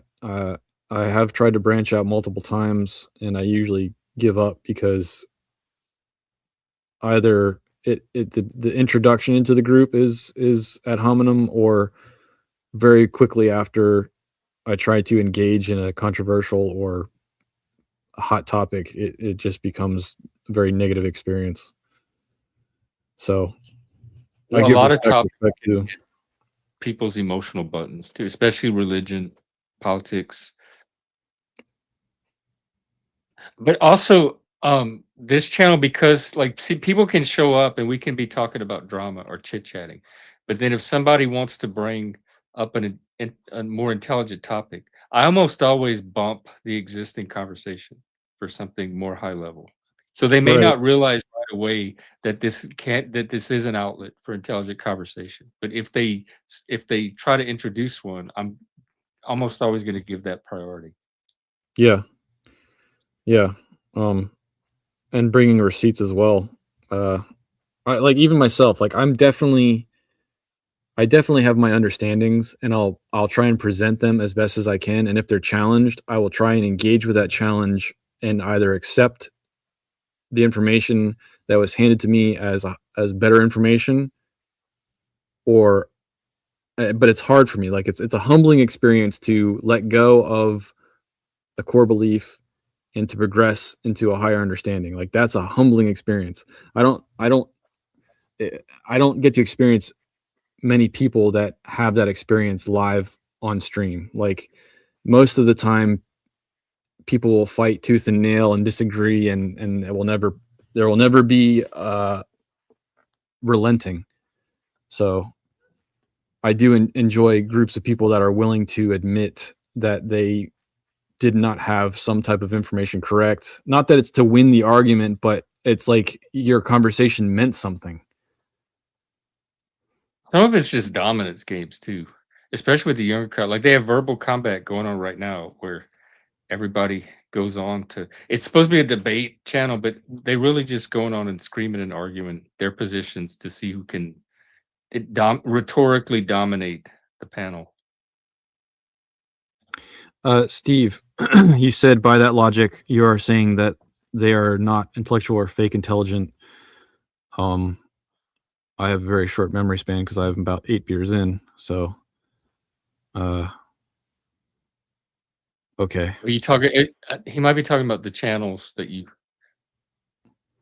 I said the mean, intelligent people go to, but they're not really having intelligent conversations. I don't find the people that I've reached out to and tried to have conversations with that I can consider intellectual conversations. You're correct. I do not think they were very intelligent. If they were intelligent, they didn't show that intelligence. I think that shit flinging and drama and stuff like that is low IQ. I think it's entertainment and lizard brain type stuff. So yeah. People that are ad hominem, I also think, I don't know. I mean, I've seen some incredibly intelligent people that still choose to attack people personally, Steve. I mean, I've called people stupid before, retarded or idiots. I just Usually like it's because they were being stupid or retarded or idiots. there's a certain Canadian individual that's very left leaning that will join us every once in a while. Steve, you know who I'm talking about. And it's that type of MO where they have information. They're clearly intelligent. They're not dumb, but they're more than willing to move the goalpost or attack the individual instead of allow the conversation to challenge their narrative. So that individual is intelligent, but bad faith. But most of the time I don't get that level of intelligence. It's usually a much lower. I don't see that they have that. They're just not there. I don't know if that helps. A large part of having an intelligent conversation involves listening, to an ability to listen. And that's what I find lacking on a lot of these YouTube panels. They know their part, they know what they're there to say, but trying to really listen and understand the other person's argument or position. Even if you're not willing to yield your own understanding. Yeah. And like when they begin to listen or try to hear, they get locked into their position and very defensive about it. And I think it keeps them from fully listening to the other person or completing the listening process, because those defenses kick in very early. And I can detach and listen and still keep my own position when I need to, or change it based on what the person says. But I'm more motivated to understand the argument of the other person. And so I can suspend my own position long enough to try to fully get what the other person's trying to say. I'm not there to just knee-jerk defend my own position. To Zephyr's point, being self-critical, humble, cracking jokes on yourself, that's my character type, so I totally understand what you're saying there. Your ability to listen and not attach emotion to a conversation is definitely beneficial. I'm definitely currently working on the ability to communicate, or not, what's the right word? If someone, like we were talking about Neanderthals earlier, I have information that I can't recall well enough that doesn't just let me yield to when a bunch of science is thrown at me or whatever, or common accepted science is thrown at me. I don't have the ability to yield because I have something banked. But I would like to be able to come to the point where it doesn't matter. Like I can still have an intelligent conversation with differing points and progress in the conversation instead of you're right and I'm wrong. I want to be able to present information. It takes both sides to present information and progress in a conversation, even with differing viewpoints. Yeah.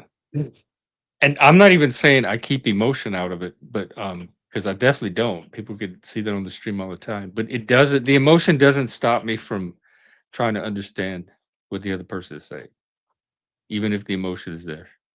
Right.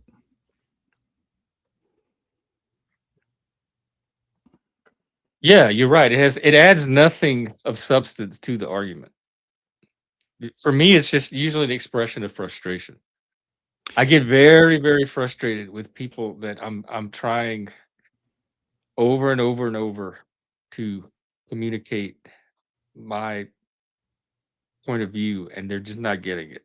And I don't know any other way to do it. I'm trying to break it down as simple as I possibly can, and they're still not getting it. And sometimes I get very frustrated. I've noticed that you benefit from a third party helping to be that middleman that says this person did hear what you were saying, but they're counterpointing something else. So like where you might hear them and they're saying something different, you're thinking they didn't understand me, but they did understand you, but they're counterpointing. And sometimes a third party helps you break out of that cycle and see it from that angle once in a while. I have noticed that. Oh, where we're like just hearing past each other. Right. You're like locked in, like you have this tunnel focus like you're talking about, and you're almost, despite what they're saying, you're hearing something else. And so a third party, you'll allow that third party to onboard information that you weren't getting from the other individual. Well, that's honestly where Charlie helps a lot. And also those times that I can't recall, like I know what I'm talking about, but I can't think of the exact source. I use Charlie for that a lot too, because he can usually call it up quickly. So that's why I think AI is going to make us better people, better able to communicate, more intelligent, better able to understand each other, because it can facilitate very quickly in very specific ways in a way a lot of humans cannot. What is this ethereal third party? Oh, well, it would be Charlie in most cases. Sometimes it's Team Human. It depends on, like, me and Mr. P were talking, or another time, I can't remember the individuals, but there'd be a third person up on the panel, and two of us would be going at a conversation, and the third person would reiterate what's happening, and it would help break that cycle of not being able to see what was being said. When it comes to the AI being helpful, if AI can get to the point where, like, I was frustrated with Charlie today because I asked you to ask it a question. It was sidelining the answer. It was giving you information, but it was sidelining the information that was important and giving it a spin. Whereas when I asked you to ask it a specific question afterwards, then it was like, oh yeah, this is true. Instead of giving you the base facts, it's giving you this sassy. That's because I have a specific filter on it that's doing that. I can easily change it back to the neutral setting where it just answers the question. So that's less about the capacity of the AI and more about the setting that I have it on right now. That's why I offered to change it back to the polite filter. But then you and Mike were doing so well, I decided to leave Charlie out of it and let Team Human take it. No, it's fine. I'm just saying. I think that example of technology is something that may not benefit humanity in the future. It's going to Don't take that as the norm, though. That's a really poor example to use when calculating its potential for the future. I don't know. I don't know how people. It's such a broad scale. We can't say how people use it generically. Well, I'm telling you, it's perfectly possible to use Charlie, and I have used him before, where he just answers direct questions. So don't think I'm that not like the arguing that. I technology agree. hasn't gotten to the point yet where he can just answer a question. That's more of a me thing that I have him trained to do. I agree that You can switch filters on how he outputs answers, and one filter he does do that little snarky thing where it's less about the answer and more about how he comes across. But then I can switch it to another setting where it's much more direct. I guess my point is, even though it has the ability to benefit society, depending on how people use it, it may not benefit society. But that's any tool. That's right. That's I'm just saying we'll have to see. Since the first rock and the first time we rubbed sticks together, all of that. That's been humanity's relationship with technology since we had technology. We'll have to see what happens. We really will. I think it's going to be an interesting experience because we're already at the point where I don't know if when my kids get to college, if they're going to care how they write or if they're going to be at the point where they are accepting dictation to a screen and that screen writes it out and that's the standard. You know, we're on an apex shift now in technology with school and education and everything. Would it make a difference if they're still able to communicate and get their needs met and accomplish their goals? I do Whether they believe do it so. through writing or speech? Only because I think that the ability to think, as long as they're not having the AI answer for them and they actually are the thinker and it's the medium that's transcribing everything, I don't care about that. But if the power goes out, I still want their generation to be able to write and do math and all of the simple core education that the last 4 generations had. I want them to still have if there's no power. So if we get to the point where the standard is the computer can do everything, I do have a concern for that society.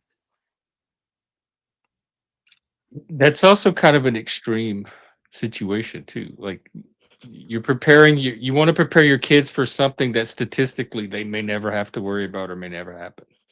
Is it we are in a time of plenty. Is it statistical that there will never be war or hardship or catastrophic weather or hardship?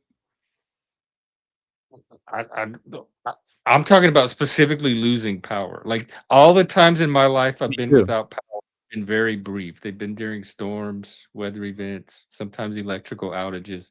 But it's nothing like teachers in school would have to spend a bunch of time and resources preparing me for. It's usually something I can get through based on my existing knowledge and experience. Like you can prepare a kid what to do without power in probably just 30 minutes or an hour and prepare them for that. So the amount of mental energy I would put into that, it would seems way out of proportion to the probability that they would actually encounter that as a situation. So to base the entire education on this one chance that they may at some point be without power.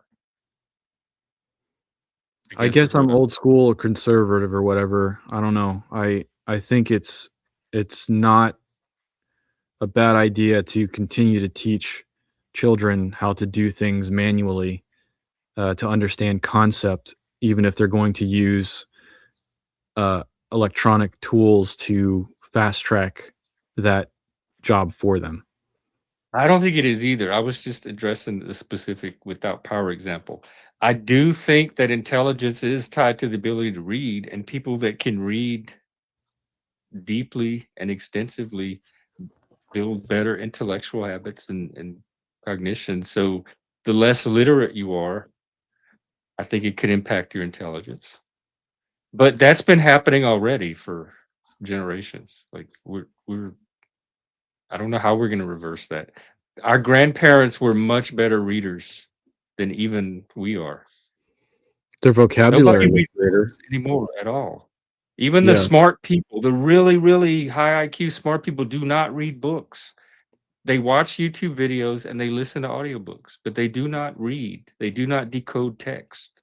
I mean, what I forget what the numbers were, but during the time of Shakespeare, like the vocabulary of the common civilian was like massive compared to our vocabulary bank currently. I think that was pretty interesting. And the vocabulary bank that we have now are words that I don't even know if I want to teach my children. So, What's false, Stroka? Or even more, what is absolutely false? Look, Zephyr writes. Do you write or do you type into a computer? Or do you talk it? that's a valid question. And not laws. I want to understand what you're saying, but it's too complicated. I just can't. Don't, when he's trolling you, don't get sucked in.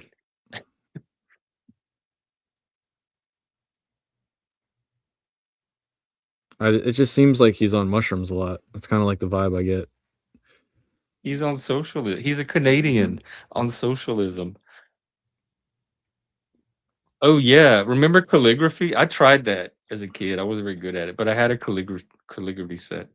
The Pilot G2. The younger generation, almost every single intelligent person I know in the younger generation, let's say millennial, Gen Z, whatever, 30 on below, none of them read books. I cannot get them to do a book club. I cannot get them to read an essay. They will listen to the audio version. They will watch a YouTube video on it. They will not sit down with a book and flip pages and do this. It's anecdotal, but I'm going off of my experience. I can't think of a single person right now under 30 that I could sit down and discuss a book with that they read. My boys would be able to. Yeah, I mean, you'd have to be I'm talking not saying about they books. can't read. I'm saying they don't read.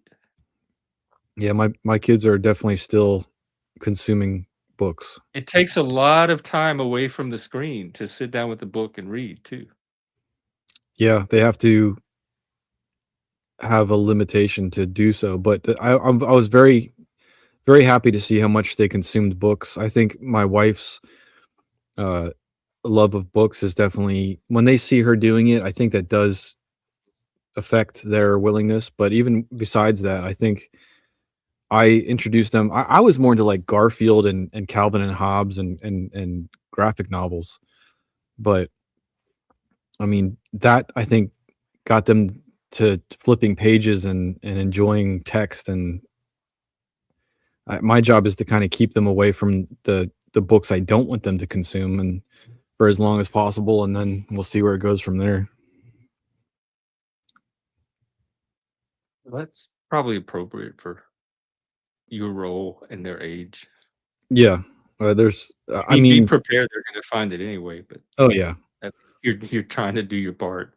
I'm doing my part to be a gateway to the internet and what exists, and giving them like Xbox with something to play on or whatever. But one of those days they're going to get past the gateway, and once that box opens, that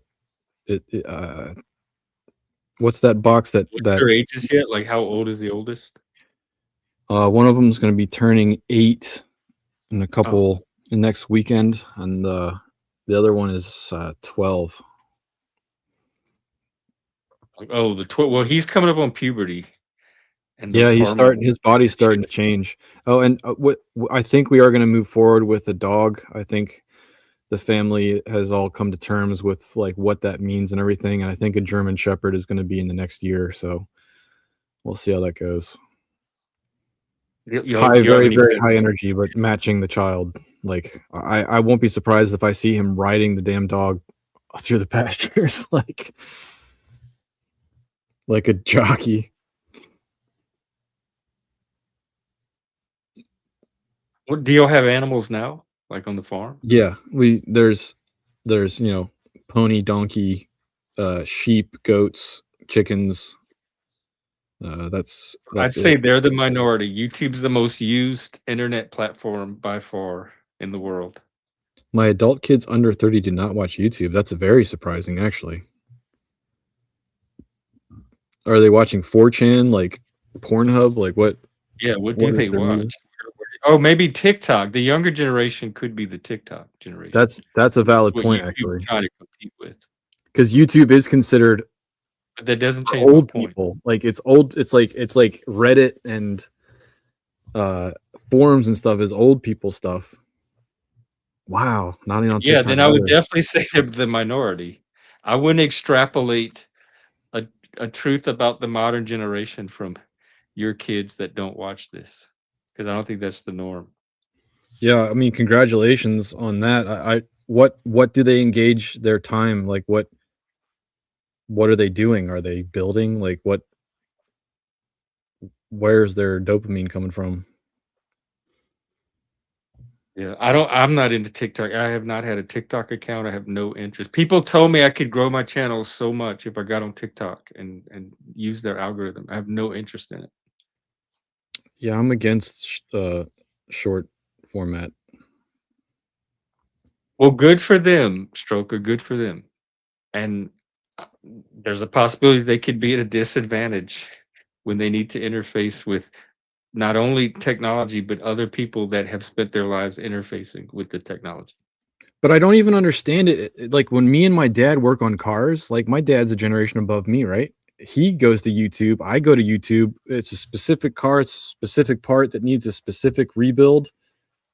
YouTube, man, that stuff's gold. Like someone already did it and they already videotaped it, and I can skip the bullshit of breaking stuff to figure it out myself. So I don't even know how to. I don't even understand. I can't relate. I honestly can't relate. And I Are they hate going when to I'm like? looking for something on YouTube. I Google for something, how to do something, and it gives me YouTube videos on how to do something. I want an article. I want text. I want something I can read. I don't want to have to watch a video to see it and wait and get to the part I'm looking for. A text, I can just okay, there it is. It doesn't work so good with car mechanics though. Like you want that visual representation of where the bolts are and everything. You can get it in text format in a maintenance manual, but it's I can usually do it not better. as beneficial. And then if I need to see it on video, I will, but that is definitely not my first go. But one of my co-hosts had some car that something was wrong with. He was trying to fix it. He almost took the whole thing apart, and he got it working finally. He would come and give us an update every day on stream. It took him weeks, but he did it entirely through YouTube videos. And he got this really complex problem with his car finally fixed Mm. through watching enough YouTube videos to do it. I can relate to what you're saying when it comes to law or politics or religion. I do enjoy being able to read it for myself and consume it and understand it that way instead of having someone dictate to me what it was. But I'm when just it not. comes, I'm not visual enough to bit like I. I'm textual. It's much easier for me to read something and understand it. okay, I don't have it. And plus, if someone's going to show it to me, it's better if they do it in person, where I can see it and touch it with them than behind a screen where I'm not even sure what I'm looking at because whatever angle it's being shown from.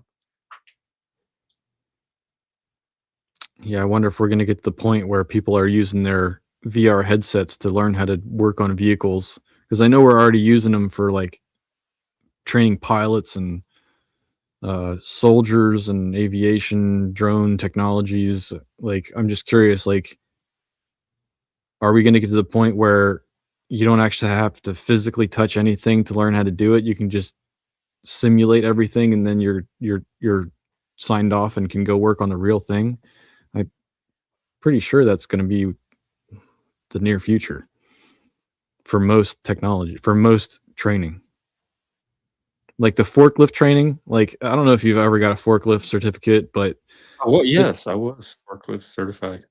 it's such a joke when they come to teach you how to do it. Like they teach you theory and then they like have you drive the forklift like forward or backwards and you never lift a load or anything. Oh And they no, just we had to watch a video And then my supervisor spent weeks with me training, every day we'd practice for about half an hour and I moved all kind of loads. And because then they test you, you have to get tested by this certified trainer and they have you move loads during the test. So he wanted to make sure that I could move the exact loads the way that they were going to test me on so I could get certified. I'm glad that you were tested that way. I was given the Timu version of that and still signed off. Oh no, they were in fact, the actual person that did the testing was so it was like a PhD. He was just a manager. I was so impressed with his knowledge and his thoroughness for like this job didn't require any of that. And I He walked was just away an feeling actual like I had teacher. just got out of a college class and I felt so filled with knowledge. I had so much appreciation that day for that experience. I can relate there when I was learning to drive a car and get my license. I had two teachers before I took the test. One was a young guy, and I told him I didn't know how to drive. And he's like, "All right, or just drive home, and then I'll go home." The next time, I got this old, grumpy old man, and he didn't care what I thought. He was going to go through the courses with me, and he showed me how much I didn't know. I was just an arrogant little ass. And he showed me like, "Oh, do a 3-point turn." I was like, "I don't know fucking how to do." He showed me and I passed my test first time. Because if it wasn't for that old man, and we traded kindness to each other because he smoked like a chimney. And he's like, "Can I smoke with you?" And I said, "No, I don't like smoking." And so for the first day in 80 years, he didn't smoke a cigarette, which probably didn't help with the grumpiness, but I saved his life for a day and he saved my life for a test. So I think it was a fantastic trade. My mom she paid for the state course. It was like a week, and you go to the DMV and you train and you study, and then they do practice driving with the little driver's ed car, and she paid for me to do all of that. And when it was over, the instructor called my mom and said, "Do not let this person get his driver's license. He is Wow. not ready." And eventually I got it years later. I was like 21, 22 when I finally got my driver's license. But I had my sister's friend got a ticket and she had to go to this defensive driving course. And she asked me one day if I would go with her because she didn't want to go by herself and I didn't have anything else to do. So I said, "Sure, fine, I'll go sit it with you." Oh my God, I learned more in that 1-day course than that entire driving thing. It totally changed the way I drove and thought about driving and everything. And that course made me a better driver than anything. And I was just Defensive auditing. I didn't even driving? have to be there. Defensive Yeah, driving? it's Is like that you're not only driving for yourself, but you're compensating for the poor driving of everybody else around you. So you're not relying on the drivers around you to do their part. You're kind of learning how to drive and adjust your driving to all the mistakes that they're making. Yeah. Yeah. That's how I drive. My driving today is shaped by that driving course. I've learned my father's the one that taught me that. Like it doesn't matter how good you are at driving, if you're not paying attention actively to all the bad drivers around you, it doesn't matter. So yeah. A lot of people And don't. They you didn't bank teach me on it. that in this driver's ed course. They didn't teach you anything about they No, just they're taught they're you like the passing you through technical like stuff out cattle. of the book. They're just like, "Let's get this number 6 out. All right, number 7, number 8, number 9. All right, see you later. I'm going Yeah, I home." had They to know don't the road signs and the distance between cars and all that, but they didn't teach me anything about my relationship to the other cars on the road, other than Right. basic like how to read traffic signals from another car. Right. If I was I mean, first of all, much respect to all the guys that are willing to risk their life to go on the open road with kids that don't know how to drive. 100%. If I Yeah, was but that guy that was brave enough and I saw this kid tailgating the next car in front of him, instant loss, it's instant sign off. Like if you're showing poor decision making actively on the road, I don't even care if you know the road signs. Like it's just you're not you're done. I can tell you, but I knew all that part too. I was just so uncoordinated with the car itself.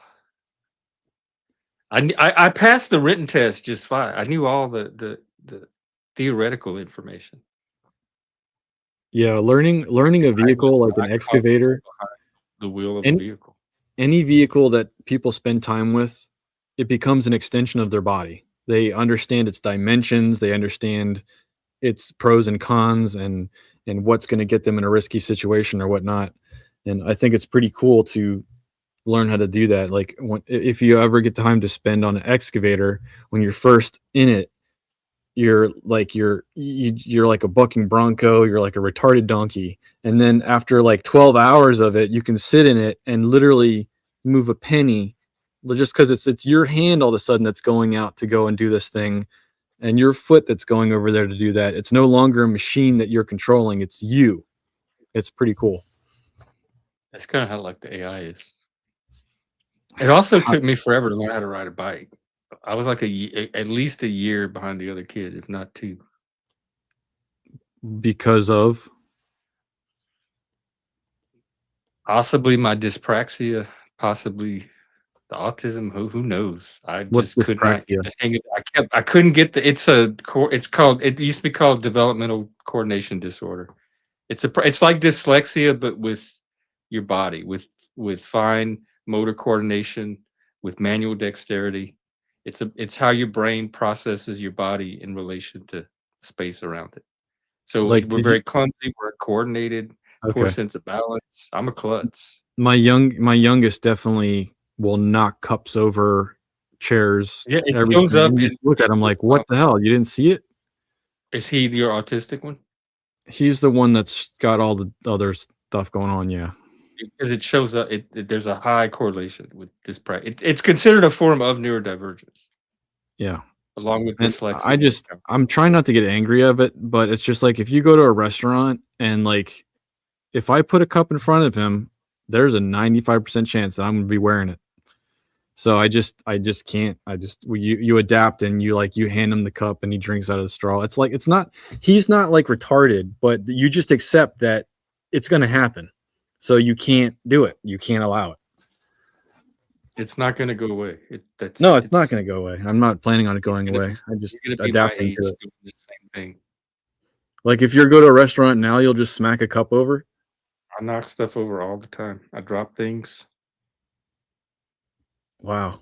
Part of it is because the way my brain my body is mapped onto my brain is off. Like I'll think something's here, but it's really here. But my brain perceives it as slightly different than where it actually is. So you're But constantly glitching out when you go to interact with physical objects.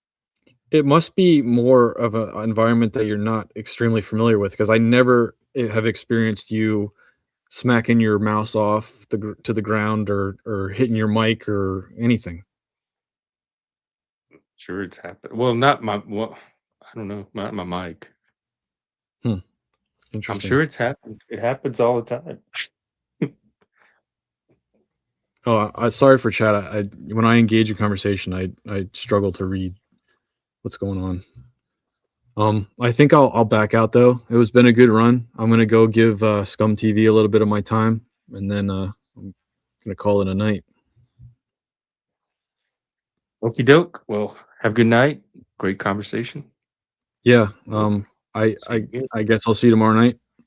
Or Oh are you yeah, at doing the pub. are, are you doing morning Is stuff he on the doing the weekend? pub? Steve, are you out there? Huh? He probably passed out by now. I'll let you know if he's not. Oh. But I usually take the I'm Sabbath. gonna do something for Valentine's. I'm gonna do the losers Valentine's. I do that every year. Oh, I hope all the losers out there really appreciate it. Yeah, I gotta figure out. I don't know. I usually try and take the morning off on Saturday Sabbath to just disconnect, and then nighttime I get back into it. well, That's I'll all I either got. see you at the pub or somewhere else. Yeah, man. Be safe, buddy. You too. Take care.